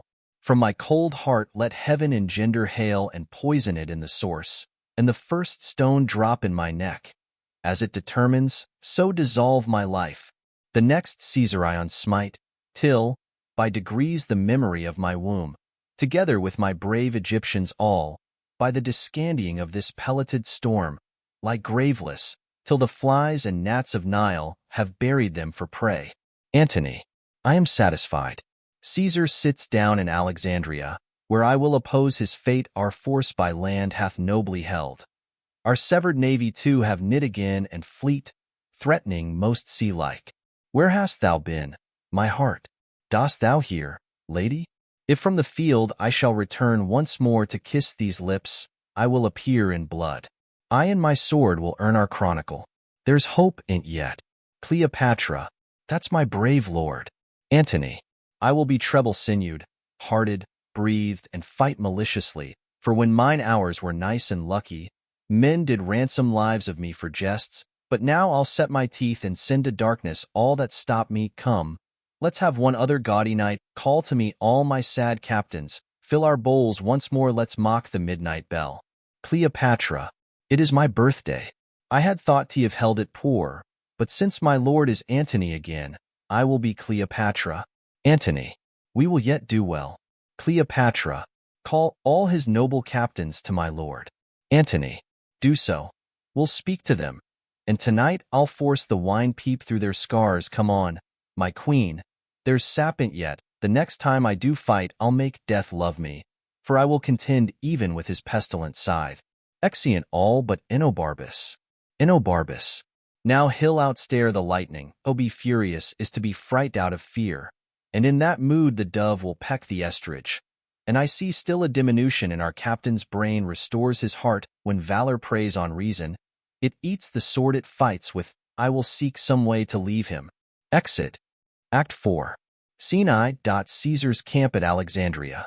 Enter Caesar, Agrippa, and Maecenas, with his army. Caesar reading a letter. Caesar. He calls me boy, and chides as he had power to beat me out of Egypt. Why, messenger, he hath whipped with rods. Dares me to personal combat. Caesar to Antony, let the old ruffian know I have many other ways to die. Meantime laugh at his challenge. Maecenas. Caesar must think. When one so great begins to rage, he's hunted even to falling, give him no breath, but now make boot of his distraction, never anger made good guard for itself. Caesar. Let our best heads. Know that tomorrow the last of many battles we mean to fight within our files there are, of those that served Mark Antony but late, enough to fetch him in, see it done, and feast the army. We have store to do't, and they have earned the waste, poor Antony. Exeunt. Scene 2. To Alexandria. A room in the palace. Enter Antony, Cleopatra, Enobarbus, Charmian, Iras, Alexis with others. Antony. He will not fight with me, Domitius? Enobarbus. No. Antony. Why should he not? Enobarbus. He thinks, being 20 times of better fortune, he is 20 men to 1. Antony. Tomorrow, soldier. By sea and land I'll fight, or I will live, or bathe my dying honor in the blood shall make it live again. Woot thou fight well? Enobarbus. I'll strike and cry, take all. Antony. Well said, come on. Call forth my household servants. Let's tonight be bounteous at our meal. Enter servants. Give me thy hand. Thou hast been rightly honest. So hast thou, and thou you have served me well, and kings have been your fellows. Cleopatra. Aside to Enobarbus. What means this? Enobarbus. Aside to Cleopatra. 'Tis one of those odd tricks which sorrow shoots out of the mind. Antony. And thou art honest too. I wish I could be made so many men, and all of you clapped up together in an Antony, that I might do you service so good as you have done. All the servants. The gods forbid. Antony. Well, my good fellows, wait on me tonight. Scant not my cups, and make as much of me as when mine empire was your fellow too and suffered my command. Cleopatra. Aside to Enobarbus. What does he mean? Enobarbus. Aside to Cleopatra. To make his followers weep. Antony. Tend me tonight. Maybe it is the period of your duty. Haply you shall not see me more, or if, a mangled shadow perchance tomorrow you'll serve another master. I look on you as one that takes his leave, mine honest friends. I turn you not away, but, like a master married to your good service, stay till death. Tend me tonight 2 hours, I ask no more, and the gods yield you fort. Enobarbus. What mean you, sir? To give them this discomfort? Look, they weep, and I, an ass, am onion-eyed for shame. Transform us not to women. Antony. Ho, ho, ho. Now the witch take me if I min it thus. Grace grow where those drops fall. My hearty friends, you take me in $2 a cents, for I spake to you for your comfort, did desire you to burn this night with torches. No, my hearts, I hope well of tomorrow, and will lead you where rather I'll expect victorious life than death and honor. Let's to supper, come, and drown consideration. Exeunt. Scene 3. Alexandria, before the palace.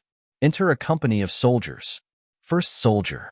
Brother, good night, tomorrow is the day. Second soldier. It will determine one way, fare you well. Heard you of nothing strange about the streets? First soldier. Nothing, what news? Second soldier. Belike, 'tis but a rumor, good night to you. First soldier. Well, sir, good night. Enter 2 other soldiers. Second soldier. Soldiers, have careful watch. Third soldier. And you good night, good night. They place themselves in every corner of the stage. Second soldier. Here we, and if tomorrow our navy thrive, I have an absolute hope our landmen will stand up. First soldier. 'Tis a brave army and full of purpose. Music of the hautboys under the stage. Second soldier. Peace, what noise? First soldier. List, list. Second soldier. Hark. First soldier. Music ith air. Third soldier. Under the earth. Fourth soldier. It signs well, does it not? Third soldier. No. First soldier. Peace, I say. What should this mean? Second soldier. 'Tis the god Hercules, whom Antony loved, now leaves him.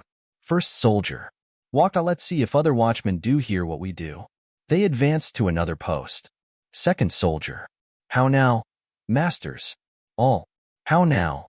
How now? Do you hear this? First soldier. I doubt is not strange. Third soldier. Do you hear, masters? Do you hear? First soldier.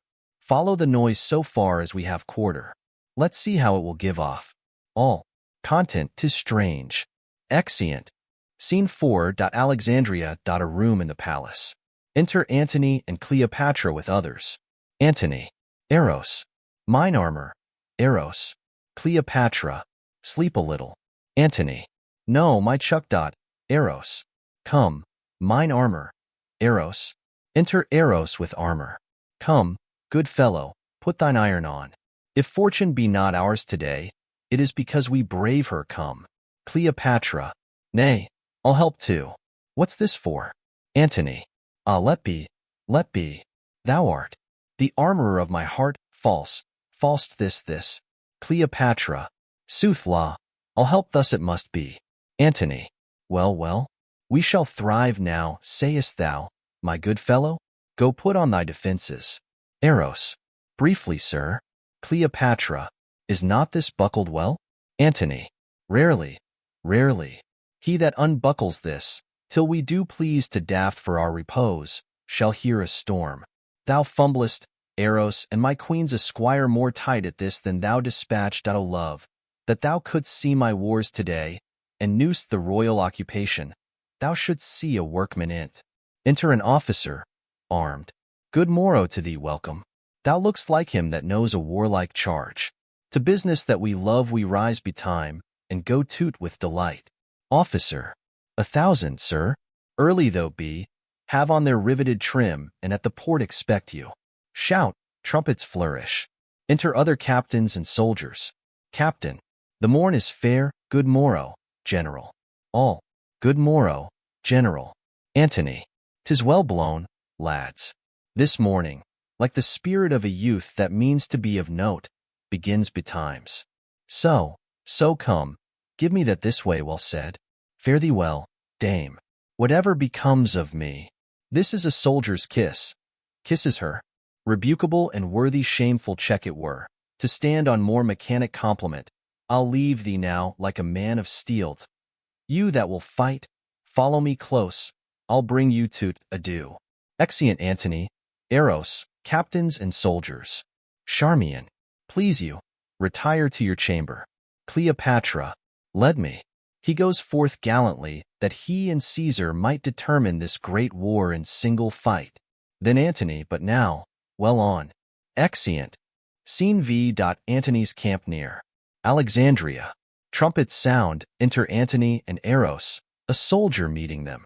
Soldier. The gods make this a happy day to Antony. Antony. Would thou and those thy scars had once prevailed to make me fight at land. Soldier. Hadst thou done so, the kings that have revolted and the soldier that has this morning left thee would have still followed thy heels. Antony. Who's gone this morning? Soldier. Who? One ever near thee call for Enobarbus. He shall not hear thee, or from Caesar's camp say, I am none of thine. Antony. What sayest thou? Soldier. Sir. He is with Caesar. Eros. Sir. His chests and treasure. He is not with him. Antony. Is he gone? Soldier. Most certain. Antony. Go. Eros. Send his treasure after. Do it. Detain no jot. I charge thee write to him. I will subscribe. gentle adieus and greetings. Say that I wish he never find more cause to change a master. Oh, my fortunes have corrupted honest men. Dispatch. Enobarbus. Exeunt. Scene 6. Alexandria. Caesar's camp. Flourish. Enter Agrippa. Caesar with Enobarbus and Dolabella. Caesar. Go forth, Agrippa, and begin the fight. Our will is Antony be took alive. Make it so known. Agrippa. Caesar. I shall. Exit. Caesar.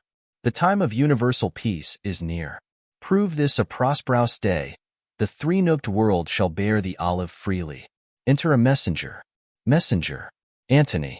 Is come into the field. Caesar. Go charge Agrippa.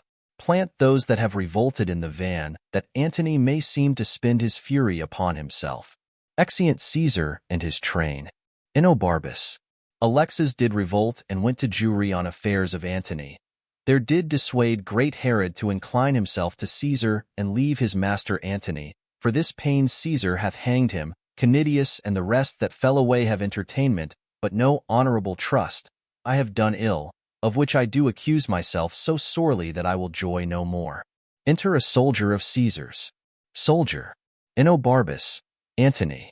Hath after thee sent all thy treasure, with his bounty overplus, the messenger came on my guard, and at thy tent is now unloading of his mules. Enobarbus.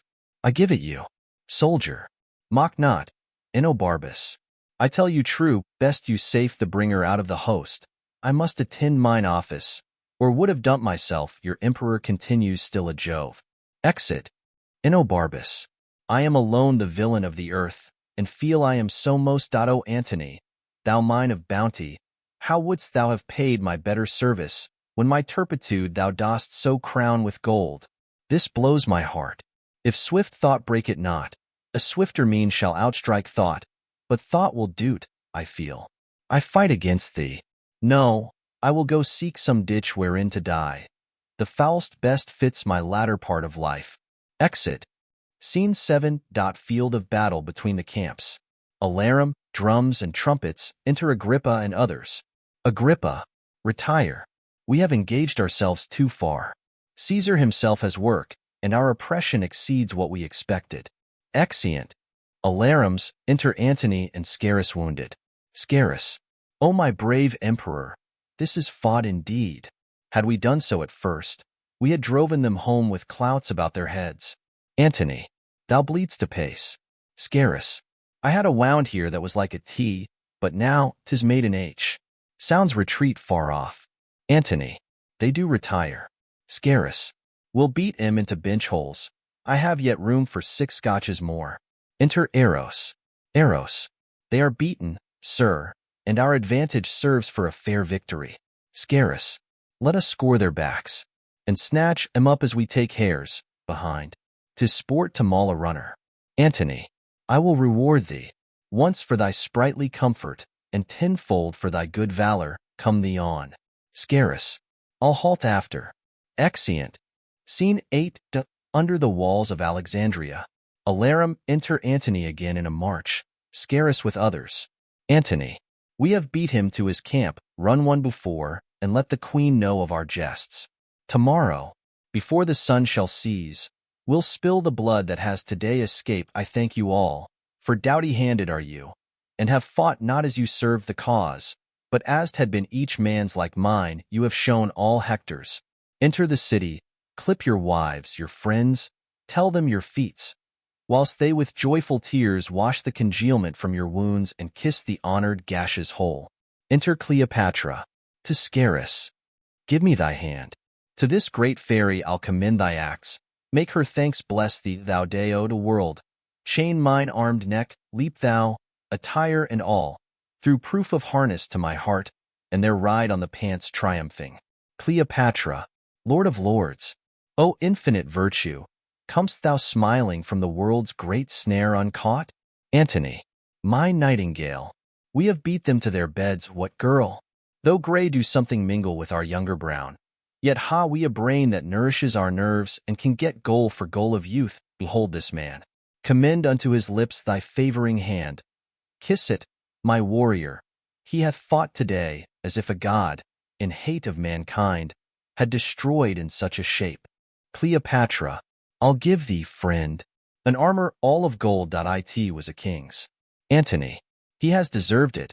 Were it carbuncled like holy Phoebus' car, give me thy hand. Through Alexandria make a jolly march. Bear our hacked targets like the men that owe them. Had our great palace the capacity to camp this host, we all would sup together and drink carouses to the next day's fate, which promises royal peril. Trumpeters, with brazen din blast you the city's ear. Make mingle with our rattling tabourines, that heaven and earth may strike their sounds together, applauding our approach. Exeunt. Scene 9. Caesar's camp. Enter a sentry and his company. Enobarbus follows. Sentry.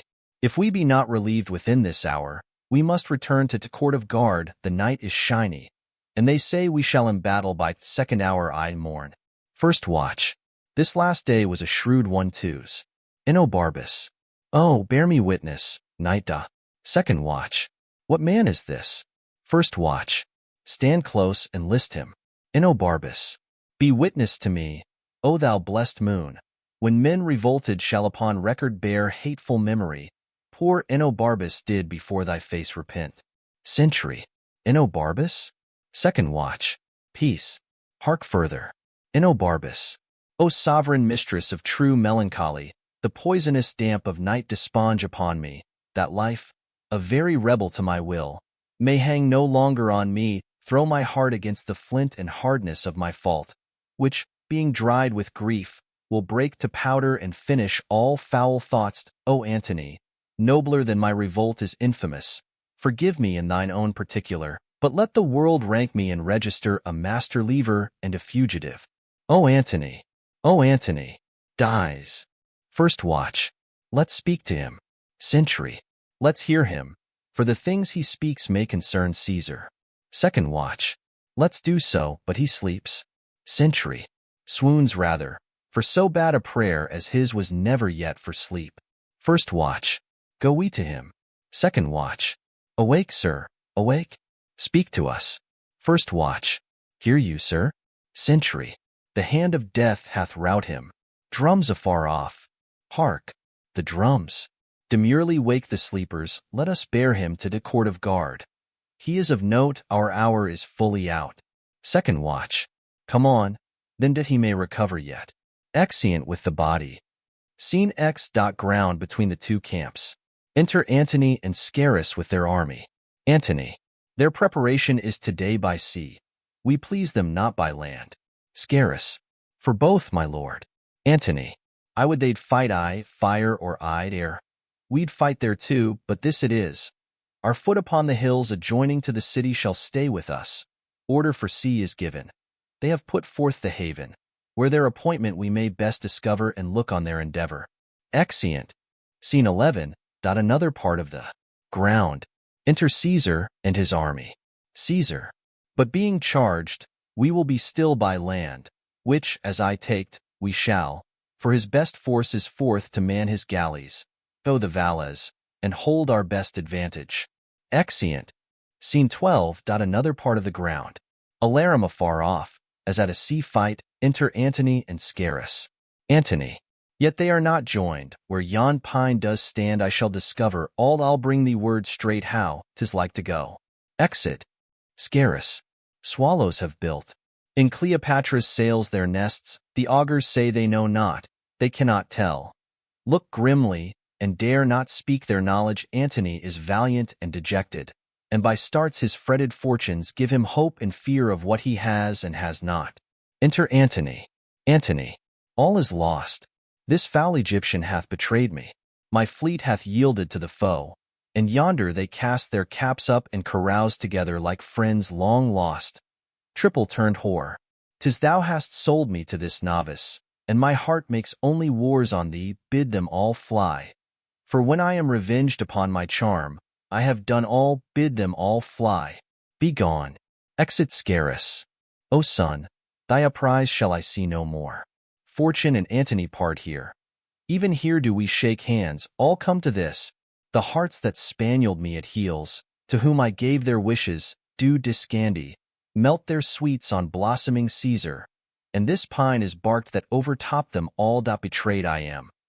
O this false soul of Egypt, this grave charm, whose I becked forth my wars and called them home, whose bosom was my coronet, my chief end, like a right gypsy hath it fast and loose beguiled me to the very heart of loss.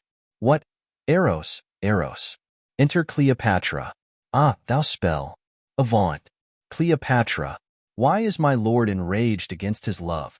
Antony. Vanish, or I shall give thee thy deserving and blemish Caesar's triumph. Let him take thee and hoist thee up to the shouting plebeians. Follow his chariot, like the greatest spot of all thy sex. Most monster-like be shown for poorest diminutives, for dolts, and let patient Octavia plough thy visage up with her prepared nails. Exit Cleopatra. 'Tis well thou art gone. If it be well to live, but better 'twere thou fell'st into my fury, for one death might have prevented many. Eros, ho! The shirt of Nessus is upon me, teach me, Alcides, thou mine ancestor, thy rage. Let me lodge Lycus on the horn's own moon, and with those hands that grasped the heaviest club, subdue my worthiest self, the which shall die. To the young Roman boy she hath sold me, and I fall under this plot, she dies for. Eros, ho! Exit. Scene 13. Alexandria. A room in the palace. Enter Cleopatra, Charmian, Iras, and Mardian. Cleopatra. Help me, my women. Oh, he is more mad than Telamon for his shield. The boar of Thessaly was never so embossed. Charmian. To Th monument. There lock yourself, and send him word you are dead. The soul and body rive not more in parting than greatness going off. Cleopatra. To Th monument. Mardian. Go tell him I have slain myself. Say that the last I spoke was Antony, and word it, prithee, piteously, hence, Mardian, and bring me how he takes my death to the monument. Exeunt. Scene 14. Alexandria, another room. Enter Antony and Eros. Antony. Eros, thou yet beholdst me? Eros. I, noble lord. Antony. Sometime we see a cloud that's dragonish, a vapor sometime like a bear or lion, a towered citadel, a pendant rock, a forked mountain, or blue promontory with trees upon't, that nod unto the world and mock our eyes with air. Thou hast seen these signs. They are black Vesper's pageants. Eros. I, my lord. Antony. That which is now a horse, even with a thought the rack dislimbs, and makes it indistinct as water is in water. Eros. It does, my lord. Antony. My good knave Eros, now thy captain is even such a body. Here I am Antony, yet cannot hold this visible shape, my knave. I made these wars for Egypt and the queen, whose heart I thought I had, for she had mine, which, whilst it was mine, had annexed unto 1,000,000 more, now lost.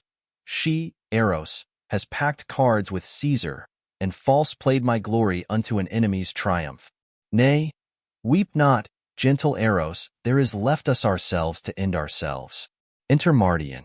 Oh, thy vile lady, she has robbed me of my sword. Mardian. No, Antony, my mistress loved thee, and her fortunes mingled with thine entirely. Antony. Hence, saucy eunuch. Peace. She hath betrayed me, and shall die the death. Mardian.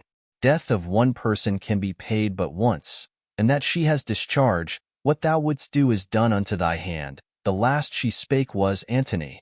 Most noble Antony. Then in the midst a tearing groan did break the name of Antony. It was divided between her heart and lips, she rendered life. Thy name so buried in her. Antony. Dead, then? Mardian. Dead. Antony. Unarm, Eros, the long day's task is done, and we must sleep. That thou departst hence safe, does pay thy labor richly. Go. Exit Mardian. Off, pluck off. The sevenfold shield of Ajax cannot keep the battery from my heart. Oh, cleave, my sides.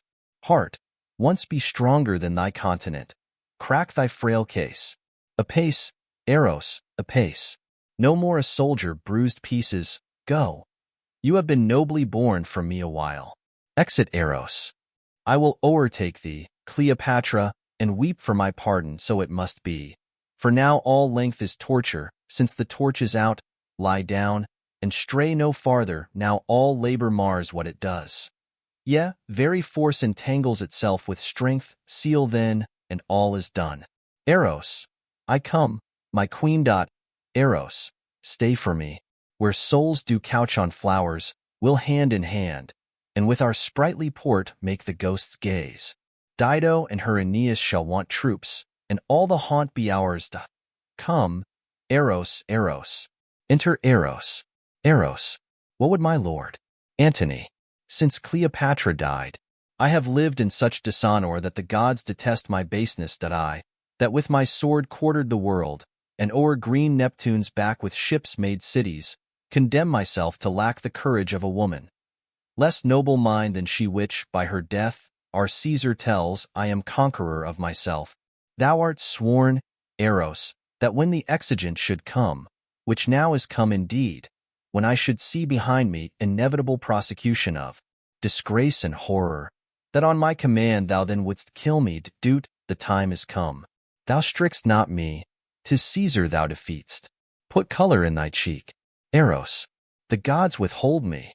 Shall I do that which all the Parthian darts, though enemy, lost aim and could not?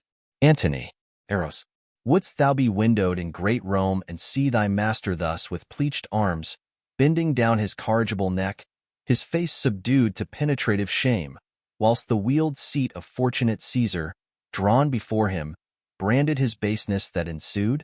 Eros, I would not seat. Antony, come, then, for with a wound I must be cured. Draw that thy honest sword, which thou hast worn most useful for thy country. Eros, O sir, pardon me. Antony, when I did make thee free, swerst thou not then to do this when I bade thee? Do it at once. Or thy precedent services are all but accidents unpurposed. Draw, and come. Eros, turn from me then that noble countenance wherein the worship of the whole world lies. Antony, lo thee, turning from him. Eros, my sword is drawn. Antony, then let it do at once the thing why thou hast drawn it. Eros, my dear master, my captain and my emperor, let me say, before I strike this bloody stroke, farewell. Antony, 'tis said, man, and farewell. Eros, farewell, great chief. Shall I strike now? Antony, now. Eros, Eros, why there then? Kills himself. Thus do I escape the sorrow of Antony's death. Dies. Antony, thrice nobler than myself, thou teachest me, O valiant Eros, what I should and thou couldst not. Why Queen and Eros have by their brave instruction got upon me a nobleness in record, but I will be a bridegroom in my death and run into't as to a lover's bed. Come then, and Eros, thy master dies, thy scholar, do thus. Falling on his sword, I learned of thee how? Not dead, not dead. The guard, ho, oh, dispatch me. Enter a company of the guard, one of them Dercetus. First guard, what's the noise? Antony, I have done my work ill, friends. O, make an end of what I have begun. Second guard, the star is fallen. First guard, and time is at his period. All, alas and woe. Antony, let him that loves me strike me dead. First guard, not I. Second guard, nor I. Third guard, nor anyone. Exeunt guard, Dercetus, thy death and fortunes bid thy followers fly. This sword, but shown to Caesar with this tidings, shall enter me with him. Enter Diomedes. Diomedes, where's Antony? Dercetus, there. Diomed, there. Diomedes, lives he? Wilt thou not answer, man? Exit Dercetus. Antony, art thou there? Diomed? Draw thy sword and give me sufficing strokes for death. Diomedes, most absolute lord, my mistress Cleopatra sent me to thee. Antony, when did she send thee? Diomedes, now, my lord. Antony, where is she?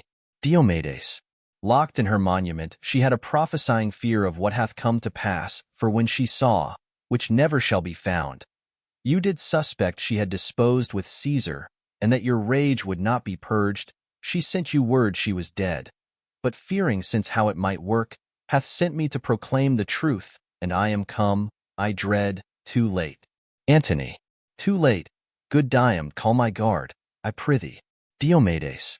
What ho? The emperor's guard. The guard, what ho? Come, your lord calls. Enter 4 or 5 of the guard of Antony. Antony. Bear me, good friends, where Cleopatra bides. 'Tis the last service that I shall command you. First guard. Woe, woe are we, sir. You may not live to wear all your true followers out. All. Most heavy day. Antony. Nay, good my fellows, do not please sharp fate to grace it with your sorrows. Bid that welcome which comes to punish us, and we punish it. Seeming to bear it lightly, take me up. I have led you oft. Carry me now, good friends, and have my thanks for all. Exeunt. Bearing Antony. Scene 15. Alexandria. A monument. Enter Cleopatra and her maids aloft, with Charmian and Iras. Cleopatra. O Charmian, I will never go from hence. Charmian. Be comforted, dear madam. Cleopatra. No, I will not. All strange and terrible events are welcome, but comforts we despise. Our sighs of sorrow, proportioned to our cause, must be as great as that which makes it. Enter, below Diomedes. How now? Is he dead? Diomedes. His death's upon him, but not dead. Look out o' t'other side your monument. His guard have brought him thither. Enter, below Antony borne by the guard. Cleopatra. O sun, burn the great sphere thou immovest in. Darkling stand the varying shore o' the world. O Antony, Antony, Antony. Help, Charmian. Help, Iras. Help, help, friends below. Let's draw him hither. Antony. Peace. Not Caesar's valor hath o'erthrown Antony, but Antony's hath triumphed on itself. Cleopatra. So it should be, that none but Antony should conquer Antony, but woe, 'tis so. Antony. I am dying, Egypt, dying only. I here importune death awhile, until of many thousand kisses the poor last I lay upon thy lips. Cleopatra. I dare not, dear. Dear my lord, pardon that I dare not, lest I be taken, not to imperious show of the full fortune Caesar ever shall be broached with me. If knife, drugs, serpents, have edge, sting, or operation, I am safe. Your wife Octavia, with her modest eyes and still conclusion, shall acquire no honor demurring upon me, but come, come, Antony. Help me, my women. We must draw thee up. Assist, good friends. Antony. Oh, quick, or I am gone. Cleopatra. Here's sport indeed. How heavy weighs my lord. Our strength is all gone into heaviness. That makes the weight had I great Juno's power. The strong-winged Mercury should fetch thee up and set thee by Jove's side, yet come a little. Wishers were ever fools that, oh come, come, come. They heave Antony aloft to Cleopatra, and welcome, welcome, die where thou hast lived. Quicken with kissing, had my lips that power, thus would I wear them out. All, a heavy sight. Antony. I am dying, Egypt, dying. Give me some wine, and let me speak a little. Cleopatra. No, let me speak, and let me rail so high that the false huswife Fortune break her wheel, provoked by my offense. Antony. One word, sweet queen. Of Caesar seek your honor, with your safety. O Cleopatra. They do not go together. Antony. Gentle, hear me. None about Caesar trust but Proculius. Cleopatra. My resolution in my hands I'll trust, none about Caesar. Antony. The miserable change now at my end lament nor sorrow at, but please your thoughts in feeding them with those my former fortunes wherein I lived the greatest prince o' world, the noblest, and do now not basely die, not cowardly put off my helmet to my countrymen. A Roman by a Roman valiantly vanquished, now my spirit is going. I can no more. Cleopatra. Noblest of men, woot die? Hast thou no care of me? Shall I abide in this dull world, which in thy absence is no better than a sty? Oh, see, my women, Antony dies. The crown o' earth doth melt. My lord. Oh, withered is the garland of the war, the soldier's pole is fallen.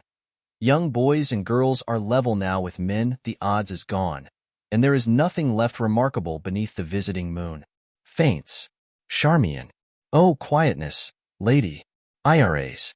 She is dead too, our sovereign. Charmian. Lady. Iras. Madam. Charmian. Oh, madam, madam, madam. IRAs. Royal Egypt. Empress. Charmian. Peace, peace. IRAs. Cleopatra. No more but e'en a woman, and commanded by such poor passion as the maid that milks and does the meanest chairs. It were for me to throw my sceptre at the injurious gods, to tell them that this world did equal theirs till they had stolen our jewel, all's but naught. Patience is sottish, and impatience does become a dog that's mad. Then is it sin to rush into the secret house of death ere death dare come to us? How do you, women? What? Good cheer. Why, how now, Charmian? My noble girls. Ah, women, women. Look, our lamp is spent. It's out. Good sirs, take heart. We'll bury him. And then, what's brave, what's noble? Let's do it after the high Roman fashion and make death proud to take us come away. This case of that huge spirit now is cold. Ah, women, women. Come, we have no friend but resolution and the briefest end. Exeunt. Bearing off Antony's body. Act V. Scene I. Caesar's camp before Alexandria. Enter Caesar, Agrippa, Dolabella, Maecenas, Gallus, Proculius with his council of war. Caesar. Go to him. Dolabella. Bid him yield. Being so frustrate, tell him. He mocks the pauses that he makes. Dolabella. Caesar. I shall. Exit. Enter Dercetus with the sword of Antony. Caesar. Wherefore is that? And what art thou that darest appear thus to us? Dercetus. I am called Dercetus. Mark Antony I served, who best was worthy best to be served, whilst he stood up and spoke.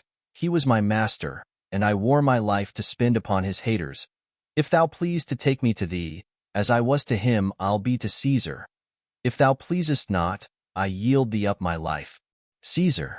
What is thou say'st? Dercetus. I say, O Caesar, Antony is dead. Caesar. The breaking of so great a thing should make a greater crack. The round world should have shook lions into civil streets, and citizens to their dens. The death of Antony is not a single doom. In the name lay a moiety of the world. Dercetus. He is dead. Caesar. Not by a public minister of justice, nor by a hired knife. But that self-hand which writ his honor in the acts it did hath, with the courage which the heart did lend it, split the heart. This is his sword. I robbed his wound of it, behold it stained with his most noble blood. Caesar. Look you sad, friends? The gods rebuke me, but it is tidings to wash the eyes of kings. Agrippa.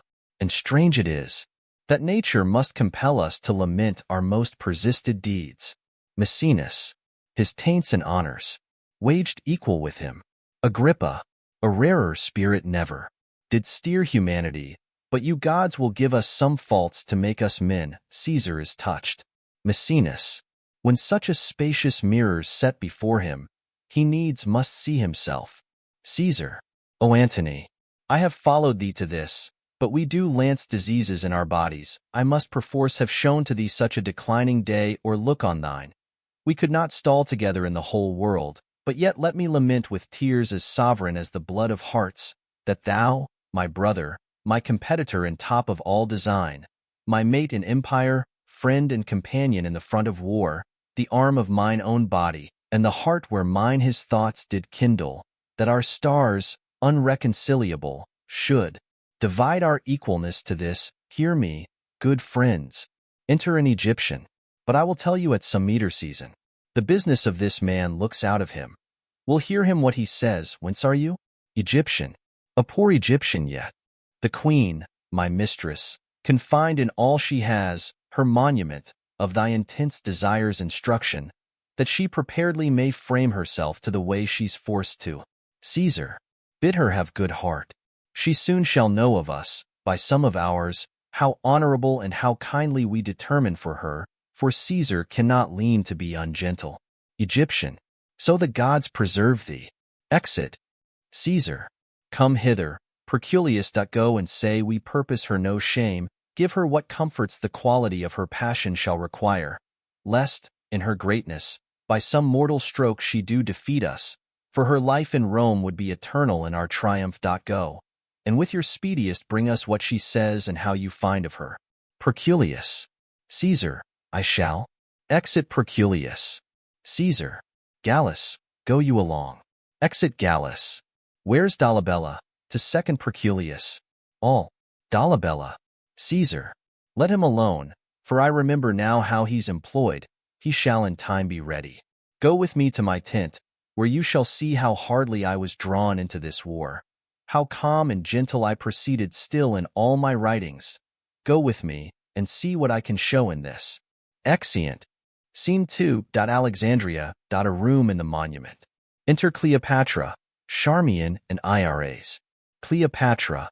My desolation does begin to make a better life. 'Tis paltry to be Caesar.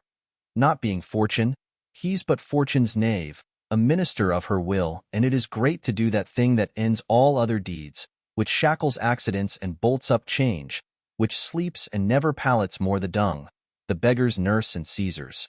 Enter Proculius. Proculius. Caesar sends greetings to the Queen of Egypt, and bids thee study on what fair demands thou meanst to have him grant thee.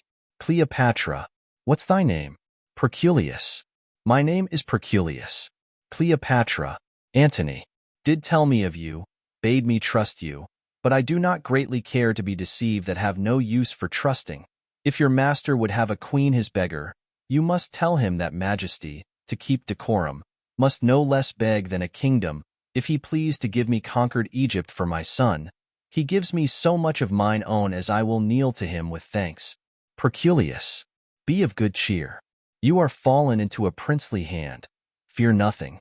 Make your full reference freely to my lord, who is so full of grace that it flows over on all that need. Let me report to him your sweet dependency, and you shall find a conqueror that will pray and aid for kindness where he for grace is kneeled to. Cleopatra. Pray you tell him, I am his fortune's vassal, and I send him the greatness he has got. I hourly learn a doctrine of obedience, and would gladly look him I'd face. Proculius. This I'll report, dear lady. Have comfort, for I know your plight is pitied of him that caused it. Enter Gallus and Roman soldiers. You see how easily she may be surprised. Guard her till Caesar come. Iras. Royal Queen. Charmian. O Cleopatra, thou art taken, Queen. Cleopatra. Quick, quick, good hands. Drawing a dagger. Proculius. Hold, worthy lady, hold. Seizes and disarms her. Do not yourself such wrong, who are in this relieved, but not betrayed. Cleopatra. What of death too? That rids our dogs of languish? Proculius. Cleopatra. Do not abuse my master's bounty by undoing of yourself. Let the world see his nobleness well acted, which your death will never let come forth. Cleopatra. Where art thou, Death? Come hither. Come, come, come, and take a queen worth many babes and beggars. Proculius. Oh, temperance, lady. Cleopatra. Sir, I will eat no meat. I'll not drink, sir. If idle talk will once be necessary, I'll not sleep neither. This mortal house I'll ruin. Do Caesar what he can know, sir, that I will not wait pinioned at your master's court, nor once be chastised with the sober eye of dull Octavia. Shall they hoist me up and show me to the shouting varletry of censuring Rome? Rather a ditch in Egypt be gentle grave unto me. Rather on Nilu's mud lay me stark naked, and let the waterflies blow me into abhorring. Rather make my country's high pyramids my gibbet, and hang me up in chains. Proculius. You do extend these thoughts of horror further than you shall find cause in Caesar. Enter Dolabella. Dolabella. Proculius. What thou hast done thy master Caesar knows, and he hath sent for thee for the queen. I'll take her to my guard. Proculius. So, Dolabella, it shall content me best be gentle to her.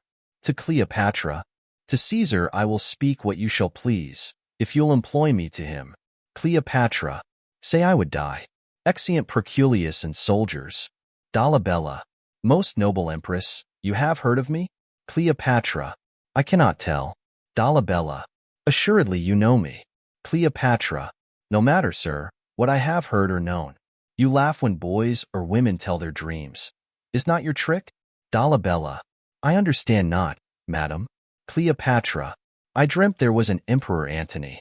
Oh, such another sleep, that I might see but such another man. Dolabella, if it might please you. Cleopatra, his face was as the heavens, and therein stuck a sun and moon, which kept their course and lighted the little the earth. Dolabella, most sovereign creature. Cleopatra, his legs bestrid the ocean, his reared arm crested the world. His voice was propertied as all the tuned spheres, and that to friends. But when he meant to quail and shake the orb, he was as rattling thunder for his bounty. There was no winter in't. An autumn, 'twas that grew the more by reaping. His delights were dolphin-like. They showed his back above the element they lived in his livery walked crowns and cronets. Realms and islands were as plates dropped from his pocket. Dolabella, Cleopatra, Cleopatra, think you there was, or might be such a man as this I dreamt of? Dolabella, gentle madam, no. Cleopatra, you lie up to the hearing of the gods. But if there be nor ever were one such, it's past the size of dreaming nature wants stuff to vie strange forms with fancy. Yet imagine an Antony where nature's peace gainst fancy, condemning shadows quite. Dolabella, hear me, good madam. Your loss is, as yourself, great, and you bear it as answering to the weight. Would I might never take pursued success, but I do feel, by the rebound of yours, a grief that smites my very heart at root. Cleopatra, I thank you, sir. Know you what Caesar means to do with me?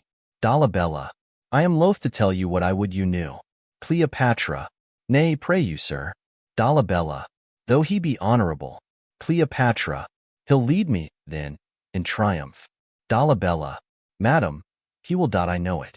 Flourish, enter Caesar, Perculius, Gallus, Maecenas, and others of his train. All, make way there. Caesar, Caesar, which is the queen of Egypt? Dolabella, it is the emperor, madam. Cleopatra kneels. Caesar, arise, you shall not kneel. I pray you, rise, rise, Egypt. Cleopatra, sir, the gods will have it thus done. Why, master and my lord, I must obey. Caesar, take to you no hard thoughts. The record of what injuries you did us, though written in our flesh, we shall remember as things but done by chance. Cleopatra, soul, sir, O world, I cannot project mine own cause so well to make it clear, but do confess I have been laden with like frailties which before have often shamed our sex. Caesar, Cleopatra, no, we will extenuate rather than enforce. If you apply yourself to our intents, which towards you are most gentle, you shall find a benefit in this change. But if you seek to lay on me a cruelty by taking Antony's course, you shall bereave yourself of my good purposes, and put your children to that destruction which I'll guard them from. If thereon you rely, I'll take my leave. Cleopatra, and may, through all the world, 'tis yours, and we, your scutcheons and your signs of conquest, shall hang in what place you please here, my good lord. Caesar, you shall advise me in all for Cleopatra. Cleopatra, this is the brief of money, plate, and jewels I am possessed of. 'Tis exactly valued, not petty things admitted. Where's Seleucus? Enter Seleucus. Seleucus, here, madam. Cleopatra, this is my treasurer, let him speak. My lord, upon his peril, that I have reserved to myself nothing, speak the truth. Seleucus, Seleucus, madam, I had rather seal my lips than to my peril speak that which is not. Cleopatra, what have I kept back? Seleucus, enough to purchase what you have made known. Caesar, nay, blush not. Cleopatra, I approve your wisdom in the deed. Cleopatra, see, Caesar, oh, behold, how pompous followed. Mine will now be yours, and should we shift estates, yours would be mine. The ingratitude of this Seleucus does even make me wild, O slave, of no more trust than love that's hired. What, goest thou back? Thou shalt go back, I warrant thee. But I'll catch thine eyes though they had wings, slave, soulless villain, dog. O rarely base. Caesar, good queen, let us entreat you. Cleopatra, O Caesar, what a wounding shame is this, that thou vouchsafing here to visit me, doing the honor of thy lordliness to one so meek, that mine own servant should parcel the sum of my disgraces by addition of his envy. Say, good Caesar, that I some lady trifles have reserved, immoment toys, things of such dignity as we greet modern friends withal. And say some nobler token I have kept apart for Livia and Octavia, to induce their mediation, must I be unfolded with one that I have bred? The gods! It smites me beneath the fall I have. To Seleucus, prithee go hence, or I shall show the cinders of my spirits through ashes of my chance. Wert thou a man, thou wouldst have mercy on me.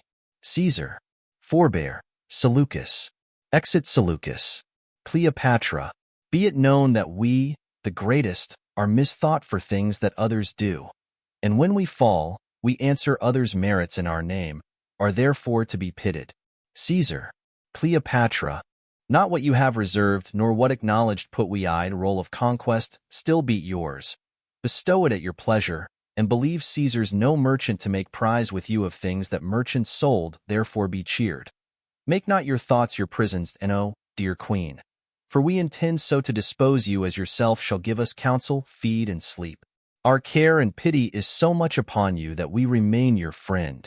And so, adieu. Cleopatra, my master and my lord. Caesar, not so adieu. Flourish, exeunt Caesar and his train. Cleopatra, he words me, girls, he words me, that I should not be noble to myself, but hark thee, Charmian. Whispers to Charmian. Iras. Finish, good lady, the bright day is done, and we are for the dark. Cleopatra, hie thee again. I have spoke already, and it is provided. Go put it to the haste. Charmian, madam, I will. Enter Dolabella. Dolabella, where's the queen? Charmian, behold, sir. Exit. Cleopatra, Dolabella, Dolabella, madam, as thereto sworn by your command, which my love makes religion to obey, I tell you this. Caesar through Syria intends his journey, and within 3 days you with your children will he send before. Make your best use of this. I have performed your pleasure and my promise. Cleopatra, Dolabella, I shall remain your debtor. Dolabella, I your servant. Adieu, good queen, I must attend on Caesar. Cleopatra, farewell and thanks. Exit Dolabella. Now, Iras, what thinkst thou? Thou an Egyptian puppet shall be shown in Rome, as well as mechanic slaves with greasy aprons, rules, and hammers shall uplift us to the view in their thick breaths, rank of gross diet, shall we be enclouded, and forced to drink their vapor. Iras, the gods forbid. Cleopatra, nay, 'tis most certain, Iras saucy lictors will catch at us like strumpets, and scald rhymers ballad us out o' tune. The quick comedians extemporally will stage us and present our Alexandrian revels. Antony shall be brought drunken forth, and I shall see some squeaking Cleopatra boy my greatness the posture of a whore. Iras, oh the good gods. Cleopatra, nay, that's certain. Iras, I'll never seat, for I am sure mine nails are stronger than mine eyes. Cleopatra, why, that's the way. To fool their preparation, and to conquer their most absurd intents. Enter Charmian. Now, Charmian, show me, my women, like a queen. Go fetch my best attires. I am again for Cydnus to meet Mark Antony, Sirrah. Iras, go. Now, noble Charmian, we'll dispatch indeed. And when thou hast done this chair, I'll give thee leave to play till doomsday bring our crown and all. Exit Iras. A noise within. Wherefore's this noise? Enter a guardsman. Guardsman, here is a rural fellow, that will not be denied your highness presence. He brings you figs. Cleopatra, let him come in. Exit guardsman. What poor an instrument may do a noble deed. He brings me liberty. My resolution's placed, and I have nothing of woman in me. Now from head to foot I am marble constant. Now the fleeting moon no planet is of mine. Enter guardsman and clown with a basket. Guardsman, this is the man. Cleopatra, avoid, and leave him. Exit guardsman. Hast thou the pretty worm of Nilus there that kills and pains not? Clown, truly, I have him, but I would not be the party that should desire you to touch him, for his biting is immortal. Those that do die of it do seldom or never recover. Cleopatra, rememberst thou any that have died on't? Clown, very many, men and women too. I heard of one of them no longer than yesterday. a very honest woman, but something given to lie, as a woman should not do but in the way of honesty. How she died of the biting of it, what pain she felt, truly she makes a very good report to worm. But he that will believe all that they say shall never be saved by half that they do. But this is most fallible, the worm's an odd worm. Cleopatra, get thee hence, farewell. Clown, I wish you all joy of the worm. Sets down the basket. Cleopatra, farewell. Clown, you must think this, look you, that the worm will do his kind. Cleopatra, I, farewell. Clown, look you, the worm is not to be trusted but in the keeping of wise people. For indeed there is no goodness in the worm. Cleopatra, take thou no care. It shall be heated. Clown, very good, give it nothing, I pray you, for it is not worth the feeding. Cleopatra, will it eat me? Clown, you must not think I am so simple, but I know the devil himself will not eat a woman. I know that a woman is a dish for the gods if the devil dress her not. But truly, these same whoreson devils do the gods great harm in their women. For in every tin that they make, the devils mar 5. Cleopatra, well, get thee gone, farewell. Clown, yes, forsooth, that I wish you joy, O worm. Exit. Enter IRAs with a robe, crown, and C. Cleopatra, give me my robe, put on my crown. I have immortal longings in me, now no more. The juice of Egypt's grape shall moist this lip. Yair, good IRAs. Quick, methinks I hear Antony call, I see him rouse himself to praise my noble act. I hear him mock the luck of Caesar, which the gods give men to excuse their after wrath. Husband, I come. Now to that name my courage prove my title. I am fire and air. My other elements I give to baser life. So, have you done? Come then, and take the last warmth of my lips.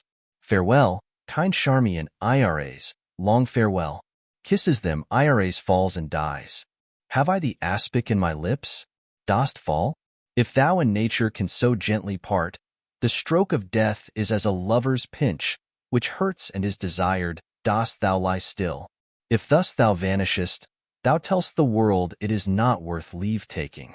Charmian, dissolve, thick cloud and rain, that I may say the gods themselves do weep. Cleopatra, this proves me base.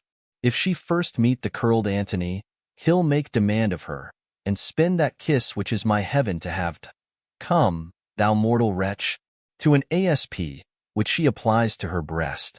With thy sharp teeth this knot intrinsicate of life at once untie. Poor venomous fool, be angry and dispatch. O couldst thou speak, that I might hear thee call great Caesar ass unpolicied. Charmian, O eastern star. Cleopatra, peace. Dost thou not see my baby at my breast that sucks the nurse asleep? Charmian, O break. Cleopatra, as sweet as balm, as soft as air, as gentle. O Antony, nay, I will take thee too.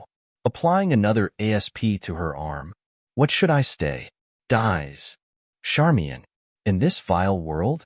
So, fare thee well. Now boast thee, death, in thy possession lies alas unparalleled, downy windows, close, and golden Phoebus never be beheld of eyes again so royal. Your crown's awry, I'll mend it and then play. Enter the guard rustling in. First guard, where's the queen? Charmian, speak softly, wake her not. First guard, Caesar hath sent. Charmian, too slow a messenger. Applies an asp. Oh, come apace, dispatch. I partly feel thee. First guard, approach. Ho, all's not well. Caesar's beguiled. Second guard, there's Dolabella sent from Caesar, call him. First guard, what work is here, Charmian? Is this well done? Charmian, it is well done, and fitting for a princess descended of so many royal kings. Ah, soldier. Charmian dies. Enter Dolabella. Dolabella, how goes it here? Second guard, all dead. Dolabella, Caesar, thy thoughts. Touch their effects in this thyself art, coming to see performed the dreaded act which thou so sought'st to hinder. Enter Caesar and all his train, marching. All, away there, away for Caesar. Dolabella, O sir, you are too sure an augurer, that you did fear is done. Caesar, bravest at the last. She leveled at our purposes and, being royal, took her own way, the manner of their deaths. I do not see them bleed. Dolabella, who was last with them? First guard, a simple countryman that brought her figs. This was his basket. Caesar, poison then. First guard, O Caesar, this Charmian lived but now. She stood and spake. I found her trimming up the diadem on her dead mistress. Tremblingly she stood, and on the sudden dropped. Caesar, O noble weakness! If they had swallowed poison, 'twould appear by external swelling. But she looks like sleep, as she would catch another Antony in her strong toil of grace. Dolabella, here on her breast, there is a vent of blood, and something blown. The like is on her arm. First guard, this is an aspic's trail, and these fig leaves have slime upon them, such as aspic leaves upon the caves of Nile. Caesar, most probable, that so she died. For her physician tells me she hath pursued conclusions infinite of easy ways to die, take up her bed, and bear her women from the monument. She shall be buried by her Antony. No grave upon the earth shall clip in it a pair so famous, high events as these strike those that make them.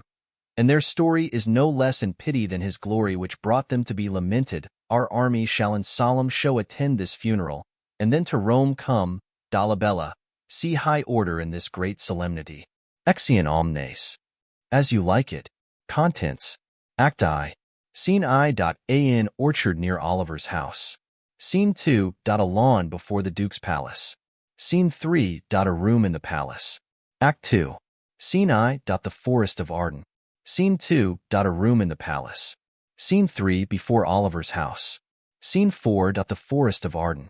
Scene V. Another part of the forest. Scene 6. Another part of the forest. Scene 7. Another part of the forest. Act 3. Scene I. A room in the palace. Scene 2. The forest of Arden. Scene 3. Another part of the forest. Scene 4. Another part of the forest before a cottage. Scene V. Another part of the forest. Act 4. Scene I. The forest of Arden.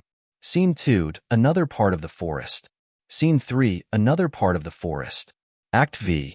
Scene I. The forest of Arden. Scene 2. Another part of the forest. Scene 3. Another part of the forest. Scene 4. Another part of the forest. Epilogue. Dramatis Personae.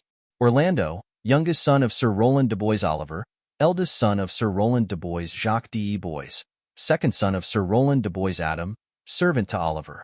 Dennis, servant to Oliver. Rosalind, daughter of Duke Senior Celia, daughter of Duke Frederick Touchstone, a clown. Duke Senior, Ferdinand, living in exile. Jacques, lord attending on the Duke Senior Amiens, lord attending on the Duke Senior. Duke Frederick, brother to the Duke, and usurper of his dominions Charles, his wrestler. Elie Beau, a courtier attending upon Frederick. Corin, shepherd. Silvius, shepherd. Phoebe, a shepherdess. Audrey, a country wench. William, a country fellow, in love with Audrey Sir Oliver Martext, a vicar. A person representing Hymen, lords belonging to the two dukes, pages, foresters, and other attendants. The scene lies first near Oliver's house, afterwards partly in the usurper's court, and partly in the forest of Arden. Act I. Scene I.A. Orchard near Oliver's house. Enter Orlando and Adam. Orlando. As I remember, Adam, it was upon this fashion bequeathed me by will but poor 1,000 crowns, and, as thou sayest, charged my brother on his blessing to breed me well. And there begins my sadness why brother Jacques he keeps at school, and report speaks goldenly of his profit for my part. He keeps me rustically at home, or, to speak more properly, stays me here at home unkept. For call you that keeping, for a gentleman of my birth, that differs not from the stalling of an ox?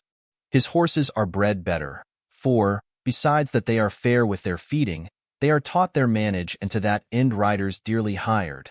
But I, his brother, gain nothing under him but growth, for the which his animals on his dunghills are as much bound to him as I'd up besides this nothing that he so plentifully gives me. The something that nature gave me his countenance seems to take from me. He lets me feed with his hinds, bars me the place of a brother, and as much as in him lies, minds. My gentility with my education, this is it, Adam, that grieves me, and the spirit of my father, which I think is within me, begins to mutiny against this servitude. I will no longer endure it, though yet I know no wise remedy how to avoid it. Enter Oliver. Adam. Yonder comes my master, your brother. Orlando. Go apart, Adam, and thou shalt hear how he will shake me up. Adam retires. Oliver. Now, sir, what make you here? Orlando. Nothing, that I am not taught to make anything. Oliver. What were you then, sir? Orlando. Marry, sir, I am helping you to mar that which God made. A poor unworthy brother of yours, with idleness. Oliver. Marry, sir, be better employed, and be not a while. Orlando. Shall I keep your hogs, and eat husks with them? What prodigal portion have I spent, that I should come to such penury? Oliver. Know you where you are, sir? Orlando. Oh, sir, very well, here in your orchard. Oliver. Know you before whom, sir? Orlando. I, better than him I am before knows me. I know you are my eldest brother, and in the gentle condition of blood you should so know me. The courtesy of nations allows you my better in that you are the firstborn. But the same tradition takes not away my blood. Were there 20 brothers betwixt us, I have as much of my father in me as you, albeit I confess your coming before me is nearer to his reverence. Oliver. What boy? Orlando. Come, come, elder brother, you are too young in this. Oliver. Wilt thou lay hands on me, villain? Orlando. I am no villain, I am the youngest son of Sir Rowland de Boys. He was my father, and he is thrice a villain that says such a father begot villains. Wert thou not my brother, I would not take this hand from thy throat till this other had pulled out thy tongue for saying so. Thou hast railed on thyself. Adam. Coming forward. Sweet masters, be patient, for your father's remembrance, be at accord. Oliver. Let me go, I say. Orlando. I will not till I please. You shall hear me. My father charged you in his will to give me good education. You have trained me like a peasant, obscuring and hiding from me all gentlemanlike qualities. The spirit of my father grows strong in me, and I will no longer endure it. Therefore allow me such exercises as may become a gentleman, or give me the poor allottery my father left me by testament. With that I will go by my fortunes. Oliver. And what wilt thou do? Beg when that is spent? Well, sir, get you in that I will not long be troubled with you. You shall have some part of your will. I pray you leave me. Orlando. I no further offend you than becomes me for my good. Oliver. Get you with him, you old dog. Adam. Is old dog my reward? Most true. I have lost my teeth in your service. God be with my old master. He would not have spoke such a word. Exeunt Orlando and Adam. Oliver. Is it even so? Begin you to grow upon me? I will physic your rankness, and yet give no 1,000 crowns neither. Holla. Dennis. Enter Dennis. Dennis. Calls your worship? Oliver. Was not Charles, the Duke's wrestler, here to speak with me? Dennis. So please you. He is here at the door and importunes access to you. Oliver. Call him in. Exit Dennis. 'Twill be a good way, and tomorrow the wrestling is. Enter Charles. Charles. Good morrow to your worship. Oliver. Good Monsieur Charles. What's the new news at the new court? Charles. There's no news at the court, sir, but the old news, that is, the old Duke is banished by his younger brother the new Duke, and 3 or 4 loving lords have put themselves into voluntary exile with him, whose lands and revenues enrich the new Duke. Therefore he gives them good leave to wander. Oliver. Can you tell if Rosalind, the Duke's daughter, be banished with her father? Charles. Oh, no. For the Duke's daughter, her cousin, so loves her, being ever from their cradles bred together, that she would have followed her exile or have died to stay behind her. She is at the court and no less beloved of her uncle than his own daughter, and never 2 ladies loved as they do. Oliver. Where will the old Duke live? Charles. They say he is already in the forest of Arden, and a many merry men with him. And there they live like the old Robin Hood of England. They say many young gentlemen flock to him every day and fleet the time carelessly, as they did in the golden world. Oliver. What? You wrestle tomorrow before the new Duke? Charles. Marry, do I, sir, and I came to acquaint you with a matter I am given, sir, secretly to understand that your younger brother Orlando hath a disposition to come in disguised against me to try a fall. Tomorrow, sir, I wrestle for my credit, and he that escapes me without some broken limb shall acquit him well.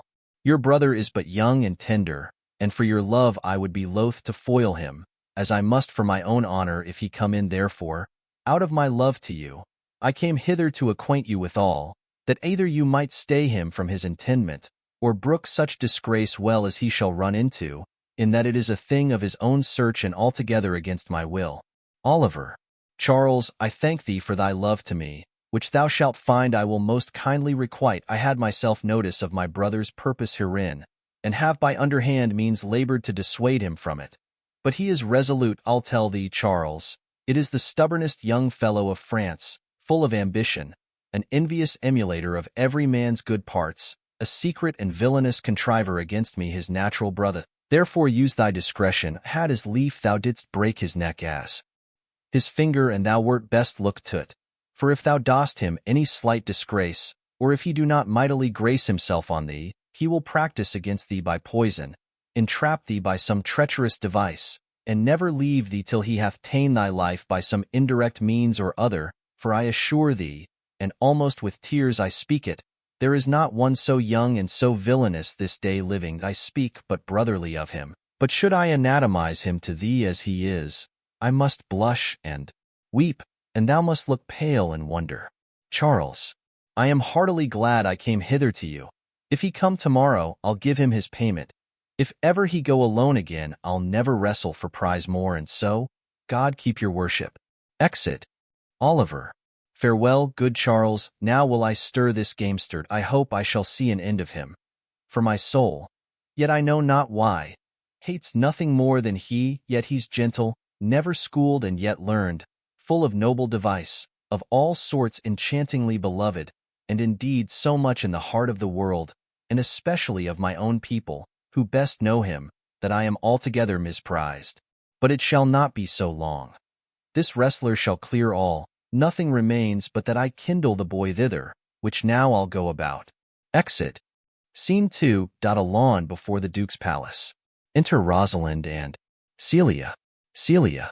I pray thee, Rosalind, sweet my coz, be merry. Rosalind. Dear Celia, I show more mirth than I am mistress of, and would you yet I were merrier? Unless you could teach me to forget a banished father, you must not learn me how to remember any extraordinary pleasure. Celia. Herein I see thou lovest me not with the full weight that I love thee. If my uncle, thy banished father, had banished thy uncle, the Duke my father, so thou hadst been still with me, I could have taught my love to take thy father for mine. The wouldst thou, if the truth of thy love to me were so righteously tempered as mine is to thee. Rosalind. Well, I will forget the condition of my estate to rejoice in yours. Celia. You know my father hath no child but I, nor none is like to have, and truly, when he dies thou shalt be his heir, for what he hath taken away from thy father perforce, I will render thee again in affection. Be why mine honor I will. And when I break that oath, let me turn monster therefore. My sweet Rose, my dear Rose, be merry. Rosalind. From henceforth I will, coz, and devise sports. Let me see. What think you of falling in love? Celia. Marry, I prithee do, to make sport withal. But love no man in good earnest, nor no further in sport, neither than with safety of a pure blush thou mayst in honor come off again. Rosalind. What shall be our sport then? Celia. Let us sit and mock the good housewife Fortune from her wheel, that her gifts may henceforth be bestowed equally. Rosalind. I would we could do so, for her benefits are mightily misplaced, and the bountiful blind woman doth most mistake in her gifts to women. Celia. 'Tis true, for those that she makes fair she scarce makes honest, and those that she makes honest she makes very ill-favoredly. Rosalind.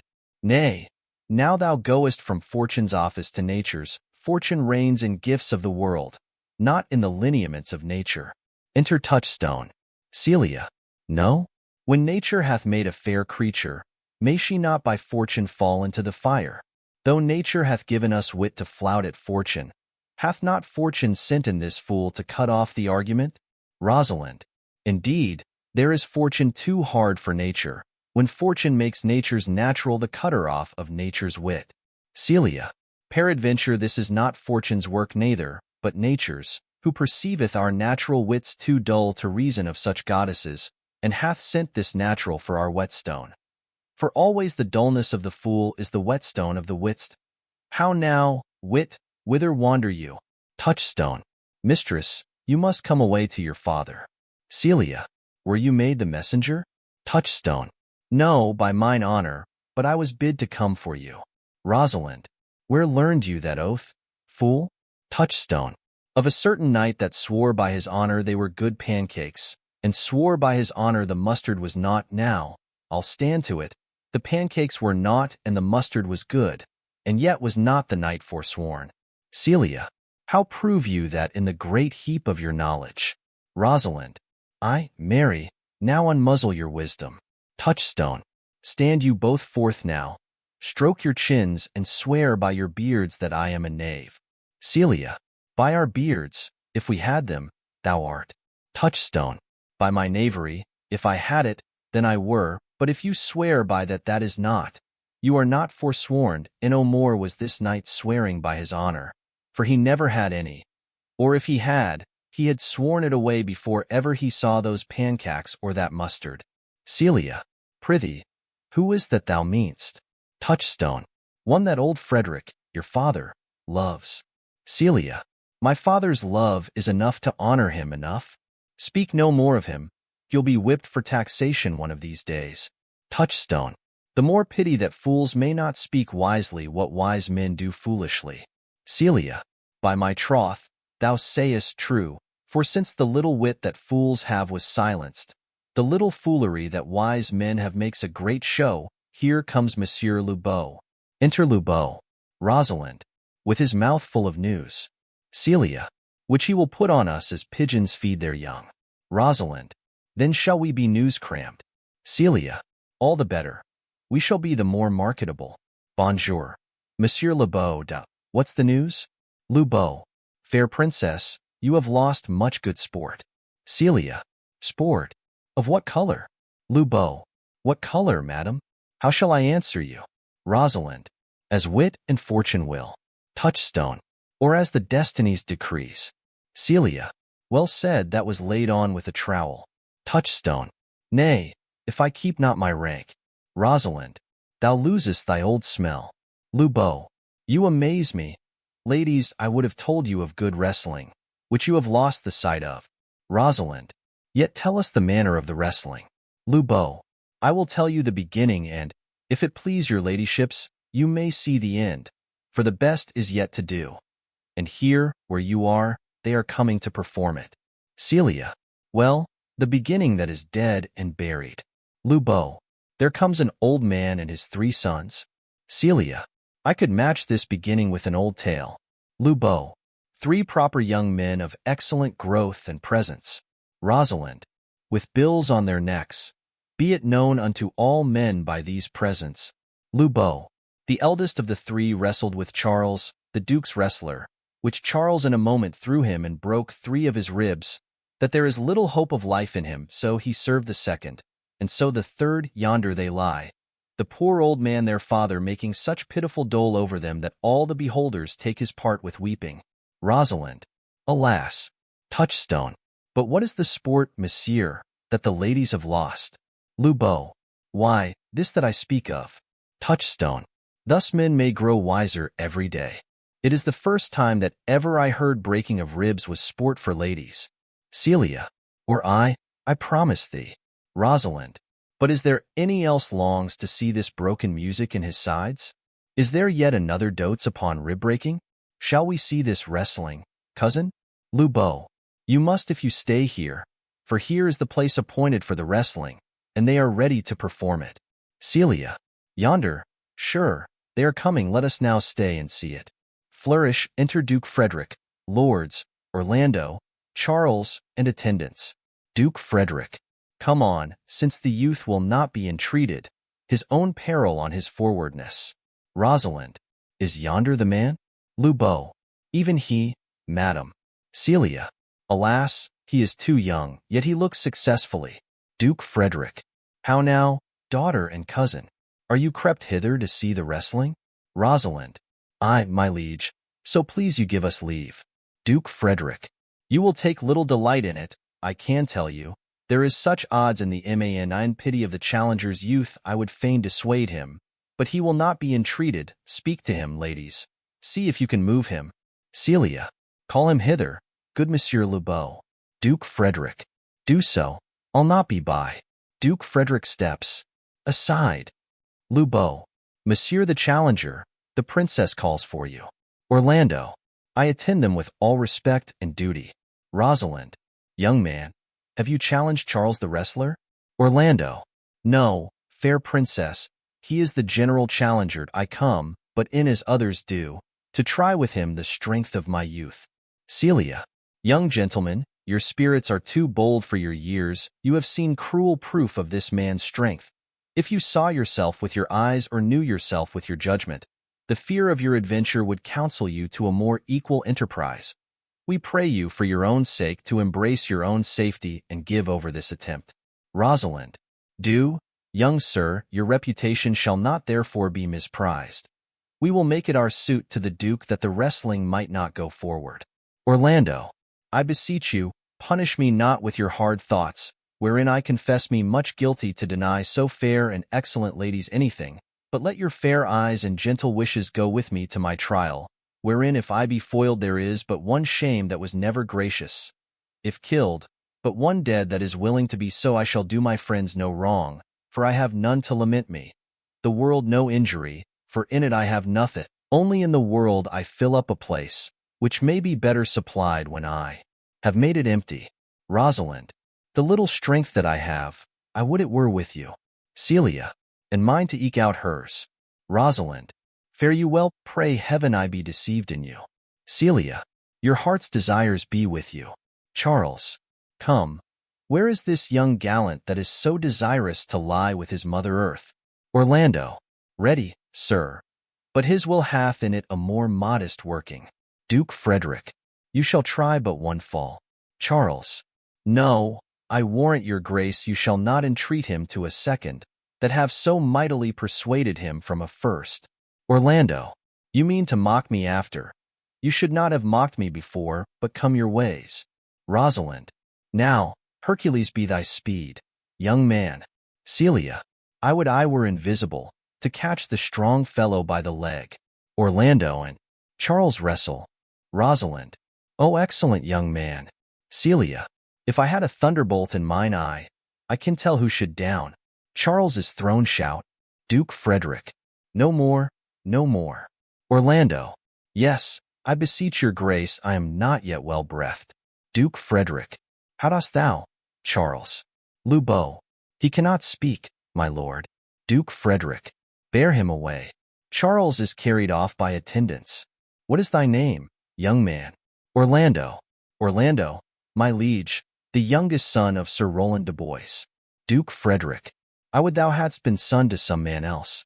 The world esteemed thy father honorable, but I did find him still mine enemy. Thou shouldst have better pleased me with this deed hadst thou descended from another house.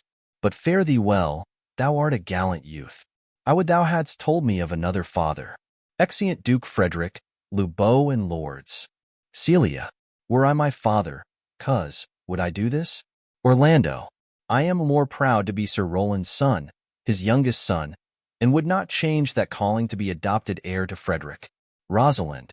My father loved Sir Roland as his soul, and all the world was of my father's mind. Had I before known this young man his son, I should have given him tears unto entreaties ere he should thus have ventured. Celia. Gentle cousin, let us go thank him and encourage him. My father's rough and envious disposition sticks me at heart. Sir, you have well deserved. If you do keep your promises and love but justly, as you have exceeded promise, your mistress shall be happy. Rosalind. Gentlemen, giving him a chain from her neck. Wear this for me, one out of suits with fortune. That could give more, but that her hand lacks means. Shall we go, cuz? Celia. I dot. Fare you well, fair gentleman. Orlando. Can I not say, I thank you? My better parts are all thrown down, and that which here stands up is but a Quinton, a mere lifeless block. Rosalind. He calls us back, Diam, why pride fell with my fortunes. I'll ask him what he would dot. Did you call, sir? Sir, you have wrestled well and overthrown more than your enemies. Celia. Will you go, cuz? Rosalind. Have with you dot. Fare you well. Exeunt Rosalind and Celia. Orlando. What passion hangs these weights upon my tongue? I cannot speak to her, yet she urged conference. O poor Orlando, thou art overthrown. Or Charles, or something weaker masters thee. Enter Lubo. Lubo. Good sir, I do in friendship counsel you to leave this place, albeit you have deserved high commendation, true applause, and love.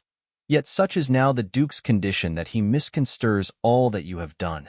The Duke is humorous. What he is indeed more suits you to conceive than I to speak of. Orlando. I thank you, sir, and pray you tell me this. Which of the two was daughter of the Duke that here was at the wrestling?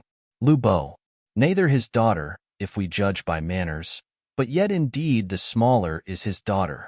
The other is daughter to the banished Duke, and here detained by her usurping uncle to keep his daughter company, whose loves are dearer than the natural bond of sisters. But I can tell you that of late this Duke hath ta'en displeasure gainst his gentle niece, grounded upon no other argument, but that the people praise her for her virtues and pity her for her good father's sake. And on my life, his malice gainst the lady will suddenly break forth, sir, fare you well. Hereafter, in a better world than this, I shall desire more love and knowledge of you. Orlando. I rest much bounden to you. Fare you well. Exit Lubo. Thus must I from the smoke into the smother, from tyrant Duke unto a tyrant brother. But heavenly Rosalind. Exit. Scene 3. A room in the palace. Enter Celia and Rosalind. Celia. Why, cousin, why, Rosalind? Cupid have mercy. Not a word? Rosalind. Not one to throw at a dog. Celia. No, thy words are too precious to be cast away upon curs. Throw some of them at me, come. Lame me with reasons. Rosalind. Then there were two cousins laid up, when the one should be lamed with reasons and the other mad without any. Celia. But is all this for your father? Rosalind. No, some of it is for my child's father. Oh, how full of briars is this working-day world. Celia. They are but burrs, cousin, thrown upon thee in holiday foolery. If we walk not in the trodden paths, our very petticoats will catch them. Rosalind. I could shake them off my coat. These burrs are in my heart. Celia. Hem them away. Rosalind. I would try, if I could cry him and have him. Celia. Come, come, wrestle with thy affections. Rosalind. Oh, they take the part of a better wrestler than myself. Celia. Oh, a good wish upon you. You will try in time, in despite of a fall, but turning these jests out of service, let us talk in good earnest. Is it possible on such a sudden you should fall into so strong a liking with old Sir Rowland's youngest son? Rosalind. The Duke my father loved his father dearly. Celia. Doth it therefore ensue that you should love his son dearly? By this kind of chase I should hate him, for my father hated his father dearly. Yet I hate not Orlando. Rosalind. No, faith, hate him not, for my sake. Celia. Why should I not? Doth he not deserve well? Enter Duke Frederick with lords. Rosalind. Let me love him for that, and do you love him because I do not? Look, here comes the Duke. Celia. With his eyes full of anger. Duke Frederick. Mistress, dispatch you with your safest haste, and get you from our court. Rosalind. Me, uncle? Duke Frederick. You, cousin. Within these 10 days, if that thou beest found so near our public court as 20 miles, thou deest for it. Rosalind. I do beseech your grace. Let me the knowledge of my fault bear with me. If with myself I hold intelligence, or have acquaintance with mine own desires, if that I do not dream, or be not frantic, as I do trust one am not, then, dear uncle, never so much as in a thought unborn did I offend your highness. Duke Frederick. Thus do all traitors. If their purgation did consist in words, they are as innocent as grace itself. Let it suffice thee that I trust thee not. Rosalind. Yet your mistrust cannot make me a traitor. Tell me whereon the likelihood depends. Duke Frederick. Thou art thy father's daughter, there's enough. Rosalind. So was I when your highness took his dukedom. So was I when your highness banished him. Treason is not inherited, my lord. Or, if we did derive it from our friends, what's that to me? My father was no traitor. Then, good my liege, mistake me not so much. To think my poverty is treacherous. Celia.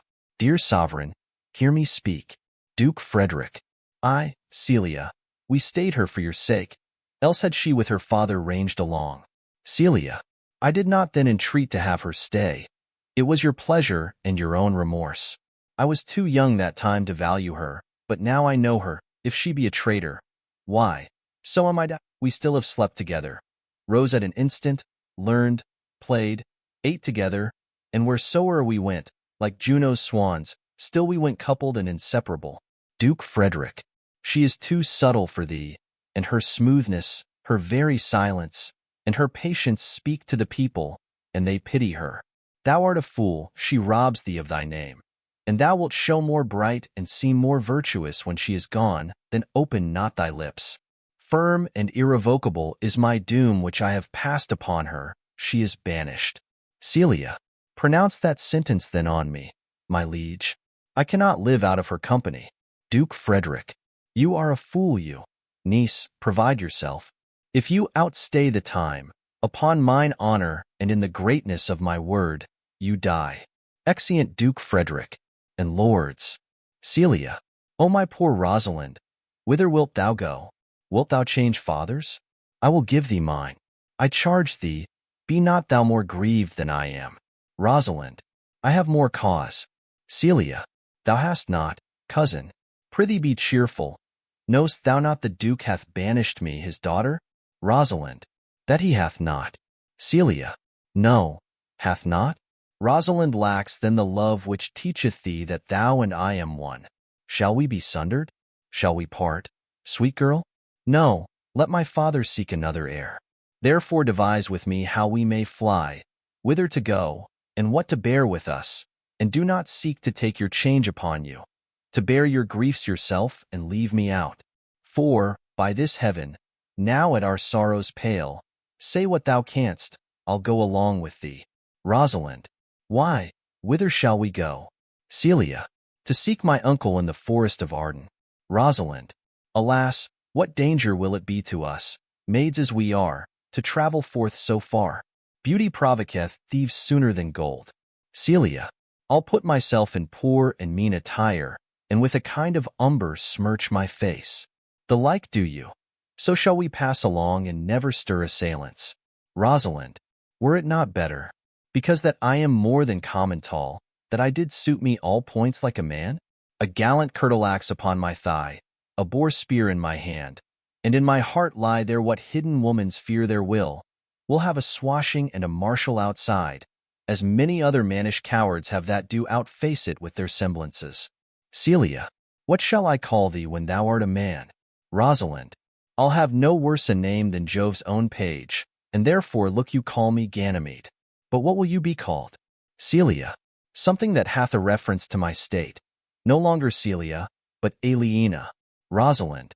But, cousin, what if we essayed to steal the clownish fool out of your father's court? Would he not be a comfort to our travel? Celia. He'll go along o'er the wide world with me. Leave me alone to woo him. Let's away, and get our jewels and our wealth together. Devise the fittest time and safest way to hide us from pursuit that will be made after my flight. Now go we in content to liberty, and not to banishment. Exeunt. Act 2. Scene I. The forest of Arden. Enter Duke Senior, Amiens, and 2 or 3 lords, dressed as foresters. Duke Senior. Now, my co-mates and brothers in exile, hath not old custom made this life more sweet than that of painted pomp? Are not these woods more free from peril than the envious court?